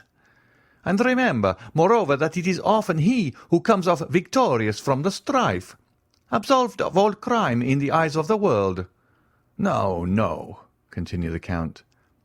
Had I to avenge myself, it is not thus I would take revenge. Then you disapprove of duelling? You would not fight a duel? Asked Albert in his turn, astonished at this strange theory. Yes, replied the Count. Understand me, I would fight a duel for a trifle, for an insult, for a blow, and the more so that, thanks to my skill in all bodily exercises, and the indifference to the danger I have gradually acquired, I should be almost certain to kill my man. Oh, I would fight for such a cause, but in return for slow, profound, eternal torture, I would give back the same, were it possible, an eye for an eye, a tooth for a tooth, as the Orientalists say, our masters in everything, those favoured creatures who have formed for themselves a life of dreams and a paradise of realities. But, said Franz to the Count, with this theory, which renders you at once judge and executioner of your own cause, it would be difficult to adopt a course that would forever prevent you falling under the power of the law. Hatred is blind, rage carries you away, and he who pours a vengeance runs the risk of tasting a bitter draught. Yes, if he be poor and inexperienced, not if he be rich and skilful.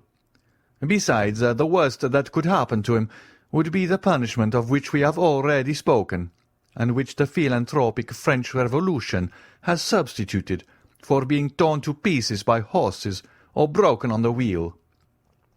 What matters this punishment, as long as he is avenged? On my word, I almost regret that in all probability this miserable Peppino will not be beheaded, as you might have had an opportunity of seeing how short a time the punishment lasts, and whether it is worth even mentioning. But really this is most singular conversation for the Carnival, gentlemen. How did it arise? Ah, I recollect you asked for a place at my window. You shall have it. But let us first sit down to table, for here comes the servant to inform us that breakfast is ready. As he spoke, a servant opened one of the 4 doors of the apartment, saying, "Al suo commodo." the two young men arose and entered the breakfast-room.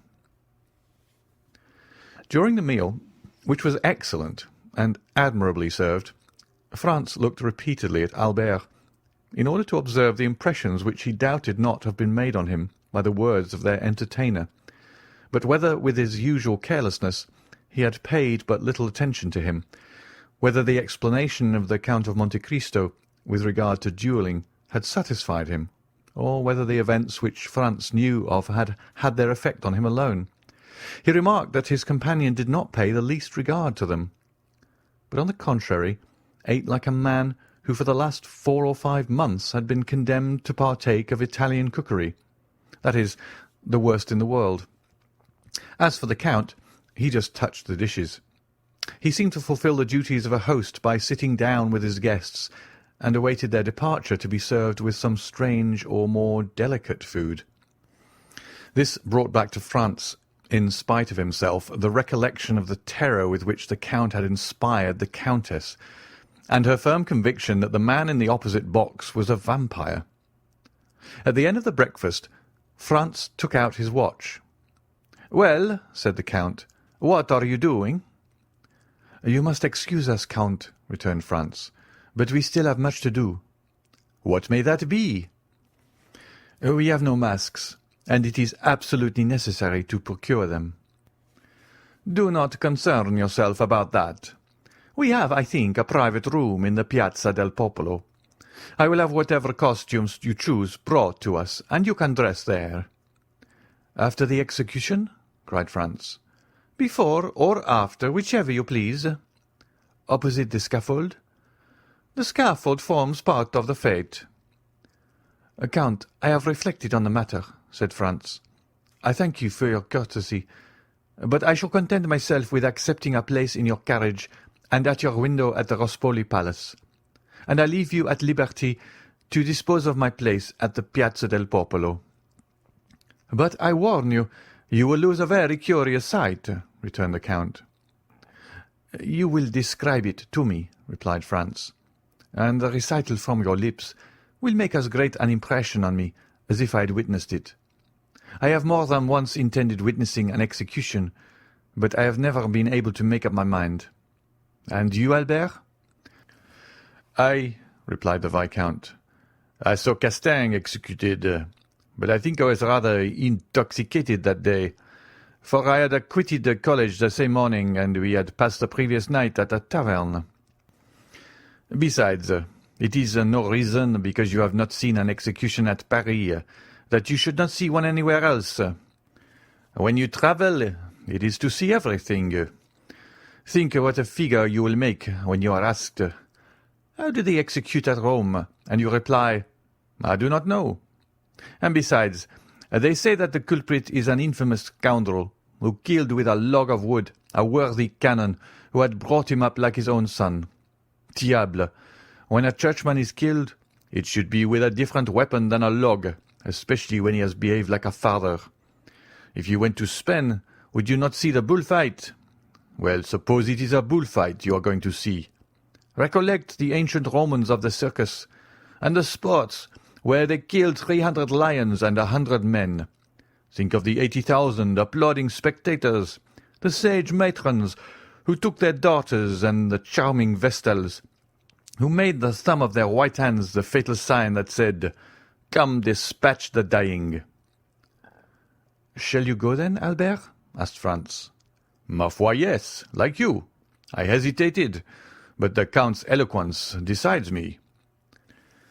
"Let us go then," said Franz, "since you wish it, but on our way to the Piazza del Popolo, I wish to pass through the Corso. Is this possible, Count?" "On foot, yes. In a carriage, no." "I will go on foot, then." "Is it important that you should go that way?" "Yes, there is something I wish to see." "Well, we will go by the Corso. We will send the carriage to wait for us on the Piazza del Popolo, by the Strada del Babuino, for I shall be glad to pass myself through the Corso to see if some orders I have given have been executed." "Excellency," said a servant, opening the door, "a man in the dress of a penitent wishes to speak to you." "Ah, yes," returned the Count. "I know who he is. Gentlemen, will you return to the salon? You will find good cigars on the centre table. I will be with you directly." The young men rose and returned into the salon, while the Count, again apologizing, left by another door.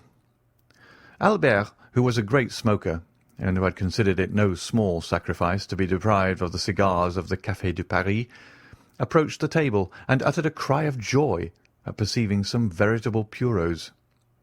"Well," asked Franz, "what think you of the Count of Monte Cristo?" "What do I think?" said Albert, evidently surprised at such a question from his companion. "I think he is a delightful fellow, who does the honours of his table admirably, who has travelled much, read much. He is like Brutus of the Stoic school.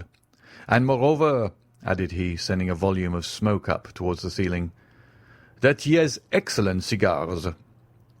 Such was Albert's opinion of the Count, and as Franz well knew that Albert professed never to form an opinion except upon long reflection, he made no attempt to change it.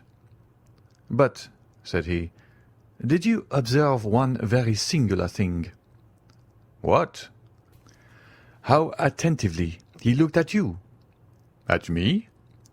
"Yes." Albert reflected. "Ah," he replied, sighing, "that is not very surprising. I have been more than a year absent from Paris, and my clothes are of a most antiquated cut. The Count takes me for a provincial. The first opportunity you have, undeceive him, I beg, and tell him I am nothing of the kind." Franz smiled an instant after the Count entered. "I am now quite at your service, gentlemen," said he. "The carriage is going one way to the Piazza del Popolo, and we will go another, and, if you please, by the Corso. Take some more of the cigars, Monsieur de Morcerf." "With all my heart," returned Albert.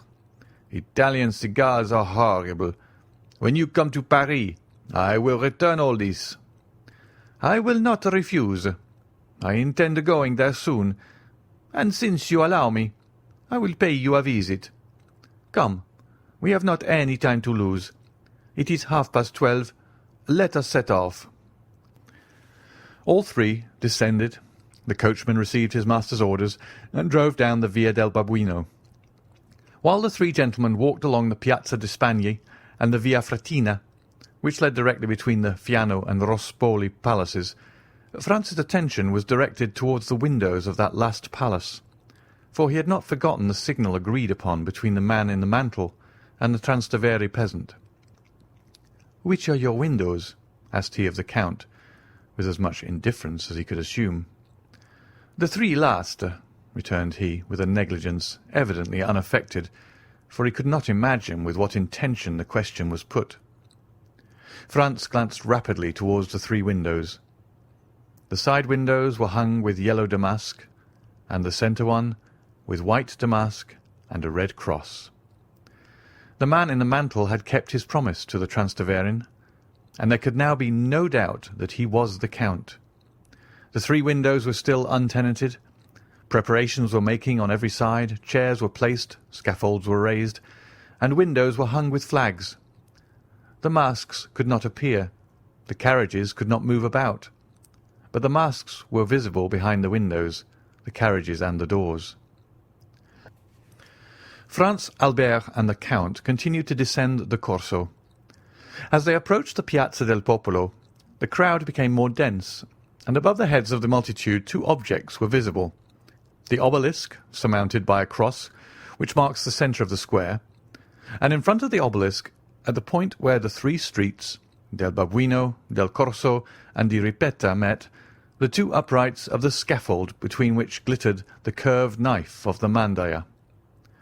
At the corner of the street they met the Count's steward, who was awaiting his master.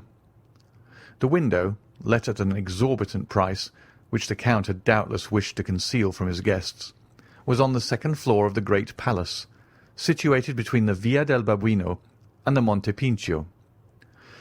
It consisted, as we have said, of a small dressing-room opening into a bedroom, and when the door of communication was shut, the inmates were quite alone. On chairs were laid elegant masquerade costumes of blue and white satin. "As you left the choice of your costumes to me," said the Count to the two friends, "I have had these bought, as they will be the most worn this year, and they are most suitable on account of the confetti, as they do not show the flower." Franz heard the words of the Count but imperfectly, and he perhaps did not fully appreciate this new attention to their wishes, for he was wholly absorbed by the spectacle that the Piazza del Popolo presented, and by the terrible instrument that was in the centre. It was the first time Franz had ever seen a guillotine. We say guillotine because the Roman mandaia is formed on almost the same model as the French instrument. The knife, which is shaped like a crescent, that cuts with the convex side, falls from a less height, and that is all the difference. Two men, seated on the movable plank on which the victim is laid, were eating their breakfasts while waiting for the criminal. Their repast consisted apparently of bread and sausages. One of them lifted the plank, took out a flask of wine, drank some, then passed it to his companion. These two men were the executioner's assistants. At this sight Franz felt the perspiration start forth upon his brow. The prisoners, transported the previous evening from the Carcere Nuovo to the little church of Santa Maria del Popolo, had passed the night, each accompanied by two priests, in a chapel closed by a grating, before which were two sentinels, who were relieved at intervals. A double line of carbineers, placed on each side of the door of the church, reached to the scaffold and formed a circle around it, leaving a path about 10 feet wide, and around the guillotine a space of nearly 100 feet. All the rest of the square was paved with heads. Many women held their infants on their shoulders, and thus the children had the best view. The Monte Pincio seemed a vast amphitheatre filled with spectators. The balconies of the two churches at the corner of the Via del Babuino and the Via di Ripetta were crammed. The steps even seemed a parti-coloured sea that was impelled towards the portico. Every niche in the wall held its living statue. What the Count said was true. The most curious spectacle in life is that of death. And yet, instead of the silence and the solemnity demanded by the occasion, laughter and jests arose from the crowd. It was evident that the execution was, in the eyes of the people, only the commencement of the Carnival. Suddenly the tumult ceased, as if by magic, and the doors of the church opened. A brotherhood of penitents, clothed from head to foot in robes of grey sackcloth, with holes for the eyes and holding in their hands lighted tapers, appeared first. The chief marched at the head. Behind the penitents came a man of vast stature and proportions. He was naked, with the exception of cloth drawers, at the left side of which hung a large knife in a sheath, and he bore on his right shoulder a heavy iron sledge-hammer. This man was the executioner. He had, moreover, sandals bound on his feet by cords. Behind the executioner came, in the order in which they were to die, first Peppino, and then Andrea. Each was accompanied by two priests. Neither had his eyes bandaged. Peppino walked with a firm step, doubtless aware of what awaited him. Andrea was supported by two priests. Each of them, from time to time, kissed the crucifix a confessor held out to them. At this sight alone, Franz felt his legs tremble under him. He looked at Albert. He was as white as his shirt, and mechanically cast away his cigar, although he had not half smoked it. The Count alone seemed unmoved. Nay, more, a slight colour seemed striving to rise in his pale cheeks. His nostrils dilated like those of a wild beast that scents its prey, and his lips, half opened, disclosed his white teeth, small and sharp like those of a jackal. And yet his features wore an expression of smiling tenderness such as Franz had never before witnessed in them. His black eyes especially were full of kindness and pity.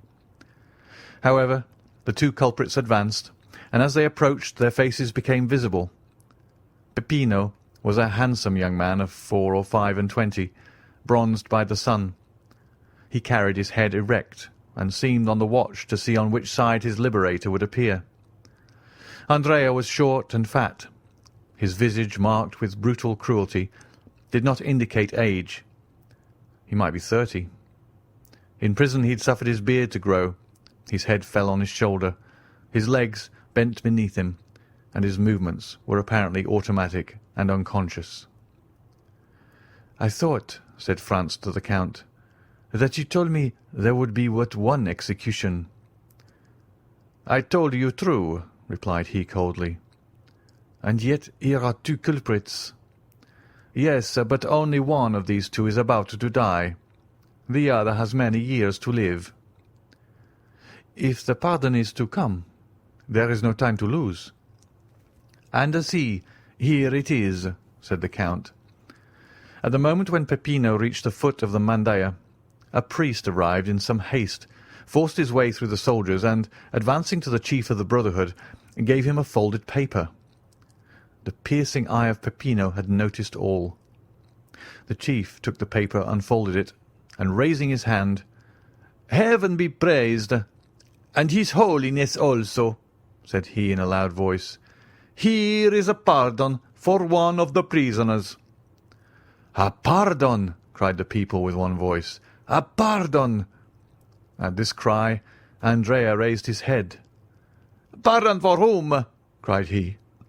Peppino remained breathless.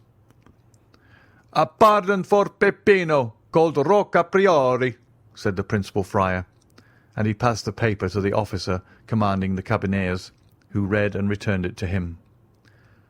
"For Peppino?" cried Andrea, who seemed roused from the torpor in which he had been plunged. "Why for him, and not for me? We ought to die together.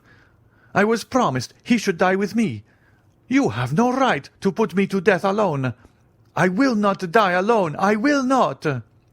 And he broke from the priests, struggling and raving like a wild beast, and striving desperately to break the cords that bound his hands.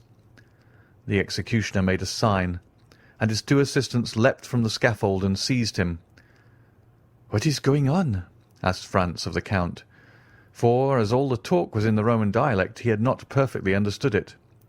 "Do you not see," returned the Count, "that this human creature who is about to die is furious that his fellow sufferer does not perish with him, and were he able, he would rather tear him to pieces with his teeth and nails than let him enjoy the life he himself is about to be deprived of." "O man, a race of crocodiles," cried the Count, extending his clinched hands toward the crowd. "How well do I recognize you there, and that at all times you are worthy of yourselves." Meanwhile Andrea and the two executioners were struggling on the ground, and he kept exclaiming, "He ought to die! He shall die! I will not die alone!" "Look, look!" cried the Count, seizing the young man's hands. "Look, for on my soul it is curious. Here is a man who had resigned himself to his fate, who was going to the scaffold to die, like a coward, it is true, but he was about to die without resistance. Do you know what gave him strength? Do you know what consoled him? It was that another partook of his punishment, that another partook of his anguish, that another was to die before him, lead 2 sheep to the butcher's, 2 oxen to the slaughter-house, and make one of them understand that his companion will not die. The sheep will bleat for pleasure, the ox will bellow with joy. But man whom God created in his own image, man upon whom God has laid his first, his sole commandment, to love his neighbour, man to whom God has given a voice to express his thoughts. What is his first cry when he hears his fellow man is saved? A blasphemy. Honour to man, this masterpiece of nature, this king of the creation." And the Count burst into a laugh, a terrible laugh, that showed he must have suffered horribly to be able thus to laugh. However, the struggle still continued, and it was dreadful to witness. The people all took part against Andrea, and 20,000 voices cried, "Put him to death! Put him to death!" Franz sprang back, but the Count seized his arm and held him before the window. "What are you doing?" said he. "Do you pity him? If you heard the cry of mad dog, you would take your gun, you would unhesitatingly shoot the poor beast, who after all was only guilty of having been bitten by another dog.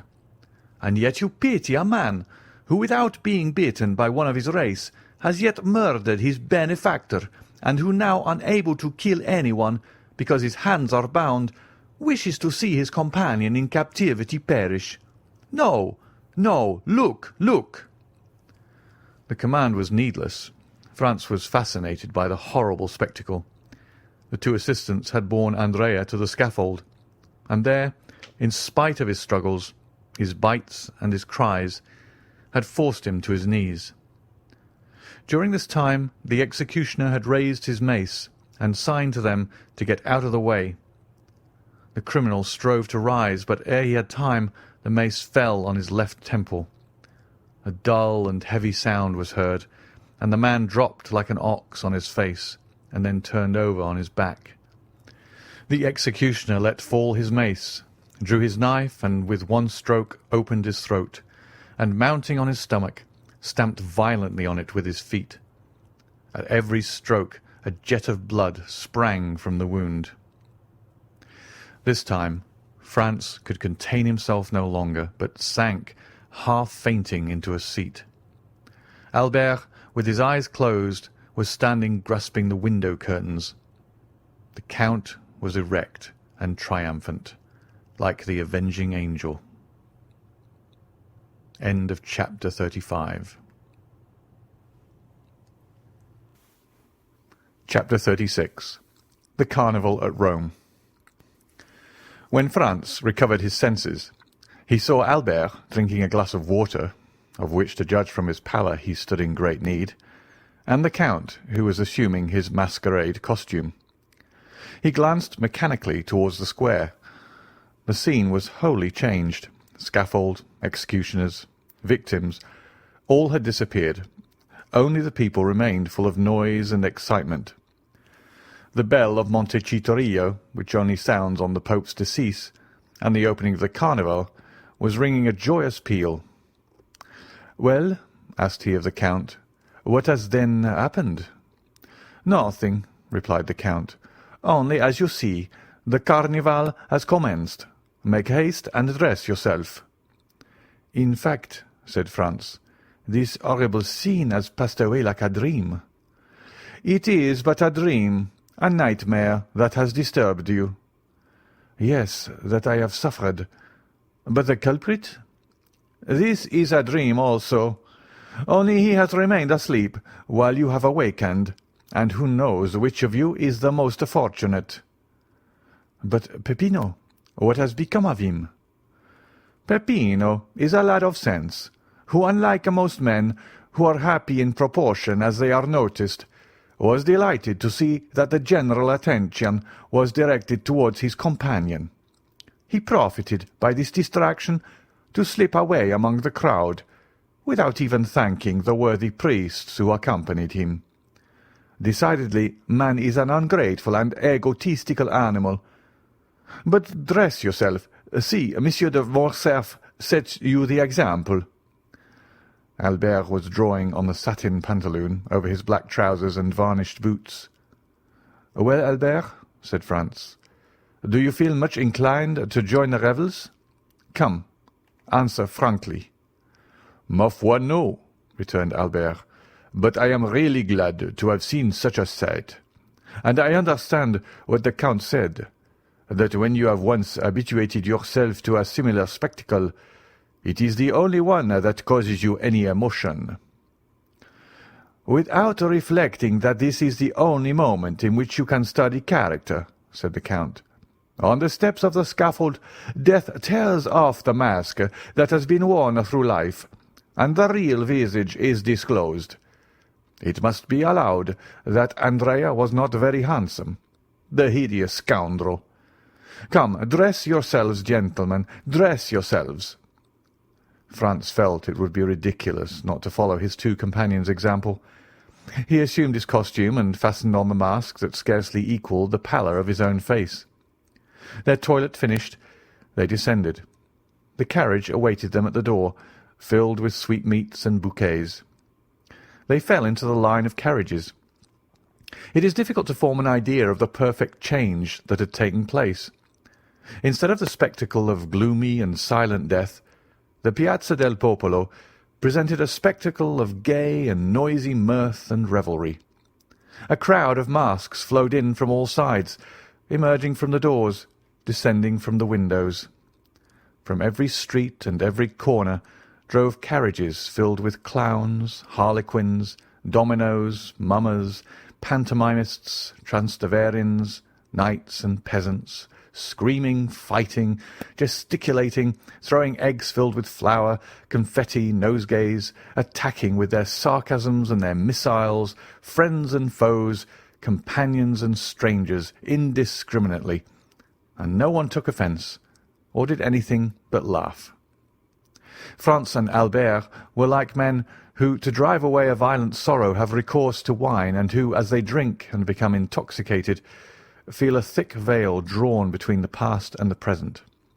They saw, or rather continued to see, the image of what they had witnessed, but little by little the general vertigo seized them, and they felt themselves obliged to take part in the noise and confusion.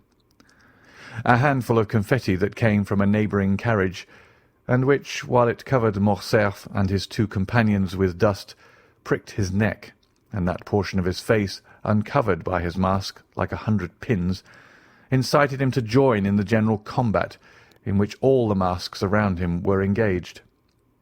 He rose in his turn, and seizing handfuls of confetti and sweetmeats with which the carriage was filled, cast them with all the force and skill he was master of. The strife had fairly begun, and the recollection of what they had seen half an hour before was gradually effaced from the young men's minds. So much were they occupied by the gay and glittering procession they now beheld. As for the Count of Monte Cristo, he had never for an instant shown any appearance of having been moved. Imagine the large and splendid Corso, bordered from one end to the other with lofty palaces, with their balconies hung with carpets and their windows with flags. At these balconies are 300,000 spectators, Romans, Italians, strangers from all parts of the world, the united aristocracy of birth, wealth, and genius. Lovely women, yielding to the influence of the scene, bend over their balconies, or lean from their windows and shower down confetti, which are returned by bouquets. The air seems darkened with the falling confetti and flying flowers. In the streets the lively crowd is dressed in the most fantastic costumes. Gigantic cabbages walk gravely about. Buffaloes' heads bellow from men's shoulders. Dogs walk on their hind legs. In the midst of all this, a mask is lifted, and, as in Callot's Temptation of St. Anthony, a lovely face is exhibited, which we would fain follow, but from which we are separated by troops of fiends. This will give a faint idea of the Carnival at Rome. At second turn, the Count stopped the carriage and requested permission to withdraw, leaving the vehicle at their disposal.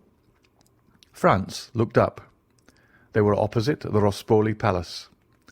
At the centre window, the one hung with white damask with a red cross, was a blue domino, beneath which Franz's imagination easily pictured the beautiful Greek of the Argentina. "Gentlemen," said the Count, springing out, "when you are tired of being actors, and wish to become spectators of this scene, you know you have places at my windows. In the meantime, dispose of my coachman, my carriage, and my servants." We have forgotten to mention that the Count's coachman was attired in a bearskin, exactly resembling Audrey's in The Bear and the Pasha, and the two footmen behind were dressed up as green monkeys with spring masks, with which they made grimaces at everyone who passed. Franz thanked the Count for his attention. As for Albert, he was busily occupied throwing bouquets at a carriage full of Roman peasants that was passing near him. Unfortunately for him, the line of carriages moved on again, and while he descended the Piazza del Popolo, the other ascended towards the Palazzo di Venezia. "Ah, my dear fellow," said he to Franz, "he did not see." "What?" "There, That calash filled with Roman peasants?" "No." "Well, I am convinced they are all charming women." "How unfortunate that you were masked, Albert," said Franz. "Here was an opportunity of making up for past disappointments." "Oh," replied he, half laughing, "I hope the Carnival will not pass without some amends in one shape or another." But in spite of Albert's hope, the day passed unmarked by any incident, excepting 2 or 3 encounters with the carriage full of Roman peasants. At one of these encounters, accidentally or purposely, Albert's mask fell off. He instantly rose and cast the remainder of the bouquets into the carriage. Doubtless one of the charming females Albert had detected beneath their coquettish disguise was touched by his gallantry, for as the carriage of the 2 friends passed her, she threw a bunch of violets. Albert seized it, and as Franz had no reason to suppose it was meant for him, he suffered Albert to retain it. Albert placed it in his buttonhole, and the carriage went triumphantly on. "Well," said Franz to him, "there is the beginning of an adventure." "Laugh if you please. I really think so. So I will not abandon this bouquet." "Pardieu," returned Franz, laughing, "in token of your ingratitude." The jest, however, soon appeared to become earnest, for when Albert and Franz again encountered the carriage with the contadini, the one who had thrown the violets to Albert clapped her hands when she beheld them in his buttonhole. "Bravo, bravo!" said Franz. "Things go wonderfully. Shall I leave you? Perhaps you should prefer being alone." "No," replied he. "I will not be caught like a fool at a first disclosure by a rendezvous under the clock, as they say at the opera balls. If the fair peasant wishes to carry matters any further, we shall find her, or rather she will find us tomorrow. Then she will give me some sign or other, and I shall know what I have to do." "On my word," said Franz, "you are wise as Nestor and prudent as Ulysses, and your fair Circe must be very skilful or very powerful if she succeed in changing you into a beast of any kind." Albert was right. The fair unknown had resolved, doubtless, to carry the intrigue no farther, for although the young men made several more turns, they did not again see the calash, which had turned up one of the neighbouring streets. Then they returned to the Rospoli Palace. But the Count and the blue domino had also disappeared. The 2 windows, hung with yellow damask, were still occupied by the persons whom the Count had invited. At this moment, the same bell that had proclaimed the beginning of the mascherata sounded the retreat. The file on the Corso broke the line, and in a second all the carriages had disappeared. Franz and Albert were opposite the Via della Marata. The coachman, without saying a word, drove up, passed along the Piazza di Spagni and the Rospoli Palace, and stopped at the door of the hotel. Signor Pastrini came to the door to receive his guests. Franz hastened to inquire after the Count, and to express regret that he had not returned in sufficient time. But Pastrini reassured him by saying that the Count of Monte Cristo had ordered a second carriage for himself, and that it had gone at 4 o'clock to fetch him from the Rospoli Palace. The Count had, moreover, charged him to offer the 2 friends the key of his box at the Argentina. Franz questioned Albert as to his intentions, but Albert had great projects to put into execution before going to the theatre, and instead of making any answer, he inquired if Signor Pastrini could procure him a tailor. "A tailor," said the host. "And for what?" "To make us, between now and tomorrow, 2 Roman peasant costumes," returned Albert. The host shook his head. "To make you 2 costumes between now and tomorrow? I ask your Excellency's pardon, but this is quite a French demand. For the next week you will not find a single tailor who would consent to sew 6 buttons on a waistcoat, if you paid him a crown apiece for each button." "Then I must give up the idea?" "No, we have them ready-made. Leave all to me, and tomorrow, when you awake, you shall find a collection of costumes with which you will be satisfied." "My dear Albert," said Franz, Leave all to our host. He has already proved himself full of resources. Let us dine quietly, and afterwards go and see the Algerian captive." "Agreed," returned Albert. "But remember, Signor Pastrini, that both my friend and myself attached the greatest importance to having tomorrow the costumes we have asked for." The host again assured them they might rely on him, and that their wishes should be attended to. Upon which Franz and Albert mounted to their apartments and proceeded to disencumber themselves of their costumes. Albert, as he took off his dress, carefully preserved the bunch of violets. It was his token reserved for the morrow. The two friends sat down to table, but they could not refrain from remarking the difference between the Count of Monte Cristo's table and that of Signor Pastrini. Truth compelled Franz, in spite of the dislike he seemed to have taken to the Count, to confess that the advantage was not on Pastrini's side. During dessert, the servant inquired at what time they wished for the carriage. Albert and Franz looked at each other, fearing really to abuse the Count's kindness. The servant understood them. "His Excellency, the Count of Monte Cristo, had," he said, "given positive orders that the carriage was to remain at their lordships' orders all day, and they could therefore dispose of it without fear of indiscretion." They resolved to profit by the Count's courtesy, and ordered the horses to be harnessed, while they substituted evening dress for that which they had on, and which was somewhat the worse for the numerous combats they had sustained. This precaution taken, they went to the theatre, and installed themselves in the Count's box. During the first act, the Countess G. entered. Her first look was at the box where she had seen the Count the previous evening, so that she perceived Franz and Albert in the place of the very person concerning whom she had expressed so strange an opinion to Franz.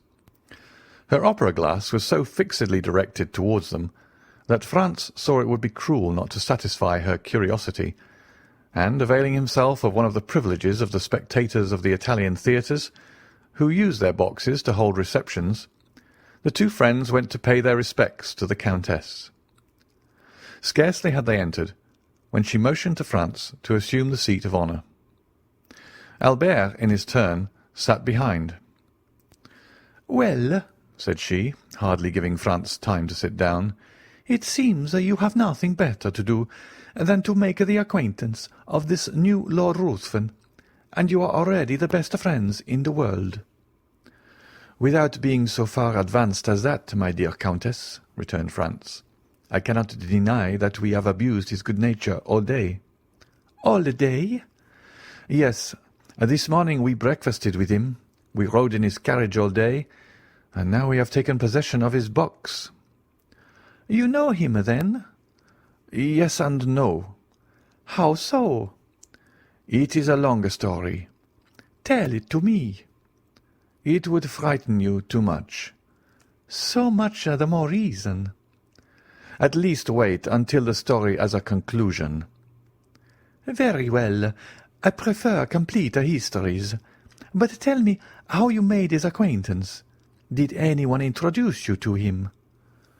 "No, it was he who introduced himself to us." "When?"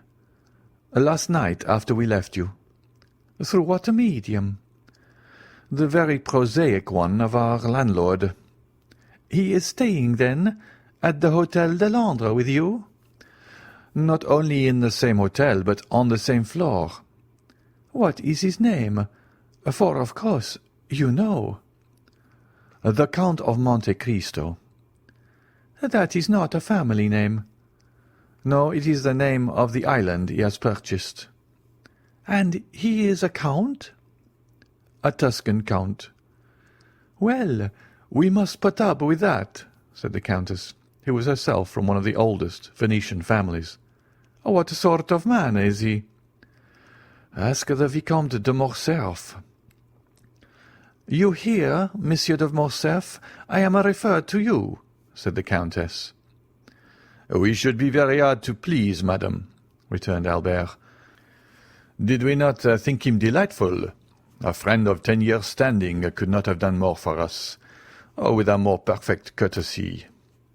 "Come," observed the Countess, smiling, "I see my vampire is only some millionaire who has taken the appearance of Lara in order to avoid being confounded with Monsieur de Rothschild.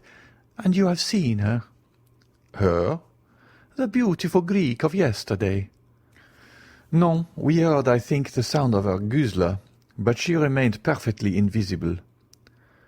"When you say invisible," interrupted Albert, "it is only to keep up the mystery. For whom do you take the blue domino at the window with the white curtains?" "Where was this window with white hangings?" asked the Countess.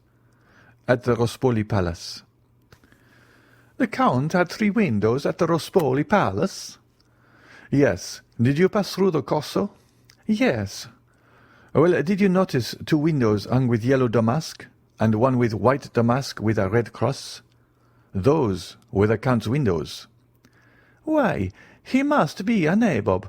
Do you know of what those 3 windows were worth?"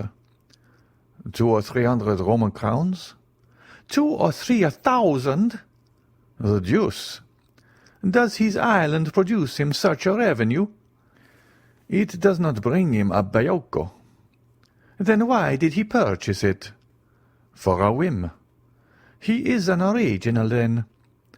In reality, observed Albert, he seemed to be somewhat eccentric.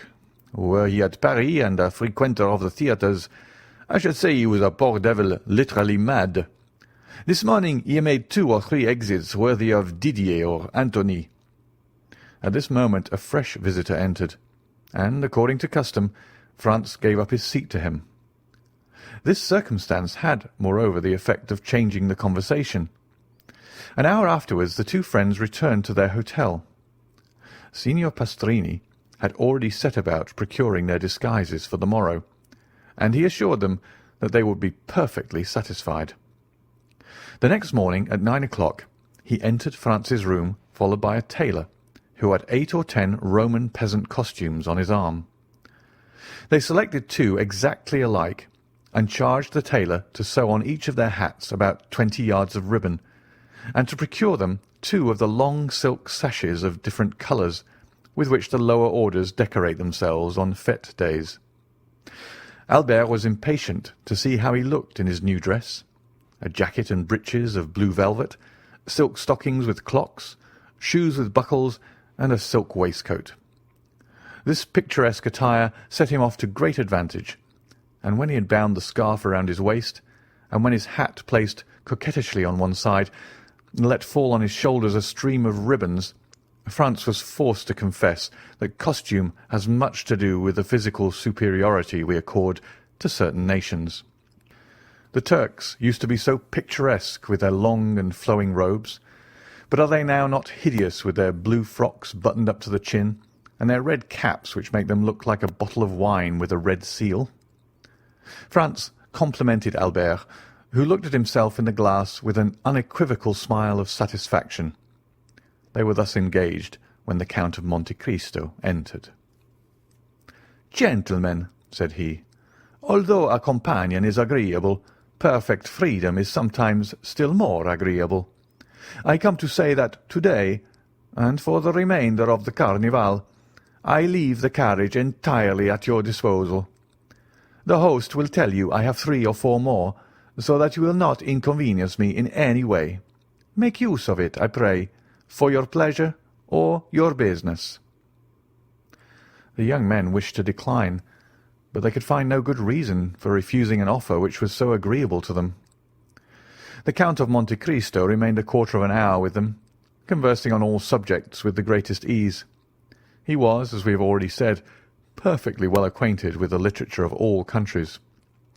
A glance at the walls of his salon proved to Franz and Albert that he was a connoisseur of pictures. A few words he let fall showed them that he was no stranger to the sciences, and he seemed much occupied with chemistry.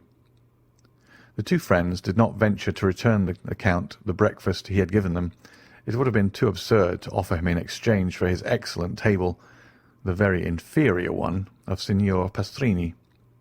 They told him so frankly, and he received their excuses with the air of a man who appreciated their delicacy. Albert was charmed with the Count's manners, and he was only prevented from recognizing him for a perfect gentleman by reason of his varied knowledge. The permission to do what he liked with the carriage pleased him above all, for the fair peasants had appeared in a most elegant carriage the preceding evening, and Albert was not sorry to be upon an equal footing with them. At 1:30 they descended. The coachman and footman had put on their livery over their disguises, which gave them a more ridiculous appearance than ever, and which gained them the applause of Franz and Albert. Albert had fastened the faded bunch of violets to his buttonhole. At the first sound of the bell they hastened into the Corso by the Via Vittoria. At the second turn a bunch of fresh violets, thrown from a carriage filled with harlequins, indicated to Albert that, like himself and his friend, the peasants had changed their costume also, and whether it was the result of chance, or whether a similar feeling had possessed them both while he had changed his costume, they had assumed his. Albert placed the fresh bouquet in his buttonhole, but he kept the faded one in his hand, and when he again met the calash, he raised it to his lips, an action which seemed greatly to amuse not only the fair lady who had thrown it, but her joyous companions also. The day was as gay as the preceding one, perhaps even more animated and noisy. The Count appeared for an instant at his window, but when they again passed, he had disappeared. It is almost needless to say that the flirtation between Albert and the fair peasant continued all day. In the evening, on his return, Franz found a letter from the embassy, informing him that he would have the honour of being received by His Holiness the next day. At each previous visit he had made to Rome, he had solicited and obtained the same favour, and incited as much by a religious feeling as by gratitude, he was unwilling to quit the capital of the Christian world without laying his respectful homage at the feet of one of St. Peter's successors, who had set the rare example of all virtues. He did not then think of the Carnival, for in spite of his condescension and touching kindness, one cannot incline one's self without awe before the venerable and noble old man called Gregory XVI. On his return from the Vatican, Franz carefully avoided the Corso. He brought away with him a treasure of pious thoughts, to which the mad gaiety of the maskers would have been profanation. At 5:10, Albert entered overjoyed. The harlequin had reassumed her peasant's costume, and as she passed she raised her mask. She was charming. Franz congratulated Albert, who received his congratulations with the air of a man conscious that they are merited. He had recognized by certain unmistakable signs that his fair incognita belonged to the aristocracy. He had made up his mind to write to her the next day. Franz remarked, while he gave these details, that Albert seemed to have something to ask of him, but that he was unwilling to ask it. He insisted upon it, declaring beforehand that he was willing to make any sacrifice the other wished. Albert let himself be pressed just as long as friendship required, and then avowed to Franz that he would do him a great favour by allowing him to occupy the carriage alone the next day. Albert attributed to Franz's absence the extreme kindness of the fair peasant in raising her mask. Franz was not sufficiently egotistical to stop Albert in the middle of an adventure that promised to prove so agreeable to his curiosity and so flattering to his vanity. He felt assured that the perfect indiscretion of his friend would duly inform him of all that happened, and as during 3 years that he had travelled all over Italy a similar piece of good fortune had never fallen to his share, Franz was by no means sorry to learn how to act on such an occasion. He therefore promised Albert that he would content himself the morrow with witnessing the Carnival from the windows of the Rospoli Palace. The next morning he saw Albert pass and repass, holding an enormous bouquet, which he doubtless meant to make the bearer of his amorous epistle. This belief was changed into certainty when Franz saw the bouquet, conspicuous by a circle of white camellias, in the hand of a charming harlequin, dressed in rose-coloured satin. The evening was no longer joy, but delirium. Albert nothing doubted but that the fair unknown would reply in the same manner. Franz anticipated his wishes by saying that the noise fatigued him, and that he should pass the next day in writing and looking over his journal. Albert was not deceived, for the next evening Franz saw him enter triumphantly, shaking a folded paper which he held by one corner. "Well," said he, "was I mistaken?" "She has answered you," cried Franz. "Read." This word was pronounced in a manner impossible to describe. Franz took the letter and read. "Tuesday evening, at 7 o'clock, descend from your carriage opposite the Via dei Pontefici, and follow the Roman peasant who snatches your torch from you. When you arrive at the first step of the church of San Giacomo, be sure to fasten a knot of rose-coloured ribbons to the shoulder of your harlequin costume, in order that you may be recognized. Until then, you will not see me. Constancy and discretion." "Well," asked he, when Franz had finished, "what do you think of that?" "I think that the adventure is assuming a very agreeable appearance." "I think so also," replied Albert, "and I very much fear you will go alone to the Duke of Bracciano's ball." Franz and Albert had received that morning an invitation from the celebrated Roman banker. "Take care, Albert," said Franz. "All the nobility of Rome will be present, and if your fair incognita belong to the higher class of society, she must go there." "Whether she goes there or not, my opinion is still the same," returned Albert. "You have read the letter?" "Yes." "You know how imperfectly the women of the Mazzolata are educated in Italy." This is the name of the lower class. "Yes." "Well, read the letter again. Look at the writing, and find, if you can, any blemish in the language or orthography." The writer was in reality charming, and the orthography irreproachable. "You are born to good fortune," said Franz, as he returned the letter. "Laugh as much as you will," replied Albert. "I am in love." "You alarm me," cried Franz. "I see that I shall not only go alone to the Duke of Bracciano's, but also return to Florence alone." "If my unknown be as amiable as she is beautiful," said Albert, "I shall fix myself at Rome for 6 weeks at least. I adore Rome, and I have always had a great taste for archaeology." "Come, 2 or 3 more such adventures, and I do not despair of seeing you a member of the Academy." Doubtless Albert was about to discuss seriously his right to the academic chair, when they were informed that dinner was ready. Albert's love had not taken away his appetite. He hastened with Franz to seat himself, free to recommence the discussion after dinner. After dinner the Count of Monte Cristo was announced. They had not seen him for 2 days. Signor Pastrini informed them that business had called him to Civitavecchia. He had started the previous evening, and had only returned an hour since. He was charming. Whether he kept a watch over himself, or whether by accident, he did not sound the acrimonious chords that in other circumstances had been touched. He was tonight like everybody else. The man was an enigma to Franz.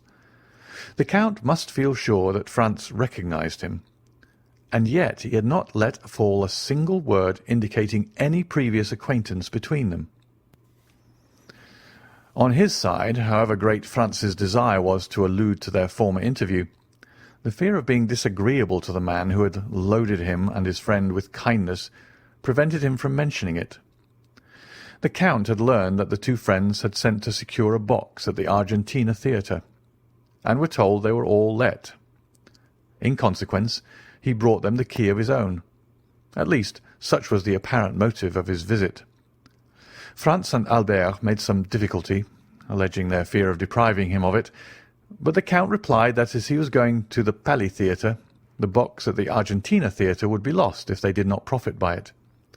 This assurance determined the 2 friends to accept it.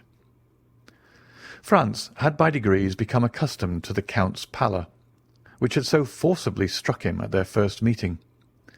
He could not refrain from admiring the severe beauty of his features, the only defect, or rather the principal quality of which was the pallor. Truly a Byronic hero. Franz could not, we will not say see him, but even think of him, without imagining his stern head upon Manfred's shoulders, or beneath Lara's helmet. His forehead was marked with the line that indicates the constant presence of bitter thoughts. He had the fiery eyes that seemed to penetrate to the very soul, and the haughty and disdainful upper lip that gives to the words it utters a peculiar character that impresses them on the minds of those to whom they are addressed. The Count was no longer young. He was at least 40, and yet it was easy to understand that he was formed to rule the young men with whom he associated at present. And to complete his resemblance with the fantastic heroes of the English poet, the Count seemed to have the power of fascination. Albert was constantly expatiating on their good fortune in meeting such a man. Franz was less enthusiastic, but the Count exercised over him also the ascendancy a strong mind always acquires over a mind less domineering. He thought several times of the project the Count had of visiting Paris, and he had no doubt but that with his eccentric character, his characteristic face, and his colossal fortune, he would produce a great effect there. And yet he did not wish to be at Paris when the Count was there. The evening passed as evenings mostly pass at Italian theatres, that is, not in listening to the music, but in paying visits and conversing. The Countess G. wished to revive the subject of the Count, but Franz announced he had something far newer to tell her, and, in spite of Albert's demonstrations of false modesty, he informed the Countess of the great event which had preoccupied them for the last 3 days. As similar intrigues are not uncommon in Italy, if we may credit travellers, the Comtesse did not manifest the least incredulity, but congratulated Albert on his success. They promised upon separating to meet at the Duke of Bracciano's ball, to which all Rome was invited. The heroine of the bouquet kept her word. She gave Albert no sign of her existence the morrow or the day after. At length Tuesday came, the last and most tumultuous day of the Carnival. On Tuesday the theatres open at 10 o'clock in the morning, as Lent begins after 8 at night. On Tuesday all those who through want of money, time, or enthusiasm have not been to see the Carnival before mingle in the gaiety and contribute to the noise and excitement. From 2 o'clock till 5, Franz and Albert followed in the fête, exchanging handfuls of confetti with the other carriages and the pedestrians who crowded amongst the horses' feet and the carriage wheels, without a single accident, a single dispute, or a single fight. The fêtes are veritable pleasure days to the Italians. The author of this history, who has resided 5 or 6 years in Italy, does not recollect to have ever seen a ceremony interrupted by one of these events so common in other countries. Albert was triumphant in his harlequin costume. A knot of rose-coloured ribbons fell from his shoulder almost to the ground. In order that there might be no confusion, Franz wore his peasant's costume. As the day advanced, the tumult became greater. There was not on the pavement, in the carriages, at the windows, a single tongue that was silent, a single arm that did not move. It was a human storm, made up of a thunder of cries and a haul of sweetmeats, flowers, eggs, oranges, and nosegays. At 3 o'clock the sound of fireworks, let off on the Piazza del Popolo and the Piazza di Venezia, heard with difficulty amid the din and confusion, announced that the races were about to begin. The races, like the Moccoli, are one of the episodes peculiar to the last days of the Carnival. At the sound of the fireworks the carriages instantly broke ranks, and retired by the adjacent streets. All these evolutions are executed with an inconceivable address and marvellous rapidity, without the police interfering in the matter. The pedestrians ranged themselves against the walls. Then the trampling of horses and the clashing of steel were heard. A detachment of carbineers, 15 abreast, galloped up the Corso in order to clear it for the Barberi. When the detachment arrived at the Piazza di Venezia, a second volley of fireworks was discharged, to announce that the street was clear. Almost instantly, in the midst of a tremendous and general outcry, 7 or 8 horses, excited by the shouts of 300,000 spectators, passed by like lightning. Then the castle of St. Angelo fired 3 cannon to indicate that number 3 had won. Immediately, without any other signal, the carriages moved on, flowing on towards the Corso, down all the streets like torrents pent up for a while again flow into the parent river, and the immense stream again continued its course between its 2 granite banks. A new source of noise and movement was added to the crowd. The sellers of moccoletti entered on the scene. The moccoli, or moccoletti, are candles which vary in size from the Pascal taper to the rushlight, and which give to each actor in the great final scene of the Carnival 2 very serious problems to grapple with. First, how to keep his own moccoletto alight, and secondly, how to extinguish the moccoletti of others. The moccoletto is like life. Man has found but one means of transmitting it, and that one comes from God. But he has discovered 1,000 means of taking it away, and the devil has somewhat aided him. The moccoletto is kindled by approaching it to a light, but who can describe the 1,000 means of extinguishing the moccoletto? The gigantic bellows, the monstrous extinguishers, the superhuman fans. Every one hastened to purchase moccoletti, Franz and Albert among the rest. The night was rapidly approaching, and already at the cry of "Moccoletti!" repeated by the shrill voices of 1,000 vendors, 2 or 3 stars began to burn among the crowd. It was a signal. At the end of 10 minutes, 50,000 lights glittered, descending from the Palazzo di Venezia to the Piazza del Popolo, and mounting from the Piazza del Popolo to the Palazzo di Venezia. It seemed like the fete of jack-o'-lanterns. It is impossible to form any idea of it without having seen it. Suppose that all the stars had descended from the sky and mingled in a wild dance on the face of the earth, the whole accompanied by cries that were never heard in any other part of the world. The facchino follows the prince, the Transteverin the citizen, every one blowing, extinguishing, relighting. Had old Aeolus appeared at this moment, he would have been proclaimed king of the Moccoli, and Achillo the heir presumptive to the throne. This battle of folly and flame continued for 2 hours. The Corso was light as day. The features of the spectators on the 3rd and 4th stories were visible. Every 5 minutes Albert took out his watch. At length it pointed to 7. The 2 friends were in the Via del Pontefici. Albert sprang out, bearing his moccoletto in his hand. 2 or 3 masks strove to knock his moccoletto out of his hand, but Albert, a first-rate pugilist, sent them rolling in the street, one after the other, and continued his course towards the church of San Giacomo. The steps were crowded with masks, who strove to snatch each other's torches. Franz followed Albert with his eyes and saw him mount the first step. Instantly, a mask wearing the well-known costume of a peasant woman snatched his moccoletto from him, without his offering any resistance. Franz was too far off to hear what they said, but without doubt nothing hostile passed, for he saw Albert disappear arm in arm with the peasant girl. He watched them pass through the crowd for some time, but at length he lost sight of them in the Via Macello. Suddenly the bell that gives the signal for the end of the Carnival sounded, and at the same instant all the moccoletti were extinguished as if by enchantment. It seemed as though one immense blast of the wind had extinguished every one. Franz found himself in utter darkness. No sound was audible save that of the carriages that were carrying the maskers home. Nothing was visible save a few lights that burnt behind the windows. The Carnival was over. End of chapter 36. Chapter 37.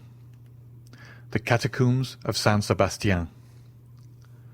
In his whole life, perhaps, Franz had never before experienced so sudden an impression, so rapid a transition from gaiety to sadness, as in this moment. It seemed as though Rome, under the magic breath of some demon of the night, had suddenly changed into a vast tomb. By a chance which added yet more to the intensity of the darkness, the moon, which was on the wane, did not rise until 11 o'clock, and the streets which the young man traversed were plunged in the deepest obscurity. The distance was short, and at the end of 10 minutes his carriage, or rather the Count's, stopped before the Hôtel de Londres. Dinner was waiting, but as Albert had told him that he should not return so soon, Franz sat down without him. Signor Pastrini, who had been accustomed to see them dine together, inquired into the cause of his absence, but Franz merely replied that Albert had received on the previous evening an invitation which he had accepted. The sudden extinction of the Moccoletti, the darkness which had replaced the light, and the silence which had succeeded the turmoil, had left in Franz's mind a certain depression, which was not free from uneasiness. He therefore dined very silently, in spite of the officious attention of his host, who presented himself 2 or 3 times to inquire if he wanted anything. Franz resolved to wait for Albert as late as possible. He ordered the carriage, therefore, for 11 o'clock, desiring Signor Pastrini to inform him the moment that Albert returned to the hotel. At 11 o'clock Albert had not come back. Franz dressed himself and went out, telling his host that he was going to pass the night at the Duke of Bracciano's. The house of the Duke of Bracciano is one of the most delightful in Rome. The Duchess, one of the last heiresses of the Colonnas, does its honours with the most consummate grace, and thus their fête have a European celebrity. Franz and Albert had brought to Rome letters of introduction to them, and their first question on his arrival was to inquire the whereabouts of his travelling companion. Franz replied that he had left him at the moment they were all about to extinguish the Moccoli, and that he had lost sight of him in the Via Macello. "Then he has not returned," said the Duke. "I waited for him until this hour," replied Franz. "And do you know whither he went?" "No, not precisely. However, I think it was something very like a rendezvous." "Diavolo!" said the Duke. "This is a bad day, or rather a bad night, to be out late, is it not, Countess?" These words were addressed to the Countess G., who had just arrived and was leaning on the arm of Signor Torlonia, the Duke's brother. "I think, on the contrary, that it is a charming night," replied the Countess. "And those who are here will complain of but one thing. It's too rapid flight." "I'm not speaking," said the Duke with a smile, "of the persons who are here. The men run no other danger than that of falling in love with you, and the women of falling ill of jealousy at seeing you so lovely. I meant persons who were out in the streets of Rome." "Ah," asked the Countess, "who is out in the streets of Rome at this hour, unless it be to go to a ball?" "Our friend Albert de Morcerf, Countess, whom I left in pursuit of his unknown about 7 o'clock this evening," said Franz, "and whom I have not seen since." "And don't you know where he is?" "Not at all." "Is he armed?" "He is in masquerade." "You should not have allowed him to go," said the Duke to Franz. "You, who know Rome better than he does." "You might as well have tried to stop number 3 of the Barberi, who gained the prize in the race today," replied Franz. "And then, moreover, what could happen to him?" "Who can tell? The night is gloomy, and the Tiber is very near the Via Macello." Franz felt a sudden shudder run through his veins at observing that the feeling of the Duke and the Countess was so much in unison with his own personal disquietude. "I informed them at the hotel that I had the honour of passing the night here, Duke," said Franz, "and desired them to come and inform me of his return." "Ah," replied the Duke, "here, I think, is one of my servants who is seeking you." The Duke was not mistaken. When he saw Franz, the servant came up to him. "Your Excellency," he said, "the master of the Hôtel de Londres has sent to let you know that a man is waiting for you with a letter from the Viscount of Morcerf." "A letter from the Viscount?" exclaimed Franz. "Yes." "And who is the man?" "I do not know." "Why did he not bring it to me here?" "The messenger did not say." "And where is the messenger?" "He went away directly he saw me enter the ballroom to find you." "Oh," said the Countess to Franz, Go with all speed. Poor young man! Perhaps some accident has happened to him." "I will hasten," replied Franz. "Shall we see you again to give us any information?" inquired the Countess. "Yes, if it is not any serious affair. Otherwise I cannot answer as to what I may do myself." "Be prudent in any event," said the Countess. "Oh, pray be assured of that." Franz took his hat and went away in haste. He had sent away his carriage with orders for it to fetch him at 2 o'clock. Fortunately, the Palazzo Bracciano, which is on one side in the Corso, and on the other in the Square of the Holy Apostles, is hardly 10 minutes' walk from the Hôtel de Londres. As he came near the hotel, Franz saw a man in the middle of the street. He had no doubt that it was the messenger from Albert. The man was wrapped up in a large cloak. He went up to him, but to his extreme astonishment, the stranger first addressed him. "What wants your Excellency of me?" inquired the man, retreating a step or two as if to keep on his guard. "Are not you the person who brought me a letter?" inquired Franz. "From the Viscount of Morcerf?" "Your Excellency lodges at Pastrini's hotel?" "I do." "Your Excellency is the travelling companion of the Viscount?" "I am." "Your Excellency's name?" "Is the Baron Franz d'Épinay." "Then it is to your Excellency that this letter is addressed." "Is there any answer?" inquired Franz, taking the letter from him. "Yes, your friend at least hopes so." "Come upstairs with me, and I will give it to you."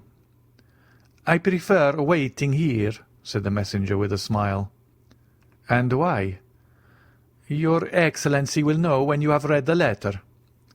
"Shall I find you here, then?" "Certainly." Franz entered the hotel.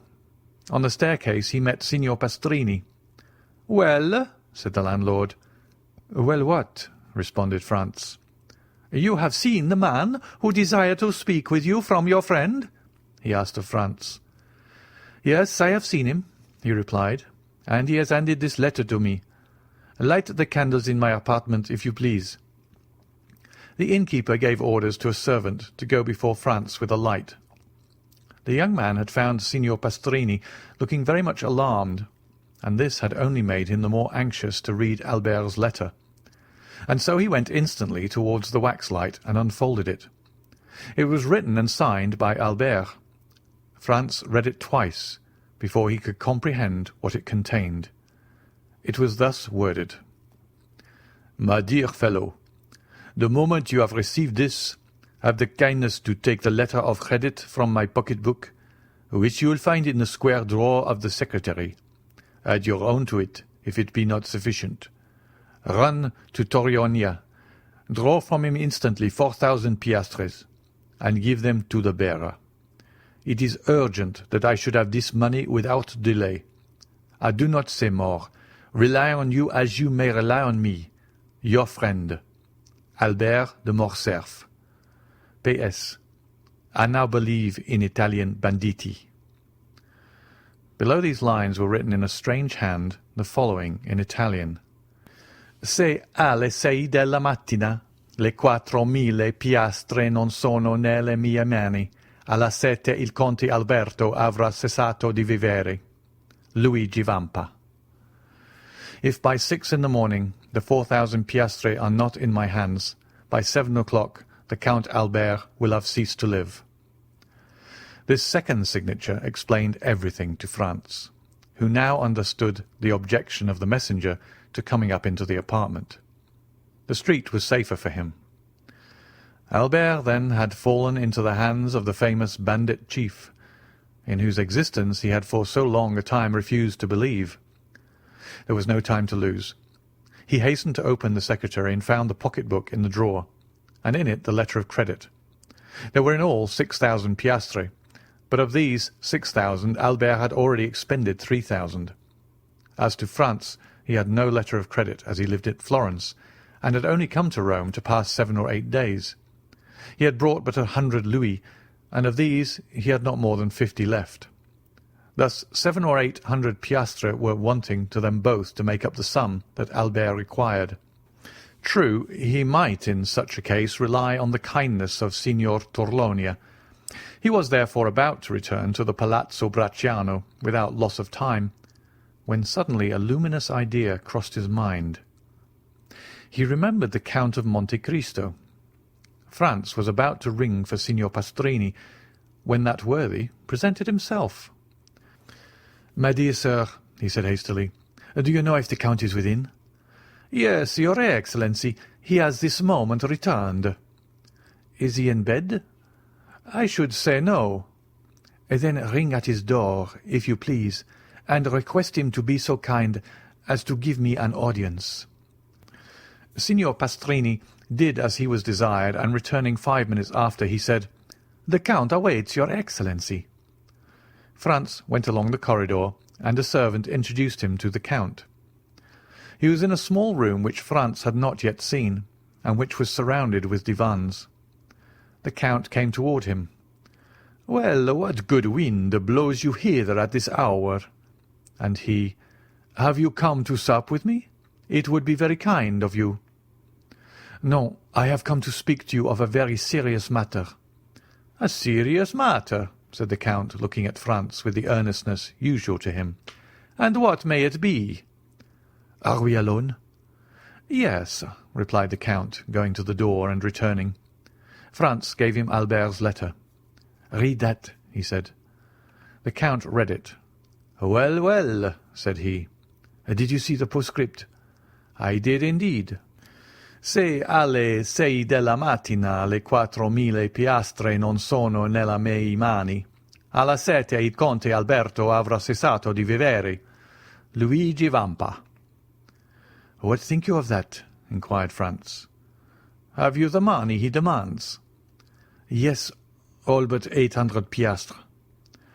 The Count went to his secretary, opened it, and pulling out a drawer filled with gold, said to Franz, "I hope you will not offend me by applying to any one but myself." "You see, on the contrary, I come to you first and instantly," replied Franz. "And I thank you.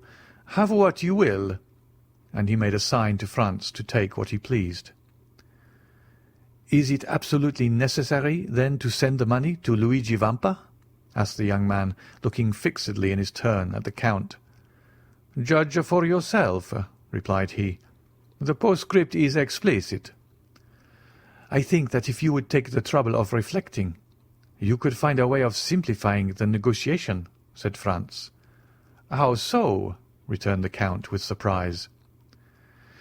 "If we were to go together to Luigi Vampa, I am sure he would not refuse you Albert's freedom." "What influence can I possibly have over a bandit?" "Have you not just rendered him a service that can never be forgotten?" "What is that?" "Have you not saved Peppino's life?" "Well, well," said the Count. "Who told you that?" "No matter. I know it." The Count knit his brows and remained silent an instant. "And if I went to seek Vampa, would you accompany me?" "If my society would not be disagreeable." "Be it so.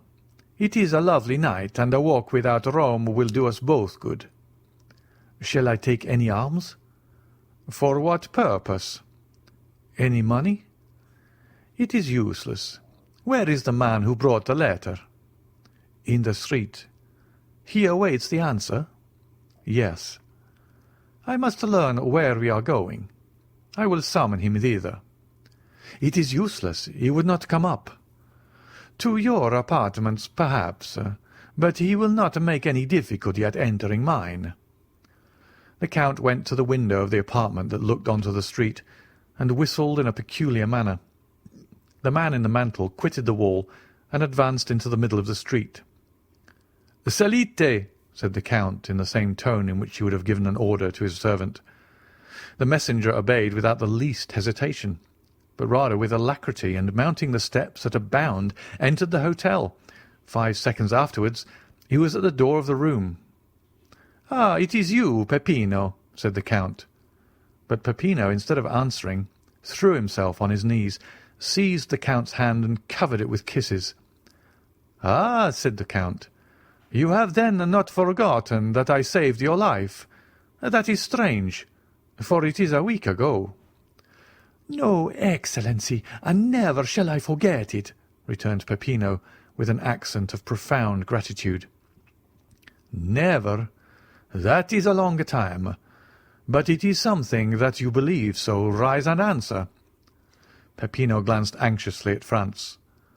"Oh, you may speak before his Excellency," said he. "He is one of my friends. You allow me to give you this title," continued the Count in French. "It is necessary to excite this man's confidence." "You can speak before me," said Franz. "I am a friend of the Count's." "Good," returned Peppino. "I am ready to answer any questions your Excellency may address to me." "How did the Viscount Albert fall into Luigi's hands?" "Excellency, the Frenchman's carriage passed several times, the one in which was Teresa." "The chief's mistress?" "Yes, the Frenchman threw her a bouquet. Teresa returned it, all this with the consent of the chief, who was in the carriage." "What?" cried Franz. "Was Luigi Vampa in the carriage with the Roman peasants?" "It was he who drove it disguised as the coachman," replied Peppino. "Well?" said the Count. "Well, then, the Frenchman took off his mask. Teresa, with the chief's consent, did the same. The Frenchman asked for a rendezvous. Teresa gave him one. Only, instead of Teresa, it was Beppo who was on the steps of the church of San Giacomo." "What?" exclaimed Franz. "The peasant girl who snatched his moccoletto from him?" "Was a lad of 15, replied Peppino. "But it was no disgrace to your friend to have been deceived. Beppo has taken in plenty of others." "And Beppo led him outside the walls?" said the Count. "Exactly so. A carriage was waiting at the end of the Via Macello. Beppo got in, inviting the Frenchman to follow him, and he did not wait to be asked twice. He gallantly offered the right-hand seat to Beppo and sat by him. Beppo told him he was going to take him to a villa a league from Rome. The Frenchman assured him he would follow him to the end of the world. The coachman went up the Via di Ripetta and the Porta San Paolo, and when they were 200 yards inside, as the Frenchman became somewhat too forward, Beppo put a brace of pistols to his head. The coachman pulled up and did the same. At the same time, 4 of the band, who were concealed on the banks of the Almo, surrounded the carriage. The Frenchman made some resistance and nearly strangled Beppo, but he could not resist 5 armed men, and was forced to yield. They made him get out, walk along the banks of the river, and then brought him to Teresa and Luigi, who were waiting for him in the Catacombs of San Sebastian. "Well," said the Count, turning towards Franz, "it seems to me that this is a very likely story. What do you say to it?" "Why, that I should think it very amusing," replied Franz, "if it had happened to any one but poor Albert." "And in truth, if you had not found me here," said the Count, "it might have proved a gallant adventure which would have cost your friend dear. But now, be assured, his alarm will be the only serious consequence." "And shall we go and find him?" inquired Franz. "Oh, decidedly, sir. He is in a very picturesque place. Do you know the Catacombs of San Sebastian?" "I was never in them, but I have often resolved to visit them." "Well, here is an opportunity made to your hand, and it would be difficult to contrive a better. Have you a carriage?" "No." "That is of no consequence. I always have one ready, day and night." "Always ready?" "Yes, I am a very capricious being, and I should tell you that sometimes when I arise, or after my dinner, or in the middle of the night, I resolve on starting for some particular point, and away I go." The Count rang, and a footman appeared. "Order out the carriage," he said, "and remove the pistols which are in the holsters. You need not awaken the coachman. Ali will drive." In a very short time the noise of the wheels was heard, and the carriage stopped at the door. The Count took out his watch. 12:30, he said. "We might start at 5 o'clock and be in time, but the delay may cause your friend to pass an uneasy night, and therefore we had better go with all speed to extricate him from the hands of the infidels. Are you still resolved to accompany me?" "More determined than ever." "Well, then, come along." Franz and the Count went downstairs, accompanied by Peppino. At the door they found the carriage. Ali was on the box, in whom Franz recognized the dumb slave of the grotto of Monte Cristo. Franz and the Count got into the carriage. Peppino placed himself beside Ali, and they set off at a rapid pace. Ali had received his instructions and went down the Corso, crossed the Campo Vaccino, went up the Strada San Gregorio, and reached the gates of San Sebastian. Then the porter raised some difficulties, but the Count of Monte Cristo produced a permit from the governor of Rome, allowing him to leave or enter the city at any hour of the day or night. The portcullis was therefore raised, the porter had a louis for his trouble, and they went on their way. The road which the carriage now traversed was the ancient Appian Way, and bordered with tombs. From time to time, by the light of the moon which began to rise, Franz imagined that he saw something like a sentinel appear at various points among the ruins, and suddenly retreat into the darkness on a signal from Peppino. A short time before they reached the Baths of Caracalla, the carriage stopped. Peppino opened the door, and the Count and Franz alighted. "In 10 minutes," said the Count to his companion, "we shall be there." He then took Peppino aside, gave him an order in a low voice, and Peppino went away, taking with him a torch brought with them in the carriage. 5 minutes elapsed, during which Franz saw the shepherd going along a narrow path that led over the irregular and broken surface of the Campagna, and finally he disappeared in the midst of the tall red herbage, which seemed like the bristling mane of an enormous lion. "Now," said the Count, "let us follow him." Franz and the Count in their turn then advanced along the same path, which, at the distance of 100 paces, led them over a declivity to the bottom of a small valley. They then perceived 2 men conversing in the obscurity. "Ought we to go on?" asked Franz of the Count. "Or shall we wait a while?" "Let us go on. Peppino will have warned the sentry of our coming." One of the 2 men was Peppino, and the other a bandit on the lookout. Franz and the Count advanced, and the bandit saluted them. "Your Excellency," said Peppino, addressing the Count, "if you will follow me, the opening of the catacombs is close at hand." "Go on, then," replied the Count. They came to an opening behind a clump of bushes, and in the midst of a pile of rocks by which a man could scarcely pass. Peppino glided first into this crevice. After they got along a few paces, the passage widened. Peppino passed, lighted his torch, and turned to see if they came after him. The Count first reached an open space, and Franz followed him closely. The passageway sloped in a gentle descent, enlarging as they proceeded. Still Franz and the Count were compelled to advance in a stooping posture, and were scarcely able to proceed abreast of one another. They went on 150 paces in this way, and then were stopped by "Who comes there?" At the same time they saw the reflection of a torch on a carbine barrel. "A friend," responded Peppino, and, advancing alone towards the sentry, he said a few words to him in a low tone, and then he, like the first, saluted the nocturnal visitors, making a sign that they may proceed.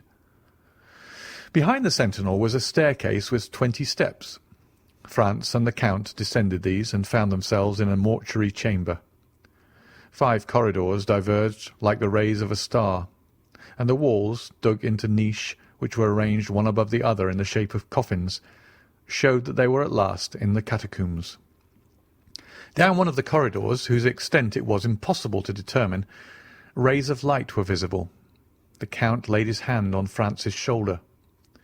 "Would you like to see a camp of bandits in repose?" he inquired. "Exceedingly," replied Franz. "Come with me, then, Peppino. Put out the torch." Peppino obeyed, and France and the Count were in utter darkness, except that 50 paces in advance of them, a reddish glare, more evident since Peppino had put out his torch, was visible along the wall. They advanced silently, the Count guiding Franz as if he had the singular faculty of seeing in the dark. Franz himself, however, saw his way more plainly in proportion as he went on towards the light, which served in some manner as a guide. 3 arcades were before them, and the middle one was used as a door. These arcades opened on one side into the corridor where the Count and Franz were, and on the other into a large square chamber, entirely surrounded by niche, similar to those of which we have spoken. In the midst of this chamber were 4 stones, which had formerly served as an altar, as was evident from the cross which still surmounted them. A lamp placed at the base of a pillar lighted up with its pale and flickering flame the singular scene which presented itself to the eyes of the 2 visitors concealed in the shadow. A man was seated with his elbow leaning on the column, and was reading with his back turned to the arcades, through the openings of which the newcomers contemplated him. This was the chief of the band, Luigi Vampa. Around him, and in groups according to their fancy, lying in their mantles, or with their backs against a sort of stone bench, which went all around the columbarium, were to be seen 20 brigands or more, each having his carbine within reach. At the other end, silently, scarcely visible, and like a shadow, was a sentinel, who was walking up and down before a grotto, which was only distinguishable because in that spot the darkness seemed more dense than elsewhere.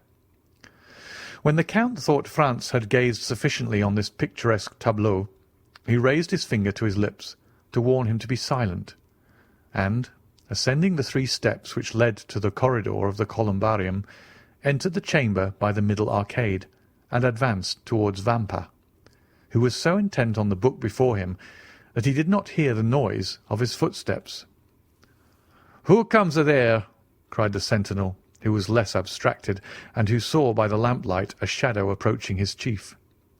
At this challenge Vampa rose quickly, drawing at the same moment a pistol from his girdle. In a moment all the bandits were on their feet, and 20 carbines were levelled at the Count.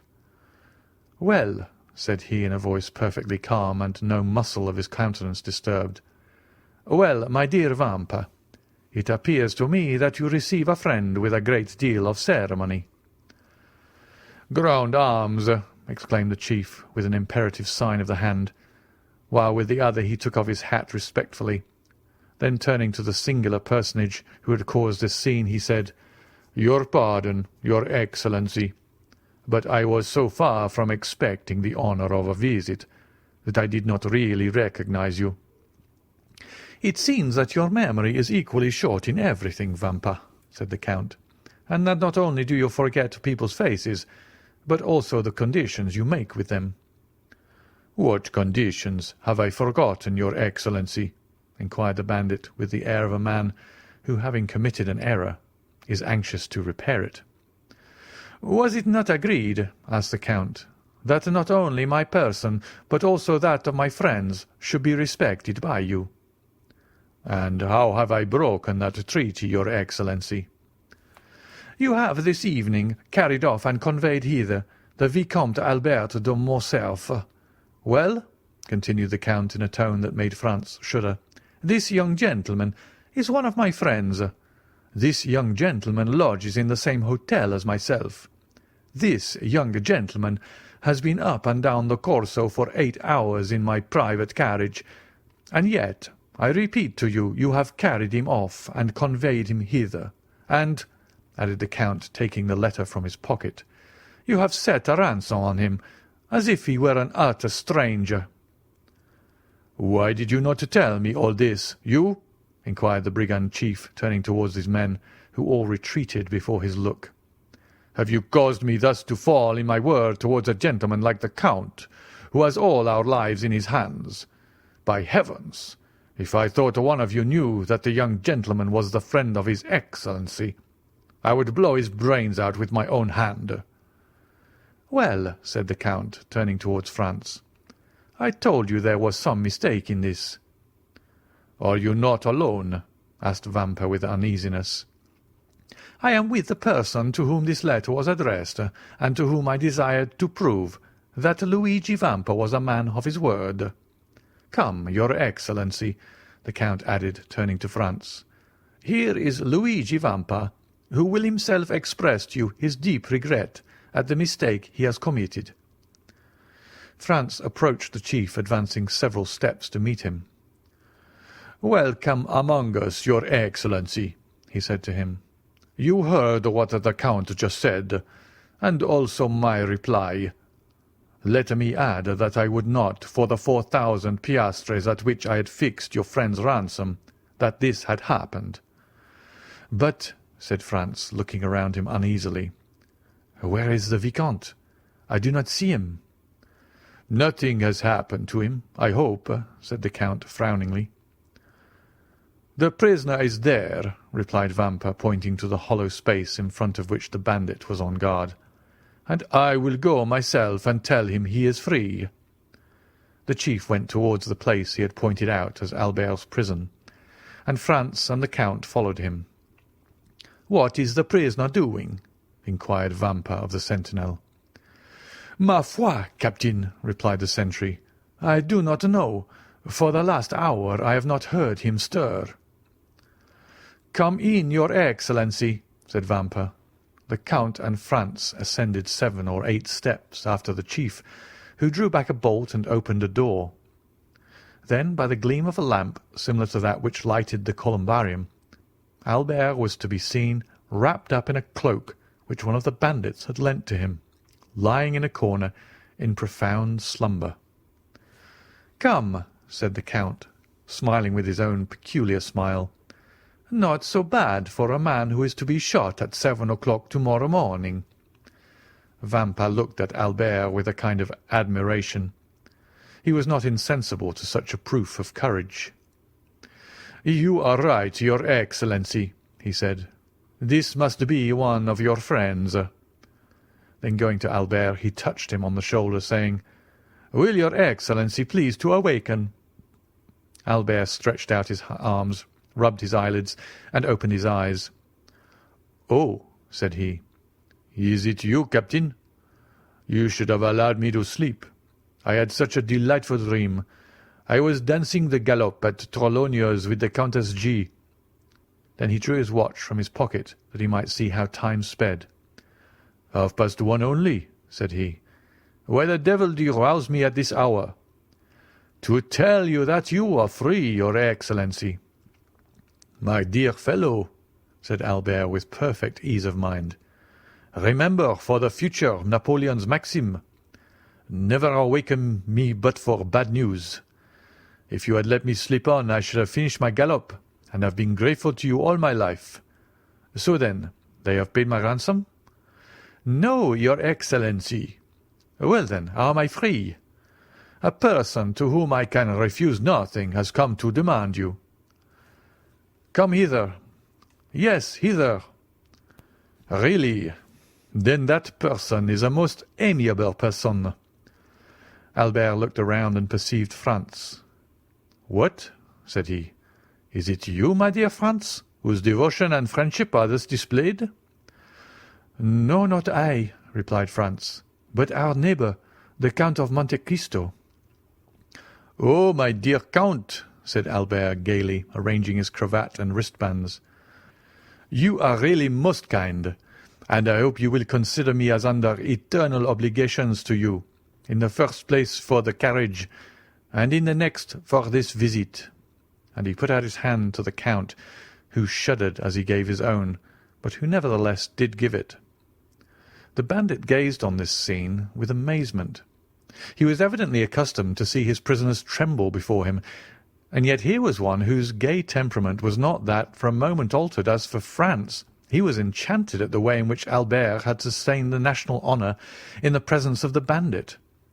"My dear Albert," he said, "if you will make haste, we shall yet have time to finish the night at Torlonia's. You may conclude your interrupted gallop, so that you will owe no ill will to Signor Luigi, who has indeed, throughout this whole affair, acted like a gentleman." "You are decidedly right, and we may reach the palazzo by 2 o'clock, Signor Luigi," continued Albert, Is there any formality to fulfill before I take leave of your Excellency?"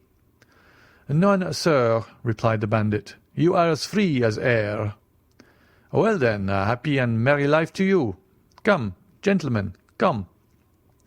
And Albert, followed by Franz and the Count, descended the staircase, crossed the square chamber, where stood all the bandits, hat in hand. "Peppino," said the brigand chief, "give me the torch." "What are you going to do?" inquired the Count. "I will show you the way back myself," said the captain. "That is the least honour that I can render to your Excellency." And taking the lighted torch from the hands of the herdsman, he preceded his guests, not as a servant who performs an act of civility, but like a king who precedes ambassadors. On reaching the door he bowed. "And now, your Excellency," added he, "allow me to repeat my apologies, and I hope you will not entertain any resentment at what has occurred." "No, my dear Vampa," replied the Count. "Besides, you compensate for your mistakes in so gentlemanly a way that one almost feels obliged to you for having committed them. Gentlemen," added the chief, turning towards the young men, "perhaps the offer may not appear very tempting to you, but if you should ever feel inclined to pay me a second visit wherever I may be, you shall be welcome." Franz and Albert bowed. The Count went out first, then Albert. Franz paused for a moment. "Has your Excellency anything to ask me?" said Vampa with a smile. "Yes, I have," replied Franz. "I am curious to know what work you were perusing with so much attention as we entered." "César's Commentaries," said the bandit. "It is my favourite work." "Well, are you coming?" asked Albert. "Yes," replied Franz. "Here I am." And he, in his turn, left the caves. They advanced to the plain. "Ah, your pardon," said Albert, turning around. "Will you allow me, Captain?" And he lighted his cigar at Vampa's torch. "Now, my dear Count," he said, "let us on with all the speed we may. I am enormously anxious to finish my night at the Duke of Bracciano's." They found the carriage where they had left it. The Count said a word in Arabic to Ali, and the horses went on at great speed. It was just 2 o'clock by Albert's watch when the two friends entered into the dancing-room. Their return was quite an event, but as they entered together, all uneasiness on Albert's account ceased instantly. "Madame," said the Viscount of Morcerf, advancing towards the Countess, "yesterday you were so condescending as to promise me a gallop. I am rather late in claiming this gracious promise, but here is my friend, whose character for veracity you will know, and he will assure you the delay arose from no fault of mine." And as at this moment the orchestra gave the signal for the waltz, Albert put his arm round the waist of the Countess, and disappeared with her in the whirl of dancers. In the meanwhile Franz was considering the singular shudder that had passed over the Count of Monte Cristo at the moment when he had been in some sort forced to give his hand to Albert. End of chapter 37. Chapter 38. The Compact. The first words that Albert uttered to his friend on the following morning contained a request that Franz would accompany him on a visit to the Count. True, the young man had warmly and energetically thanked the Count on the previous evening, but services such as he had rendered could never be too often acknowledged. Franz, who seemed attracted by some invisible influence towards the Count, in which terror was strangely mingled, felt an extreme reluctance to permit his friend to be exposed alone to the singular fascination that this mysterious personage seemed to exercise over him, and therefore made no objection to Albert's request, but at once accompanied him to the desired spot, and after a short delay the Count joined them in the salon. "My dear Count," said Albert, advancing to meet him, "permit me to repeat the poor thanks I offered last night, and to assure you that the remembrance of all I owe to you will never be effaced from my memory. Believe me, as long as I live, I shall never cease to dwell with grateful recollection on the prompt and important service you rendered me, and also to remember that to you I am indebted even for my life." "My dear, very good friend, and excellent neighbour," replied the Count with a smile, "you really exaggerate my trifling exertions. You owe me nothing but some trifle of 20,000 francs, which you have been saved out of your travelling expenses, so that there is not much of a score between us. But you must really permit me to congratulate you on the ease and unconcern with which you resigned yourself to your fate, and the perfect indifference you manifested as to the turn events might take." "Upon my word," said Albert, "I deserve no credit for what I could not help, namely a determination to take everything as I found it, and to let those bandits see that although men get into troublesome scrapes all over the world, there is no nation but the French that can smile, even in the face of grim death itself. All that, however, has nothing to do with my obligations to you, and I now come to ask you whether, in my own person, my family, or connections, I can in any way serve you. My father, the Comte de Morcerf, although of Spanish origin, possesses considerable influence both at the court of France and Madrid, and I unhesitatingly place the best services of myself and all to whom my life is dear at your disposal." "Monsieur de Morcerf," replied the Count, "your offer, far from surprising me, is precisely what I expected from you, and I accept it in the same spirit of hearty sincerity with which it is made. Nay, I will go still further, and say that I had previously made up my mind to ask a great favour at your hands." "Oh, pray name it." "I am wholly a stranger to Paris. It is a city I have never yet seen."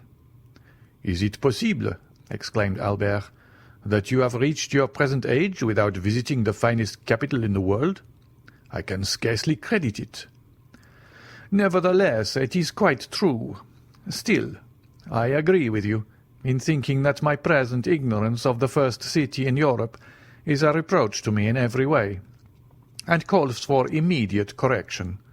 But in all probability I should have performed so important, so necessary a duty as that of making myself acquainted with the wonders and beauties of your justly celebrated capital, had I known any person who would have introduced me into the fashionable world. But unfortunately I possessed no acquaintance there, and of necessity was compelled to abandon the idea." "So distinguished an individual as yourself," cried Albert, "could scarcely have required an introduction." "You are most kind, but as regards myself, I can find no merit I possess, save that as a millionaire I might have become a partner in the speculations of Monsieur Aguado and Monsieur Rothschild, but as my motive in travelling to your capital would not have been for the pleasure of dabbling in stocks, I stayed away till some favourable chance should present itself of carrying my wish into execution. Your offer, however, smooths all difficulties, and I have only to ask you, my dear Monsieur de Morcerf," these words were accompanied by a most peculiar smile, "whether you undertake upon my arrival in France to open to me the doors of that fashionable world, of which I know no more than a Huron or a native of Cochin China." "Oh, that I do, and with infinite pleasure," answered Albert, "and so much the more readily as a letter received this morning from my father summons me to Paris in consequence of a treaty of marriage. My dear France, do not smile, I beg of you. With a family of high standing and connected with the very cream of Parisian society." "Connected by marriage, you mean?" said Franz laughingly. "Well, never mind how it is," answered Albert. "It comes to the same thing in the end.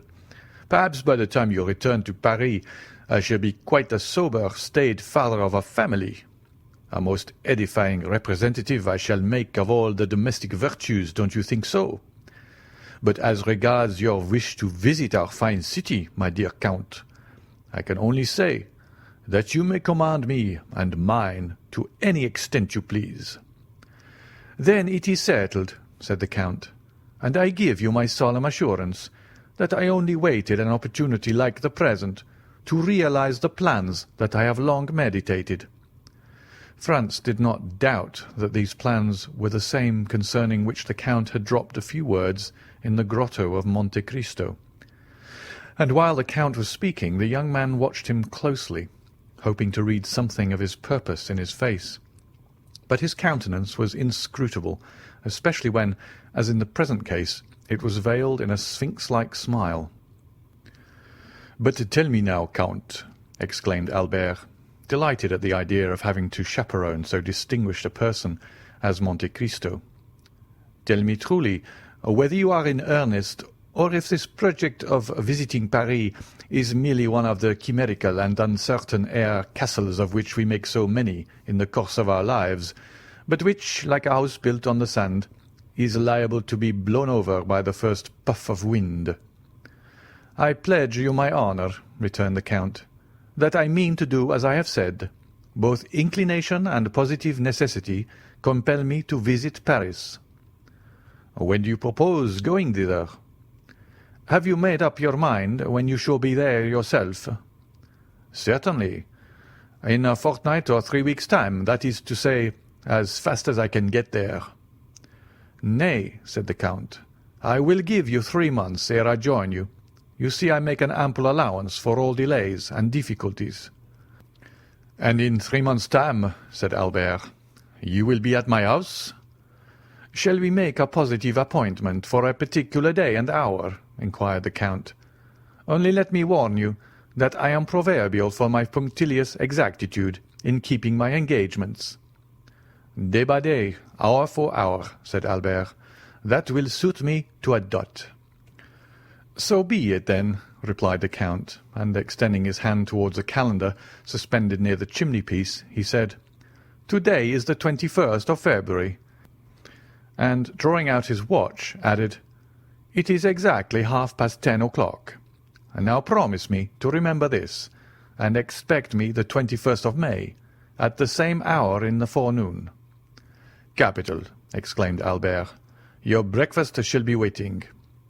"Where do you live?" "Numero 27, Rue de Helder." "Have you bachelor's apartments there? I hope my coming will not put you to any inconvenience." "I reside in my father's house, but occupy a pavilion at the farther side of the courtyard, entirely separated from the main building."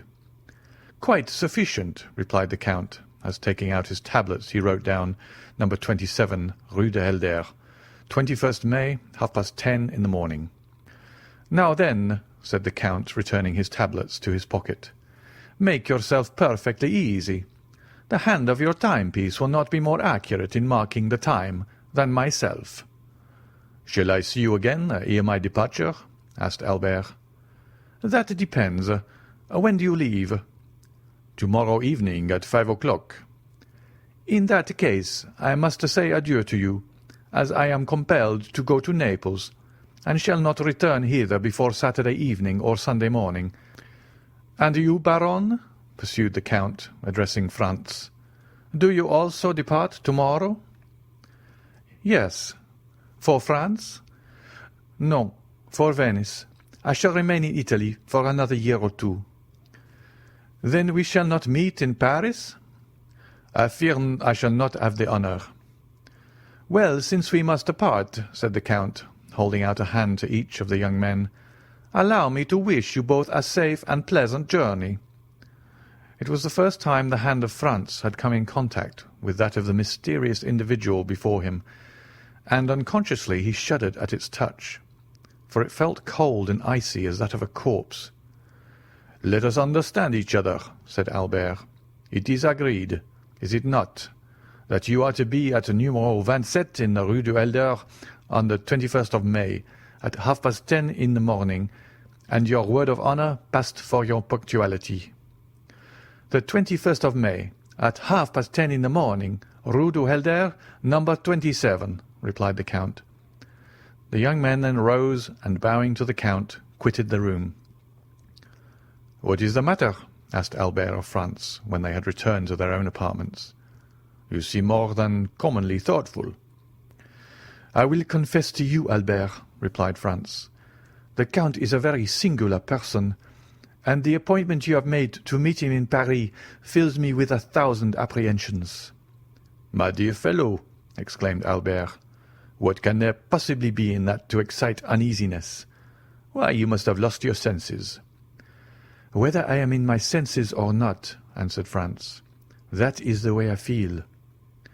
"Listen to me, Franz," said Albert. "I am glad that the occasion has presented itself for saying this to you, for I have noticed how cold you are in your bearing towards the Count, while he, on the other hand, has always been courtesy itself to us. Have you anything particular against him?" "Possibly." "Did you ever meet him previously to coming hither?" "I have." "And where?" "Will you promise me not to repeat a single word of what I am about to tell you?" "I promise." "Upon your honor?" "Upon my honor." "Then listen to me." Franz then related to his friend the history of his excursion to the island of Monte Cristo, and of his finding a party of smugglers there, and the 2 Corsican bandits with them. He dwelt with considerable force and energy on the almost magical hospitality he had received from the Count, and the magnificence of his entertainment in the grotto of the 1,001 Nights. He recounted with circumstantial exactitude all the particulars of the supper, the hashish, the statues, the dream, and how at his awakening there remained no proof or trace of all these events, save the small yacht seen in the distant horizon, driving under full sail toward Porto Vecchio. Then he detailed the conversation overheard by him at the Colosseum, between the Count and Vampa, in which the Count had promised to obtain the release of the bandit Peppino, an engagement which, as our readers are aware, he most faithfully fulfilled. At last he arrived at the adventure of the preceding night, and the embarrassment in which he found himself placed by not having sufficient cash by 600 or 700 piastres to make up the sum required, and finally of his application to the Count and the picturesque and satisfactory result that followed. Albert listened with the most profound attention. "Well," said he, when Franz had concluded, "what do you find to object to in all you have related? The Count is fond of travelling, and being rich, possesses a vessel of his own. Go but to Portsmouth or Southampton, and you will find the harbours crowded with the yachts belonging to such of the English as can afford the expense, and have the same liking for this amusement. Now, by way of having a resting place during his excursions, avoiding the wretched cookery which has been trying its best to poison me during the last 4 months, while you have manfully resisted its effects for as many years, and obtaining a bed on which it is possible to slumber, Monte Cristo has furnished for himself a temporary abode where you first found him, but, to prevent the possibility of the Tuscan government taking a fancy to his enchanted palace, and thereby depriving him of the advantages naturally expected from so large an outlay of capital, he has wisely enough purchased the island, and taken its name. Just ask yourself, my good fellow, whether there are not many persons of our acquaintance who assume the names of lands and properties they never in their lives were masters of." "But," said Franz, "the Corsican bandits that were among the crew of his vessel." "Why, really the thing seems to me simple enough. Nobody knows better than yourself that the bandits of Corsica are not rogues or thieves, but purely and simple fugitives, driven by some sinister motive from their native town or village, and that their fellowship involves no disgrace or stigma. For my own part, I protest that should I ever go to Corsica, my first visit, ere even I presented myself to the mayor or prefect, should be to the bandits of Colomba, if I could only manage to find them, for on my conscience they are a race of men I admire greatly." "Still," persisted Franz, "I suppose you will allow that such men as Vampa and his band are regular villains, who have no other motive than plunder when they seize your person. How do you explain the influence the Count evidently possessed over those ruffians?" "My good friend, as in all probability I owe my present safety to that influence. It would ill become me to search too closely into its source. Therefore, instead of condemning him for his intimacy with outlaws, you must give me leave to excuse any little irregularity there may be in such a connection, not altogether for preserving my life, for my own idea was that it never was in much danger, but certainly for saving me 4,000 piastres, which being translated means neither more nor less than 24,000 livres of our money, a sum at which most assuredly I should never have been estimated in France, proving most indisputably, added Albert with a laugh, that no prophet is honoured in his own country. Talking of countries, replied Franz, of what country is the Count? What is his native tongue?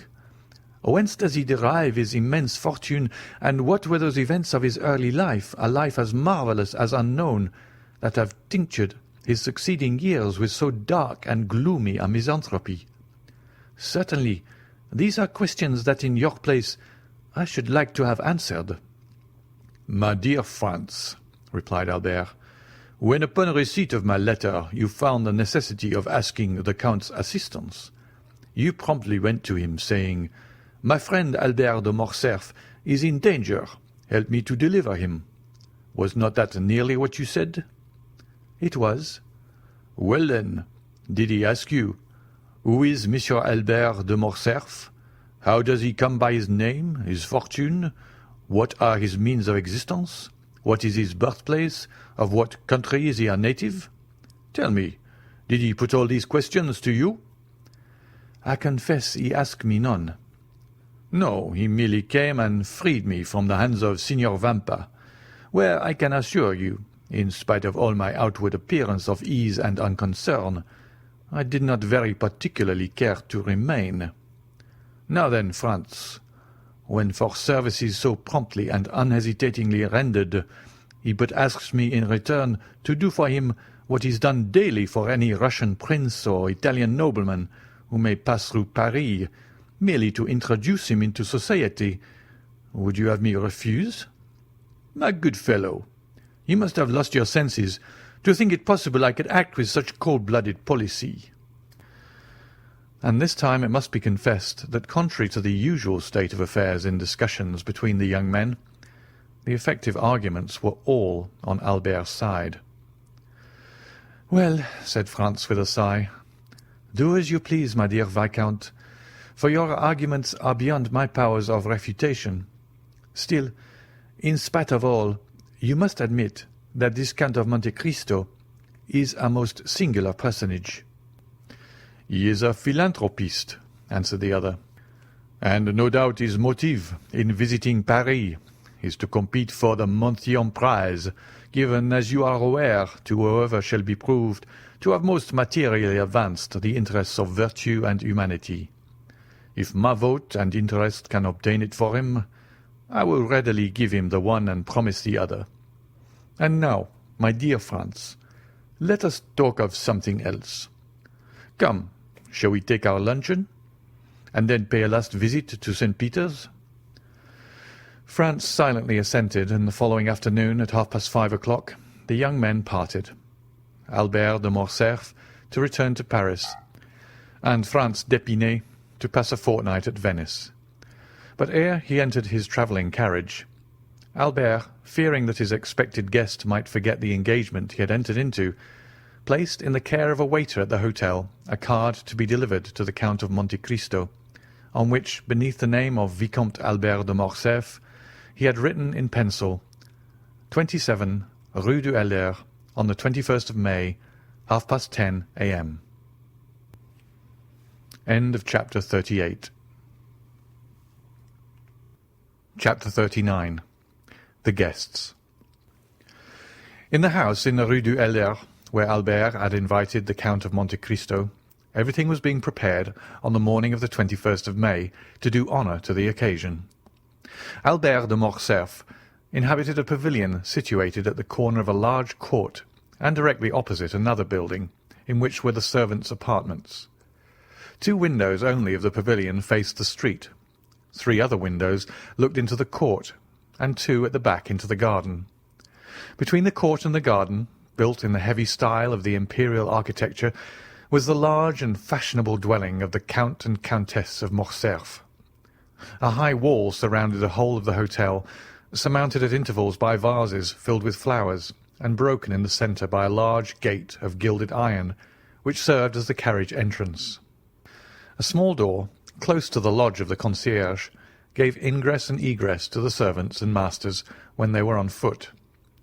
It was easy to discover that the delicate care of a mother unwilling to part from her son, and yet aware that a young man of the Viscount's age required the full exercise of his liberty, had chosen this habitation for Albert. There were not lacking, however, evidences of what we may call the intelligent egoism of a youth who is charmed with the indolent, careless life of an only son, and who lives, as it were, in a gilded cage. By means of the two windows looking into the street, Albert could see all that passed. The sight of what is going on is necessary to young men, who always want to see the world traverse their horizon, even if that horizon is only a public thoroughfare. Then, should anything appear to merit a more minute examination, Albert de Morcerf could follow up his researches by means of a small gate, similar to that close to the concierge's door, and which merits a particular description. It was a little entrance that seemed never to have been opened since the house was built, so entirely was it covered with dust and dirt, but the well-oiled hinges and the locks told quite another story. This door was a mockery to the concierge, from whose vigilance and jurisdiction it was free, and like that famous portal in the Arabian Nights, opening at the sesame of Ali Baba, it was wont to swing backward at a cabalistic word or a concerted tap from without, from the sweetest voices or whitest fingers in the world. At the end of a long corridor, with which the door communicated and which formed the antechamber, was, on the right, Albert's breakfast-room, looking into the court, and on the left the salon looking into the garden. Shrubs and creeping plants covered the windows and hid from the garden and court these two apartments, the only rooms into which, as they were on the ground floor, the prying eyes of the curious could penetrate. On the floor above were similar rooms, with the addition of a third, formed out of the antechamber. These three rooms were a salon, a boudoir, and a bedroom. The salon downstairs was only an Algerian divan for the use of smokers. The boudoir upstairs communicated with the bedchamber by an invisible door on the staircase. It was evident that every precaution had been taken. Above this floor was a large atelier, which had been increased in size by pulling down the partitions, a pandemonium in which the artist and the dandy strove for preeminence.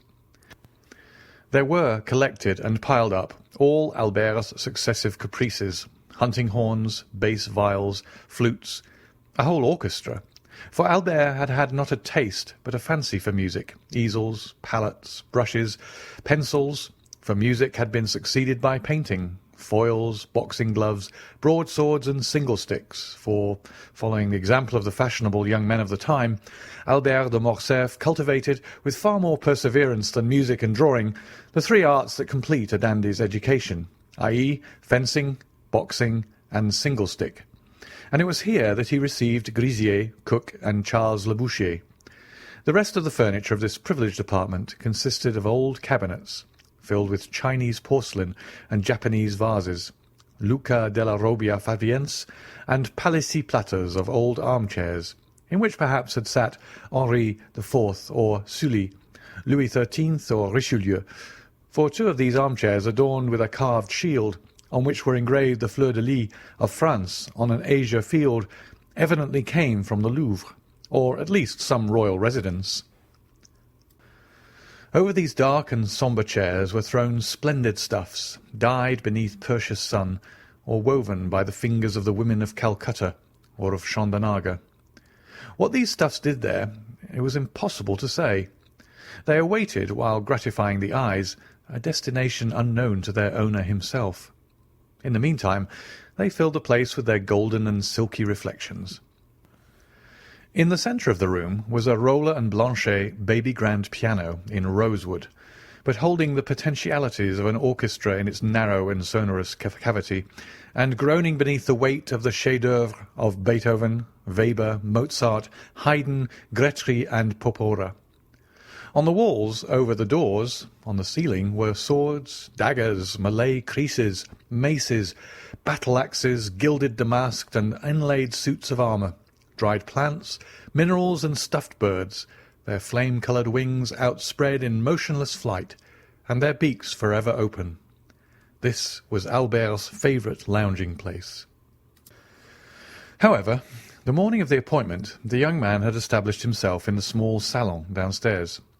There on a table, surrounded at some distance by a large and luxurious divan, every species of tobacco known, from the yellow tobacco of Petersburg to the black of Sinai, and so on along the scale from Maryland and Puerto Rico to Latakia, was exposed in pots of crackled earthenware, of which the Dutch are so fond.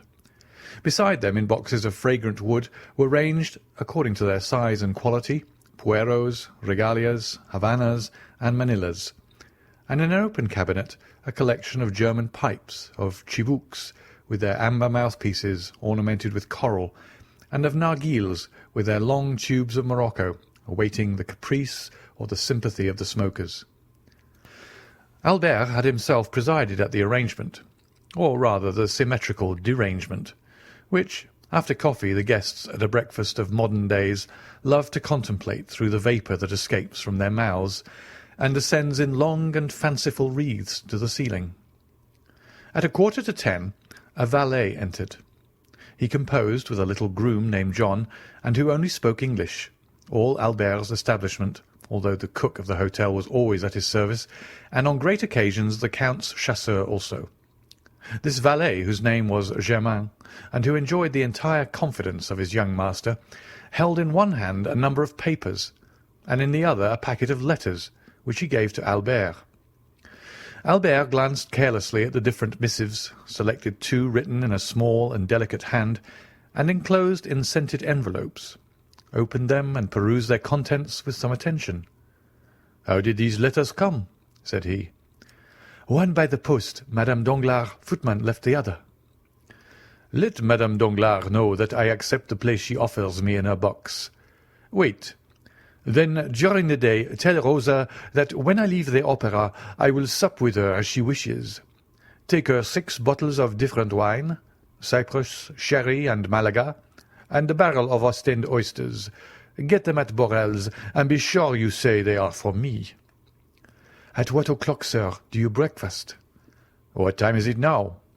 "At 10:15. "Very well. At 10:30.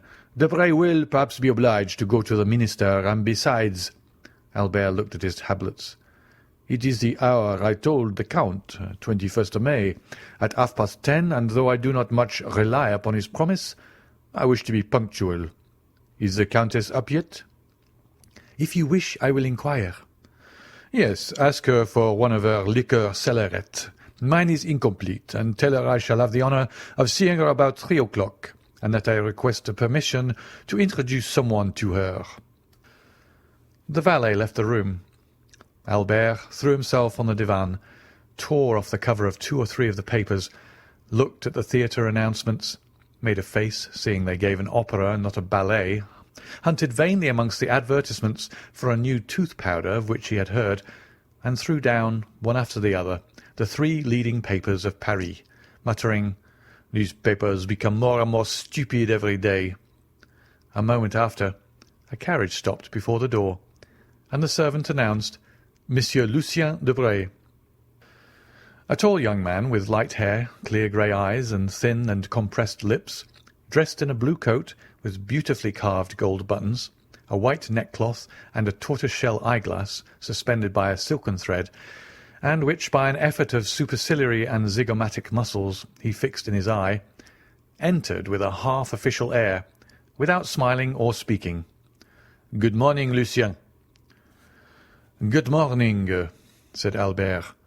"Your punctuality really alarms me." "What do I say? Punctuality.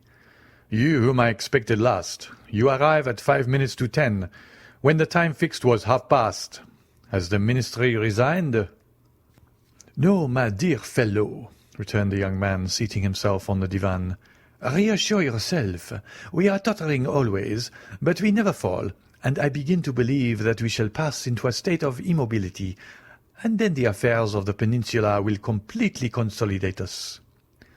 "True. You drive Don Carlos out of Spain." "No, no, my dear fellow. Do not confound our plans. We take him to the other side of the French frontier, and offer him hospitality at Bourges." "At Bourges?" "Yes, he has not much to complain of. Bourges is the capital of Charles VII.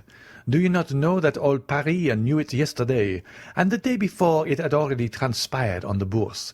And Monsieur Danglars, I do not know by what means that man contrives to obtain intelligence as soon as we do, made 1,000,000. "And you another order, for I see you have a blue ribbon at your buttonhole." "Yes, they sent me the order of Charles III," returned Debray carelessly. "Come, do not affect indifference, but confess you are pleased to have it." "Oh, it is very well as a finish to the toilet. It looks very neat on a black coat buttoned up." "And makes you resemble the Prince of Wales or the Duke of Reichstadt." "It is for that reason you see me so early." "Because you have the order of Charles III, and you wish to announce the good news to me?" "No, because I passed the night writing letters, 25 dispatch. I returned home at daybreak and strove to sleep, but my head ached, and I got up to have a ride for an hour. At the Bois du Boulogne, ennui and hunger attacked me at once. Two enemies who rarely accompany each other, and who are yet leagued against me, a sort of Carlo-Republican alliance. I then recollected you gave a breakfast this morning, and here I am. I am hungry. Feed me. I am bored. Amuse me."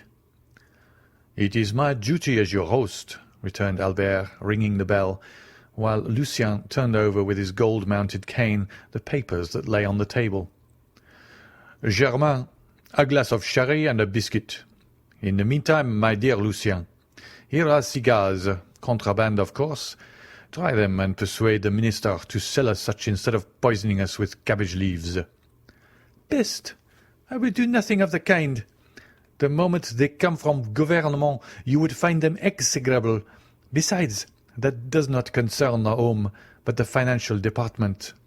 Address yourself to Monsieur Human, section of the indirect contributions, corridor A, numéro 26. "On my word," said Albert, "you astonish me by the extent of your knowledge. Take a cigar." "Really, my dear Albert," replied Lucien, lighting a manila at a rose-coloured taper that burnt in a beautifully enamelled stand. "How happy you are to have nothing to do. You do not know your own good fortune." "And what would you do, my dear diplomatist," replied Morcerf, with a slight degree of irony in his voice, "if you did nothing? What? Private secretary to a minister? Plunged at once into European cabals and Parisian intrigue? Having kings and, better still, queens to protect, parties to unite, elections to direct? Making more use of your cabinet with your pen and your telegraph than Napoleon did of his battlefields with his sword and his victories, possessing 25,000 francs a year besides your place, a horse for which Chateau Renaud offered you 400 louis, and which you would not part with, a tailor who never disappoints you, with the opera, the jockey club, and other diversions. Can you not amuse yourself? Well, I will amuse you." "How?" "By introducing you to a new acquaintance." "A man or a woman?" "A man." "I know so many men already." "But you do not know this man." "Where does he come from? The end of the world?" "Farther still, perhaps." "The deuce! I hope he does not bring our breakfast with him." "Oh, no. Our breakfast comes from my father's kitchen. Are you hungry?" "Humiliating as such a confession is, I am. But I dined at Monsieur de Villefort's, and lawyers always give you very bad dinners. You would think they felt some remorse. Did you ever remark that?" "Ah, depreciate other persons' dinners. You ministers give such splendid ones." "Yes, but we do not invite people of fashion. If we were not forced to entertain a parcel of country boobies because they think and vote with us, We should never dream of dining at home, I assure you." "Well, take another glass of sherry and another biscuit." "Willingly. Your Spanish wine is excellent. You see, we were quite right to pacify that country." "Yes, but Don Carlos?" "Well, Don Carlos will drink Bordeaux, and in 10 years we will marry his son to the little queen." "You will then obtain the Golden Fleece, if you are still in the ministry." "I think, Albert, you have adopted the system of feeding me on smoke this morning." "Well, you must allow it is the best thing for the stomach. But I hear Beauchamp in the next room. You can dispute together, and that will pass away the time." "About what?" "About the papers." "My dear friend," said Lucien with an air of sovereign contempt, "do I ever read the papers?" "Then you will dispute the more." "Monsieur Beauchamp," announced the servant. Come in," said Albert, rising and advancing to meet the young man. "Here is Debray, who detests you without reading you. So he says." "He is quite right," returned Beauchamp, "for I criticize him without knowing what he does. Good day, Commander." "Ah, you know all that already," said the private secretary, smiling, and shaking hands with him. "Pardieu!" "And what do they say of it in the world?" "In which world? We have so many worlds in the year of grace. 1838. "In the entire political world, of which you are one of the leaders." "They say that it is quite fair, and that sowing so much red, you ought to reap a little blue." Come, that is not bad," said Lucien. "Why do you not join our party, my dear Beauchamp? With your talents you would make your fortune in 3 or 4 years." "I only wait one thing before following your advice. That is, a minister who will hold office for 6 months. My dear Albert, one word, for I must give poor Lucien a respite. Do we breakfast or dine? I must go to the chamber, for our life is not an idle one." "You only breakfast. I await 2 personnes, and the instant they arrive we shall sit down to table." End of chapter 39. Chapter 40. The Breakfast.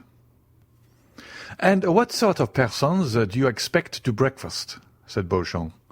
"A gentleman and a diplomatist." "Then we shall have to wait 2 hours for the gentleman and 3 for the diplomatist. I shall come back to dessert. Keep me some strawberries, coffee, and cigars. I shall take a cutlet on my way to the chamber." "Do not do anything of the sort. For were the gentleman a Montmorency and the diplomatist a Metternich, we will breakfast at 11 in the meantime. Follow Debray's example and take a glass of sherry and a biscuit." "Be it so. I will stay. I must do something to distract my thoughts." "You are like Debray, and yet it seems to me that when the minister is out of spirits, the opposition ought to be joyous." "Ah, you do not know with what I am threatened. I shall hear this morning that Monsieur Danglars made a speech at the Chamber of Deputies, and at his wife's this evening I shall hear the tragedy of a peer of France. The devil take the constitutional government, and since we had our choice, as they say, at least, how could we choose that?" "I understand you must lay in a stock of hilarity." "Do not run down Monsieur Danglars' speeches," said Debray. "He votes for you, for he belongs to the opposition." "Pardieu, that is exactly the worst of all. I am waiting until you send him to speak at the Luxembourg, to laugh at my ease." "My dear friend," said Albert to Beauchamp, "it is plain that the affairs of Spain are settled, for you are most desperately out of humour this morning. Recollect that Parisian gossip has spoken of a marriage between myself and Mademoiselle Genet Danglars. I cannot in conscience, therefore, let you run down the speeches of a man who will one day say to me, 'Vicomte, you know I give my daughter 2 millions.'" "Ah, this marriage will never take place," said Beauchamp.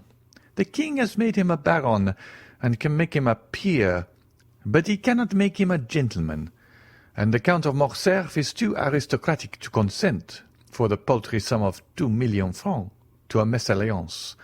The Viscount of Morcerf can only wed a marchioness."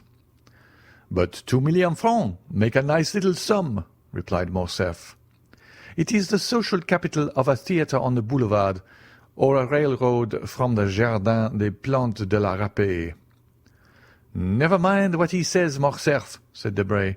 "Do you marry her, you marry a money-bag label. It is true. Well, but what does it matter? It is better to have a blason less and a figure more on it. You have 7 martlets on your arms. Give 3 to your wife, and you will still have 4. That is one more than Monsieur de Guise had, who so nearly became the King of France, and whose cousin was Emperor of Germany." "On my word, I think you are right, Lucien," said Albert absently. "To be sure. Besides, every millionaire is as noble as a bastard. That is, he can be." "Do not say that, Debray," returned Beauchamp, laughing, "for here is Chateau Renaud, who, to cure you of your mania for paradoxes, will pass the award of Renaud de Montauban, his ancestor, through your body." "He will sully it then," returned Lucien, "for I am low, very low." "Oh, heavens!" cried Beauchamp. "The minister quotes Béranger. What shall we come to next?" "Monsieur de Chateau Renaud, Monsieur Maximilien Morel," said the servant, announcing 2 fresh guests. "Now then, to breakfast," said Beauchamp, "for if I remember, you told me you only expected 2 persons, Albert." "Morel," muttered Albert. "Morel? Who is he?" But before he had finished, Monsieur de Chateau Renaud, a handsome young man of 30, gentleman all over, that is, with the figure of a Guiche and the wit of a Montemart, took Albert's hand. "My dear Albert," said he, "let me introduce you to Monsieur Maximilien Morel, captain of Safie, my friend, and what is more, however the man speaks for himself, my preserver. Salute my hero, Viscount." And he stepped on one side to give place to a young man of refined and dignified bearing, with large and open brow, piercing eyes, and black moustache, whom our readers have already seen at Marseille under circumstances sufficiently dramatic not to be forgotten. A rich uniform, half French, half Oriental, set off his graceful and stalwart figure, and his broad chest was decorated with the Order of the Legion of Honour. The young officer bowed with easy and elegant politeness. "Monsieur," said Albert with affectionate courtesy, "the Count of Chateau Renaud knew how much pleasure this introduction would give me. You are his friend. Be ours also." "Well said," interrupted Chateau Renaud, "and pray that if you should ever be in a similar predicament, he may do as much for you as he did for me." "What has he done?" asked Albert. "Oh, nothing worth speaking of," said Morel. "Monsieur de Chateau Renaud exaggerates." "Not worth speaking of!" cried Chateau Renaud. "Life is not worth speaking of. That is rather too philosophical. On my word, Morel, it is very well for you who risk your life every day, but for me, who only did so once." "We gather from all this, Baron, that Captain Morel saved your life." "Exactly so." "On what occasion?" asked Beauchamp. "Beauchamp, my good fellow, you know I am starving," said Debray. "Do not set him off on some long story." "Well, I do not prevent your sitting down to table," replied Beauchamp. "Chateau Renaud can tell us while we eat our breakfast." "Gentlemen," said Morcerf, "it is only 10:15, and I expect someone else." "Ah, true, a diplomatist," observed Debray. "Diplomat or not, I don't know. I only know that he charged himself on my account with a mission, which he terminated so entirely to my satisfaction that, had I been king, I should have instantly created him knight of all my orders, even had I been able to offer him the golden fleece and the garter."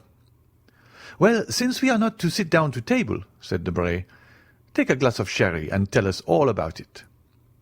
"You all know that I had the fancy of going to Africa." "It is a road your ancestors have traced for you," said Albert gallantly. "Yes, but I doubt that your object was like theirs, to rescue the Holy Sepulchre." "You are quite right, Beauchamp," observed the young aristocrat. "It was only to fight as an amateur. I cannot bear duelling, since 2 seconds, whom I had chosen to arrange an affair, forced me to break the arm of one of my best friends, one whom you all know, poor Franz d'Épinay." "Ah, true," said Debray. "You did fight some time ago. About what?"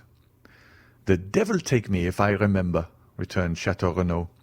"But I recollect perfectly one thing, that being unwilling to let such talents as mine sleep, I wished to try upon the Arabs the new pistols that had been given to me.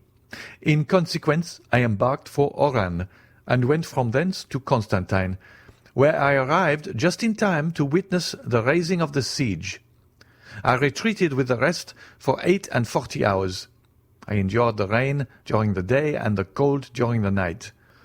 Tolerably well, and the third morning my horse died of cold. Poor brute! Accustomed to be covered up and to have stove in the stable, the Arabian finds himself unable to bear 10 degrees of cold in Arabia." "That's why you want to purchase my English horse," said Debray. "You think he will bear the cold better." "You are mistaken, for I have made a vow never to return to Africa." "You were very much frightened, then?" asked Beauchamp. "Well, yes, and I had good reason to be so," replied Chateau Renaud. "I was retreating on foot, for my horse was dead. 6 Arabs came up full gallop to cut off my head. I shot 2 with my double-barrel gun, and 2 more with my pistols. But I was then disarmed, and 2 were still left. One seized me by the hair. That is why I now wear it so short, for no one knows what may happen. The other swung a yataghan, and I already felt the cold steel on my neck, when this gentleman, whom you see here, charged them, shot the one who held me by the hair, and cleft the skull of the other with his sabre. He had assigned himself the task of saving a man's life that day. Chance caused that man to be myself.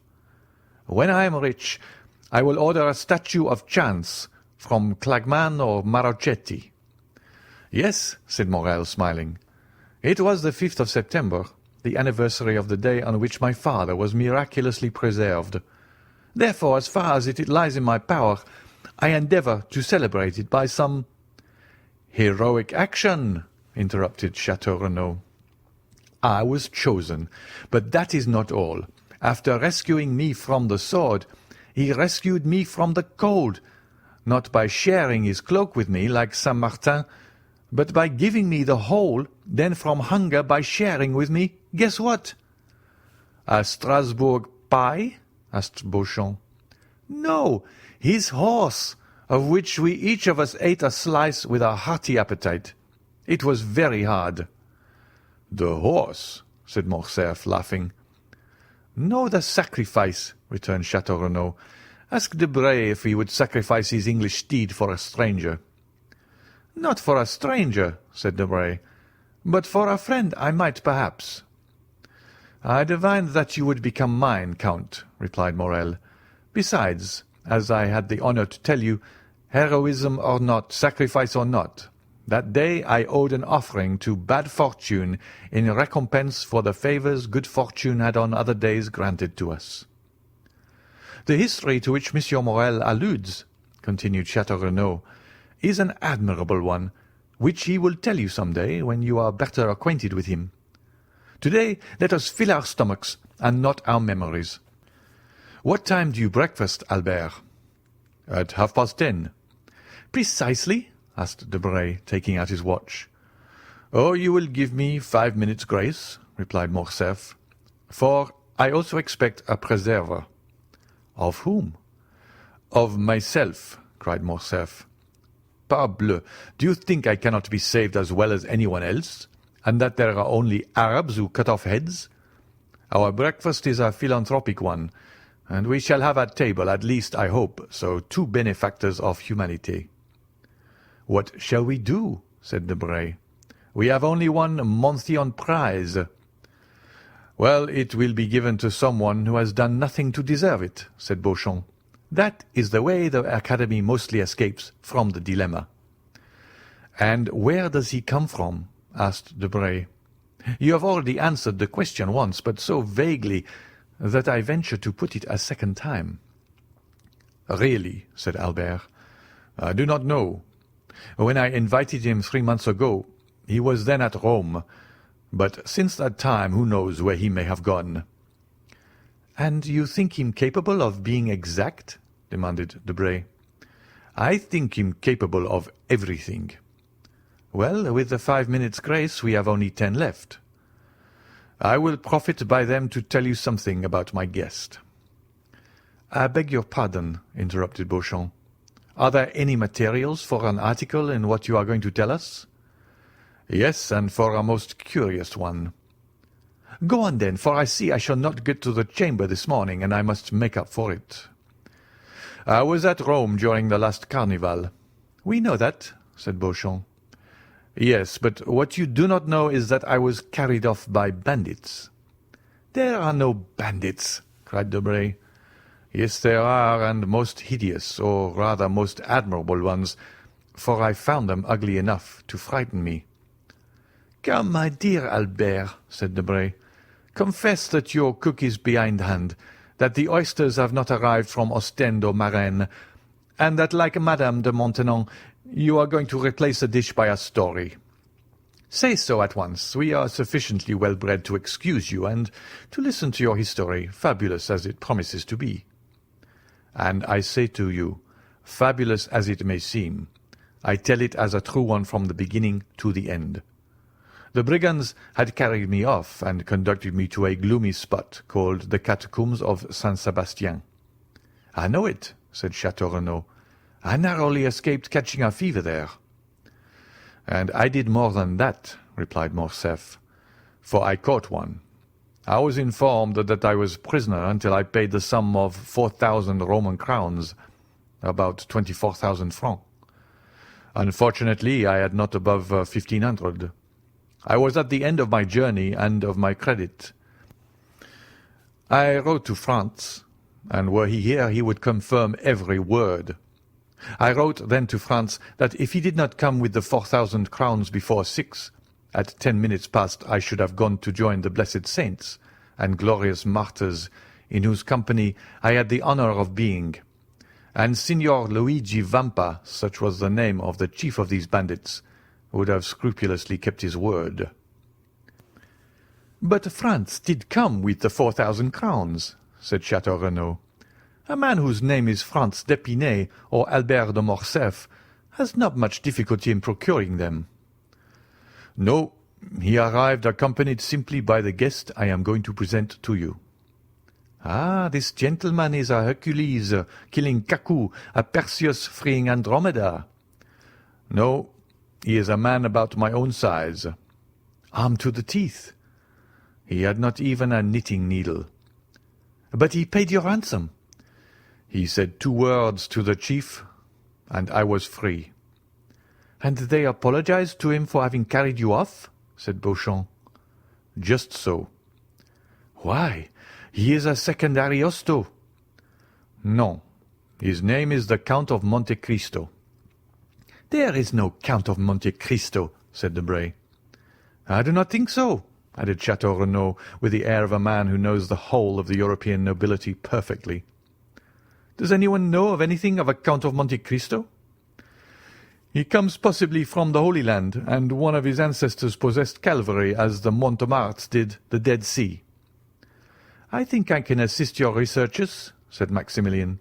"Monte Cristo is a little island I have often heard spoken of by the old sailors of my father employed, a grain of sand in the centre of the Mediterranean, an atom in the infinite." "Precisely," cried Albert. "Well, he of whom I speak is the lord and master of this grain of sand, of this atom. He has purchased the title of count somewhere in Tuscany." "He is rich, then?" "I believe so." "But that ought to be visible." "That is what deceives you, Debray." "I do not understand you." "Have you read the Arabian Nights?"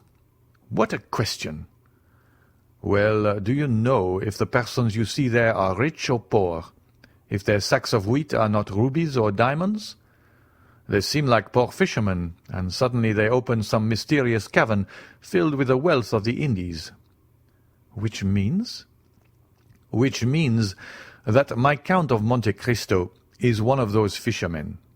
He has even a name taken from the book, since he calls himself Sinbad the sailor, and as a cave filled with gold."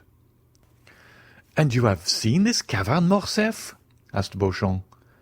"No, but Franz has. For heaven's sake, not a word of this before him. Franz went in with his eyes blindfolded, and was waited on by mutes and by women to whom Cleopatra was a painted strumpet. Only he is not quite sure about the women, for they did not come until after he had taken hashish, so that what he took for women might have been simply a row of statues." The two young men looked at Morcerf as if to say, "Are you mad, or are you laughing at us?" "And I also," said Morrel thoughtfully, "have heard something like this from an old sailor named Penelon." "Ah," cried Albert, "it is very lucky that Monsieur Morrel comes to aid me. You are vexed, are you not, that he thus gives a clue to the labyrinth?" "My dear Albert," said Debray, "what you tell us is so extraordinary." "Ah, because your ambassadors and your consuls do not tell you of them. They have no time. They are too much taken up with interfering in the affairs of their countrymen who travel." "How you get angry and attack our poor agents! How will you have them protect you? The Chamber cuts down their salaries every day, so that now they have scarcely any. Will you be ambassador, Albert? I will send you to Constantinople." "No, lest on the first demonstration I make in favour of Mehmet Ali, the Sultan send me the bowstring and makes my secretary strangle me." "You say very true," responded Debray. "Yes," said Albert, "but this has nothing to do with the existence of the Count of Monte Cristo." "Pardieu, everyone exists." "Doubtless, but not in the same way. Everyone has not black slaves, a princely retinue, an arsenal of weapons that would do credit to an Arabian fortress, horses that cost 6,000 francs apiece, and Greek mistresses."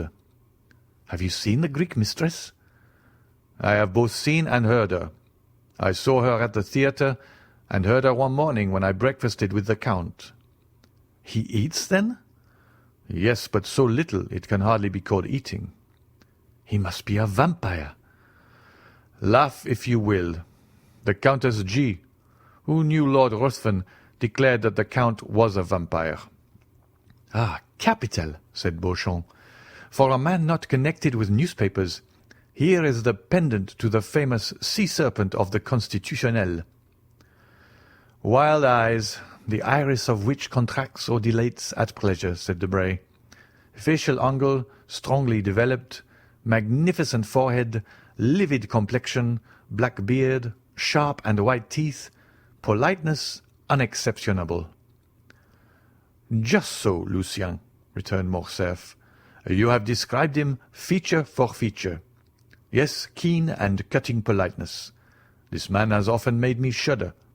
And one day that we were viewing an execution, I thought I should faint more from hearing the cold and calm manner in which he spoke of every description of torture than from the sight of the executioner and the culprit." "Did he not conduct you to the ruins of the Colosseum and suck your blood?" asked Beauchamp. "Or, having delivered you, make you sign a flaming parchment, surrendering your soul to him as Esau did his birthright?" Rail on at your ease, gentlemen," said Morcerf, somewhat piqued. "When I look at you Parisian, idler on the Boulevard de Grand or the Bois de Boulogne, and think of this man, it seems to me we are not of the same race." "I am highly flattered," returned Beauchamp. "At the same time," added Chateau Renaud, "your Count of Monte Cristo is a very fine fellow, always accepting his little arrangements with the Italian banditti." "There are no Italian banditti," said Debray. "No vampire," cried Beauchamp. "No Count of Monte Cristo," added Debray. "There is 10:30 striking. Albert!" "Confess you have dreamed this, and let us sit down to breakfast," continued Beauchamp. But the sound of the clock had not died away when Germain announced, "His Excellency, the Count of Monte Cristo." The involuntary start everyone gave proved how much Morcerf's narrative had impressed them, and Albert himself could not wholly refrain from manifesting sudden emotion. He had not heard a carriage stop in the street, or steps in the antechamber. The door had itself opened noiselessly. The Count appeared, dressed with the greatest simplicity, but the most fastidious dandy could have found nothing to cavil at in his toilet. Every article of dress, hat, coat, gloves, and boots, was from the first makers. He seemed scarcely 35, but what struck everybody was his extreme resemblance to the portrait Debray had drawn. The Count advanced, smiling, into the centre of the room, and approached Albert, who hastened towards him, holding out his hand in a ceremonial manner. "Punctuality," said Monte Cristo, "is the politeness of kings, according to one of your sovereigns, I think. But it is not the same with travellers. However, I hope you will excuse the 2 or 3 seconds I am behindhand. 500 leagues are not to be accomplished without some trouble, and especially in France, where it seems it is forbidden to beat the postilions." "My dear Count," replied Albert, "I was announcing your visit to some of my friends, whom I had invited in consequence of the promise you did me the honour to make, and whom I now present to you. They are the Count of Château-Renaud, whose nobility goes back to the 12 peers, and whose ancestors had a place at the Round Table. Monsieur Lucien Debray, private secretary to the Minister of the Interior.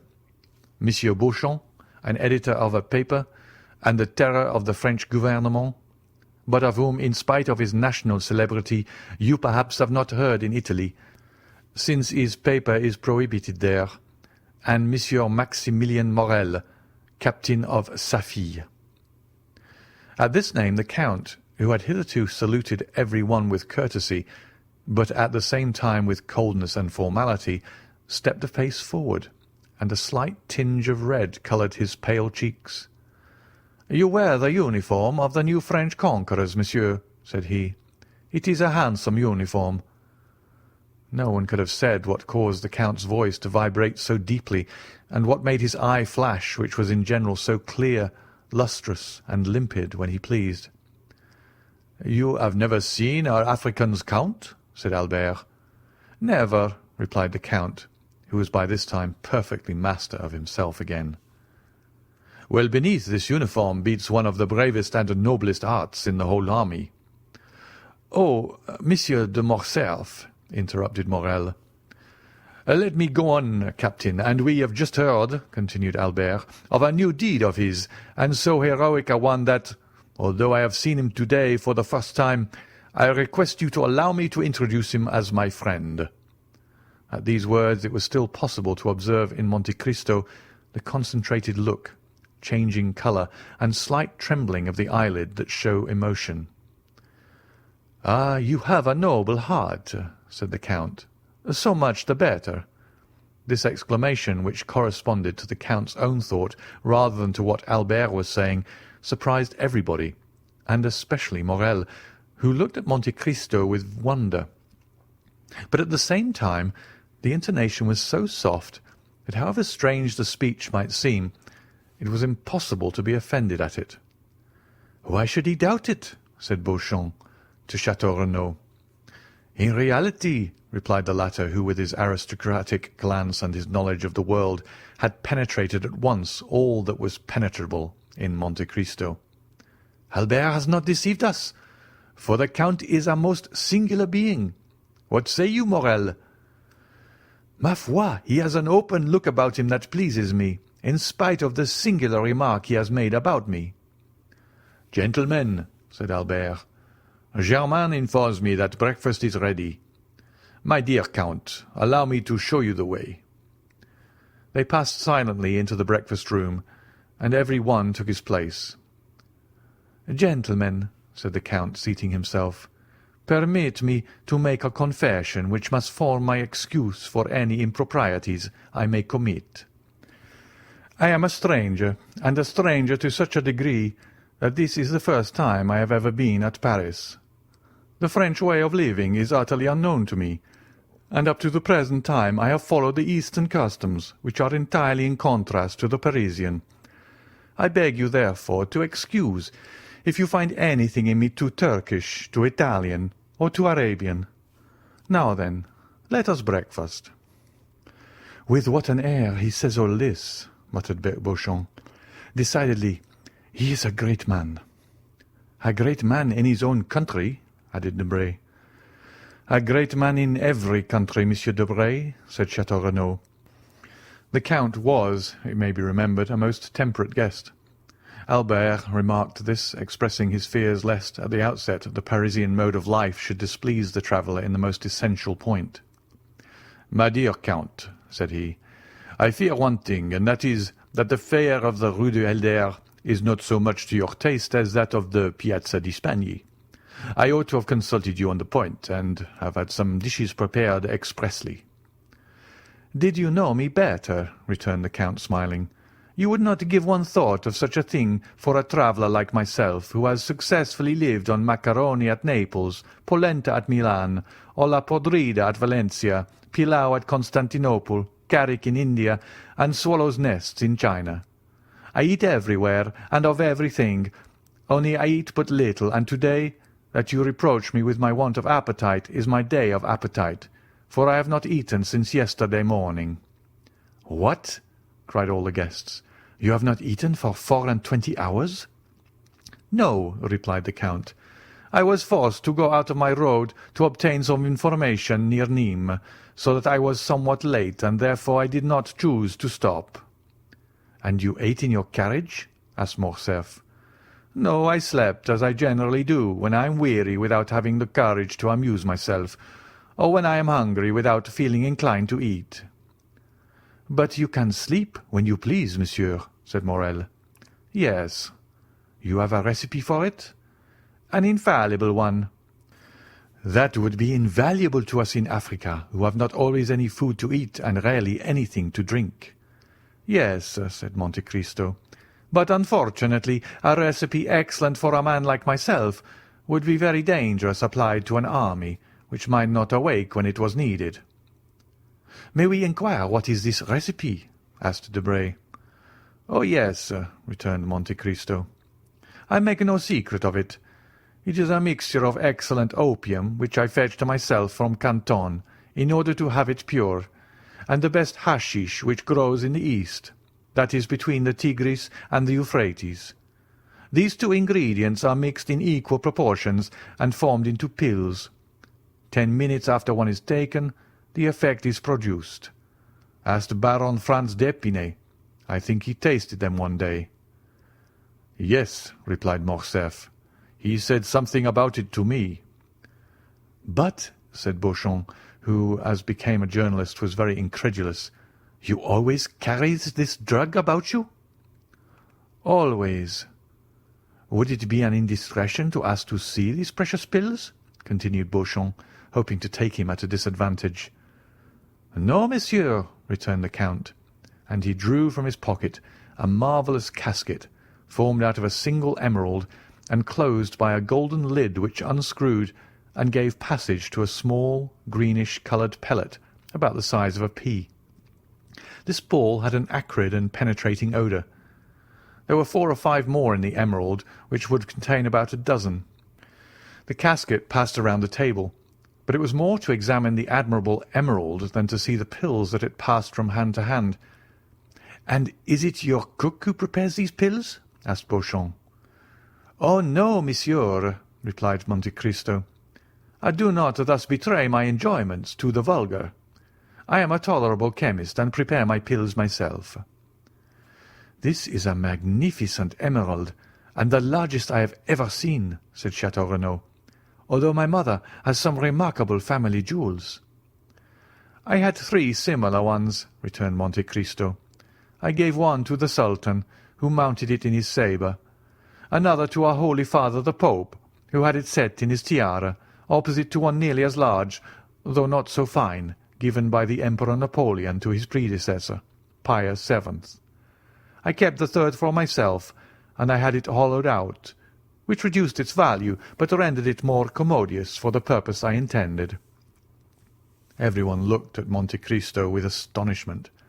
He spoke with so much simplicity that it was evident he spoke the truth. or that he was mad. However, the sight of the emerald made them naturally incline to the former belief. "And what did these two sovereigns give you in exchange for these magnificent presents?" asked Debray. "The Sultan, the liberty of a woman," replied the Count. "The Pope, the life of a man, so that once in my life I have been as powerful as if heaven had brought me into the world on the steps of a throne." "And it was Peppino you saved, was it not?" cried Morcerf. "It was for him that you obtained pardon." "Perhaps," returned the Count, smiling. "My dear Count, you have no idea what pleasure it gives me to hear you speak thus," said Morcerf. "I had announced you beforehand to my friends as an enchanter of the Arabian Nights, a wizard of the Middle Ages, but the Parisians are so subtle in paradox that they mistake for caprice of the imagination the most incontestable truths, when these truths do not form a part of their daily existence. For example, here is Debray who reads and Beauchamp who prints. Every day a member of the Jockey Club has been stopped and robbed on the boulevard. 4 persons have been assassinated in the Rue Saint-Denis or the Faubourg Saint-Germain. 10, 15, or 20 thieves have been arrested in a café on the Boulevard du Temple or in the Therme de Julien. And yet these same men deny the existence of the bandits in the Maremma, the Campagna di Romana, or the Pontine marshes. Tell him yourself, and I was taken by bandits, and that without your generous intercession I should now have been sleeping in the Catacombs of Saint Sebastian, instead of receiving them in my humble abode in the Rue du Helder." "Ah," said Monte Cristo, "you promised me never to mention that circumstance." "It was not I who made that promise," cried Morcerf. "It must have been someone else whom you have rescued in the same manner, and whom you have forgotten. Pray speak of it, for I shall not only, I trust, relate the little I do know, but also a great deal I do not know." "It seems to me," returned the Count, smiling, "that you played a sufficiently important part to know as well as myself what happened." "Well, you promise me, if I tell all I know, to relate in your turn all that I do not know." "That is but fair," replied Monte Cristo. "Well," said Morcerf, "for 3 days I believed myself the object of the attentions of a mask, whom I took for a descendant of Tullia or Poppaea, while I was simply the object of the attentions of a contadina. And I say contadina to avoid saying peasant girl. What I know is that, like a fool, a greater fool than he of whom I spoke just now, I mistook this for a peasant girl, a young bandit of 15 or 16, with beardless chin and slim waist, and who, just as I was about to imprint a chaste salute on his lips, placed a pistol to my head, and, aided by 7 or 8 others, led, or rather dragged me to the Catacombs of Saint Sebastian, where I found a highly educated brigand chief perusing Caesar's commentaries, and who deigned to leave off reading to inform me that unless the next morning before 6 o'clock 4,000 piastres were paid into his account at his banker's at 6:15, I should have ceased to exist. The letter is still to be seen, for it is in Franz d'Épinay's possession, signed by me and with a postscript of Monsieur Luigi Vampa. This is all I know. But I know not, Count, how you contrive to inspire so much respect in the bandits of Rome, who ordinarily have so little respect for anything. I assure you, Franz and I were lost in admiration." "Nothing more simple," returned the Count. "I had known the famous Vampa for more than 10 years. When he was quite a child and only a shepherd, I gave him a few gold pieces for showing me my way, and he, in order to repay me, gave me a poniard, the hilt of which he had carved with his own hand, and which you may have seen in my collection of arms. In after years, whether he had forgotten this interchange of presents, which ought to have cemented our friendship, or whether he did not recollect me, he sought to take me, but on the contrary it was I who captured him and a dozen of his band.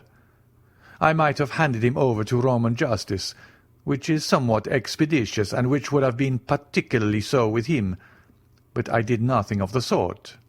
I suffered him and his band to depart." "With the condition that they should sin no more," said Beauchamp, laughing. "I see they kept their promise."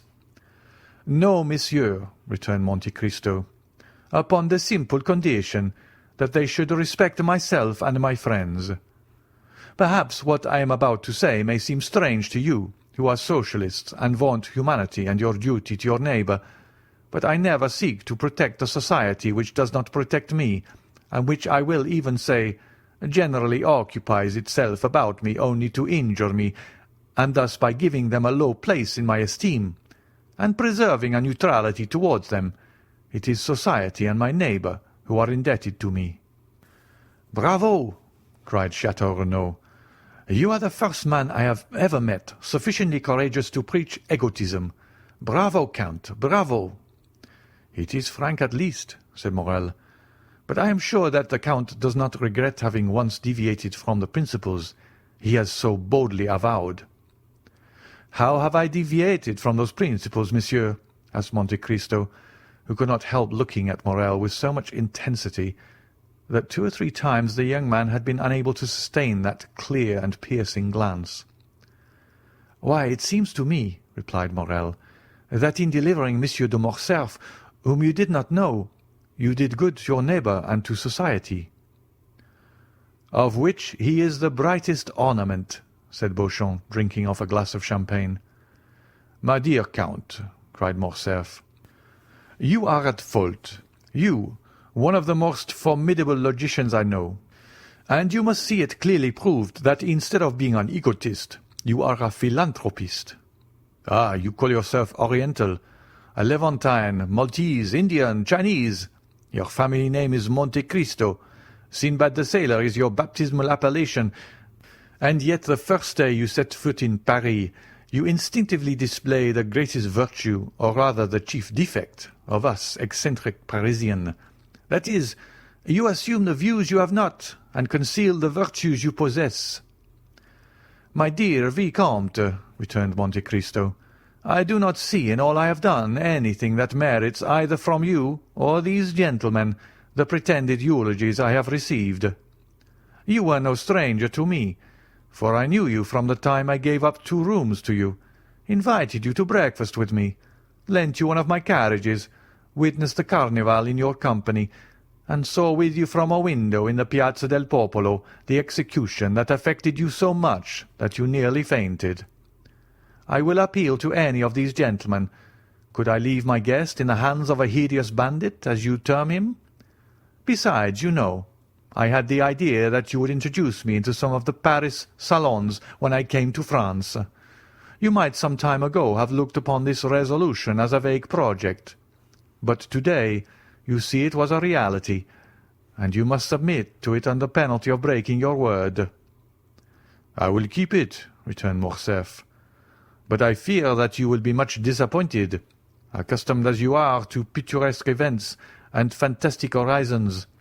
Amongst us you will not meet with any of these episodes with which your adventurous existence has so familiarized you.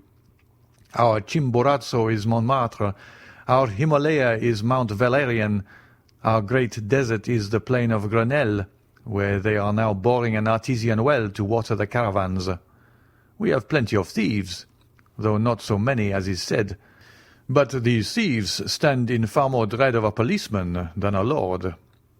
France is so prosaic and Paris so civilized a city that you will not find in its 85 department. I say 85 because I do not include Corsica. You will not find, then, in these 85 departments, a single hill on which there is not a telegraph, or a grotto in which the commissary of police has not put up a gas lamp. There is but one service I can render you, and for that I place myself entirely at your orders. That is, to present, or make my friends present, you everywhere. Besides, you have no need of anyone to introduce you, with your name and your fortune and your talent." Monte Cristo bowed with a somewhat ironical smile. "You can present yourself everywhere and be well received. I can be useful in one way only.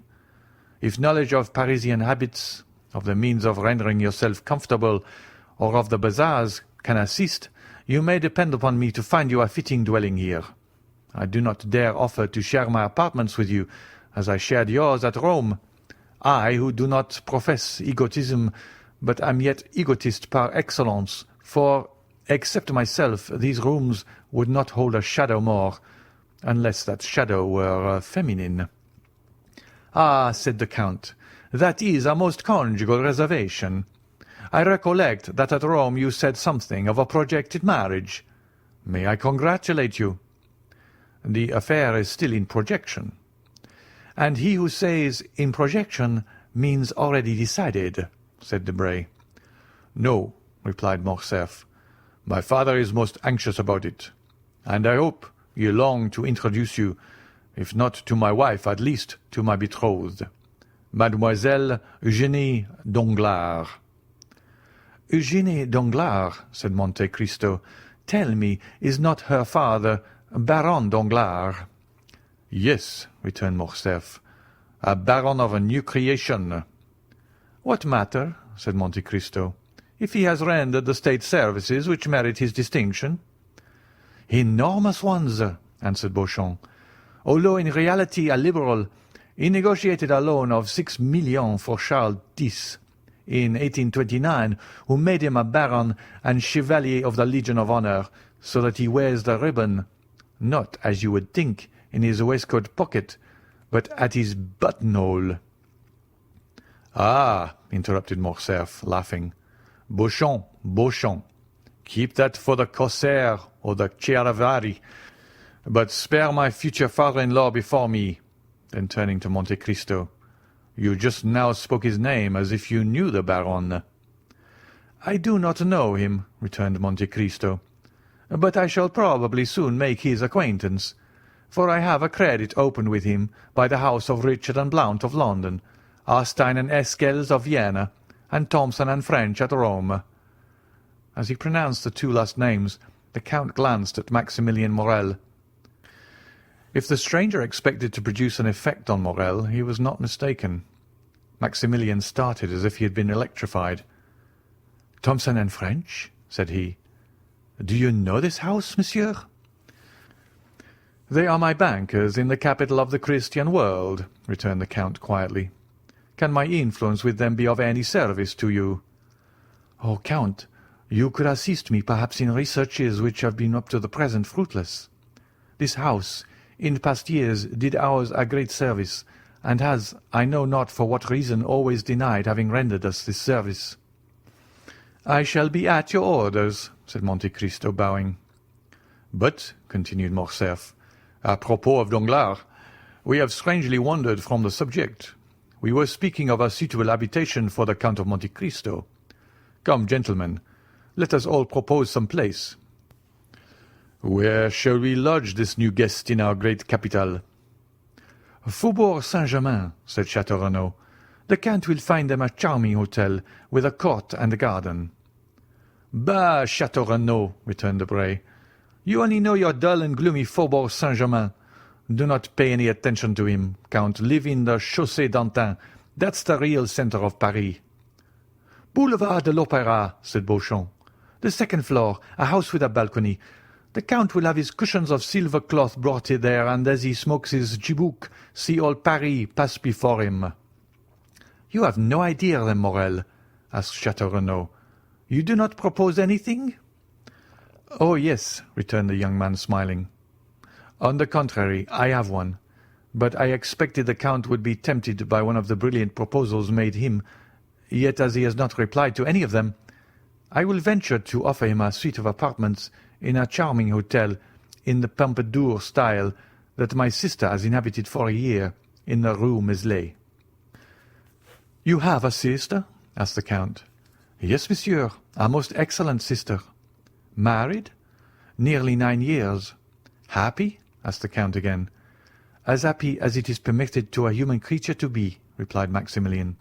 "She married the man she loved, who remained faithful to us in our fallen fortunes, Emmanuel Herbaut." Monte Cristo smiled imperceptibly.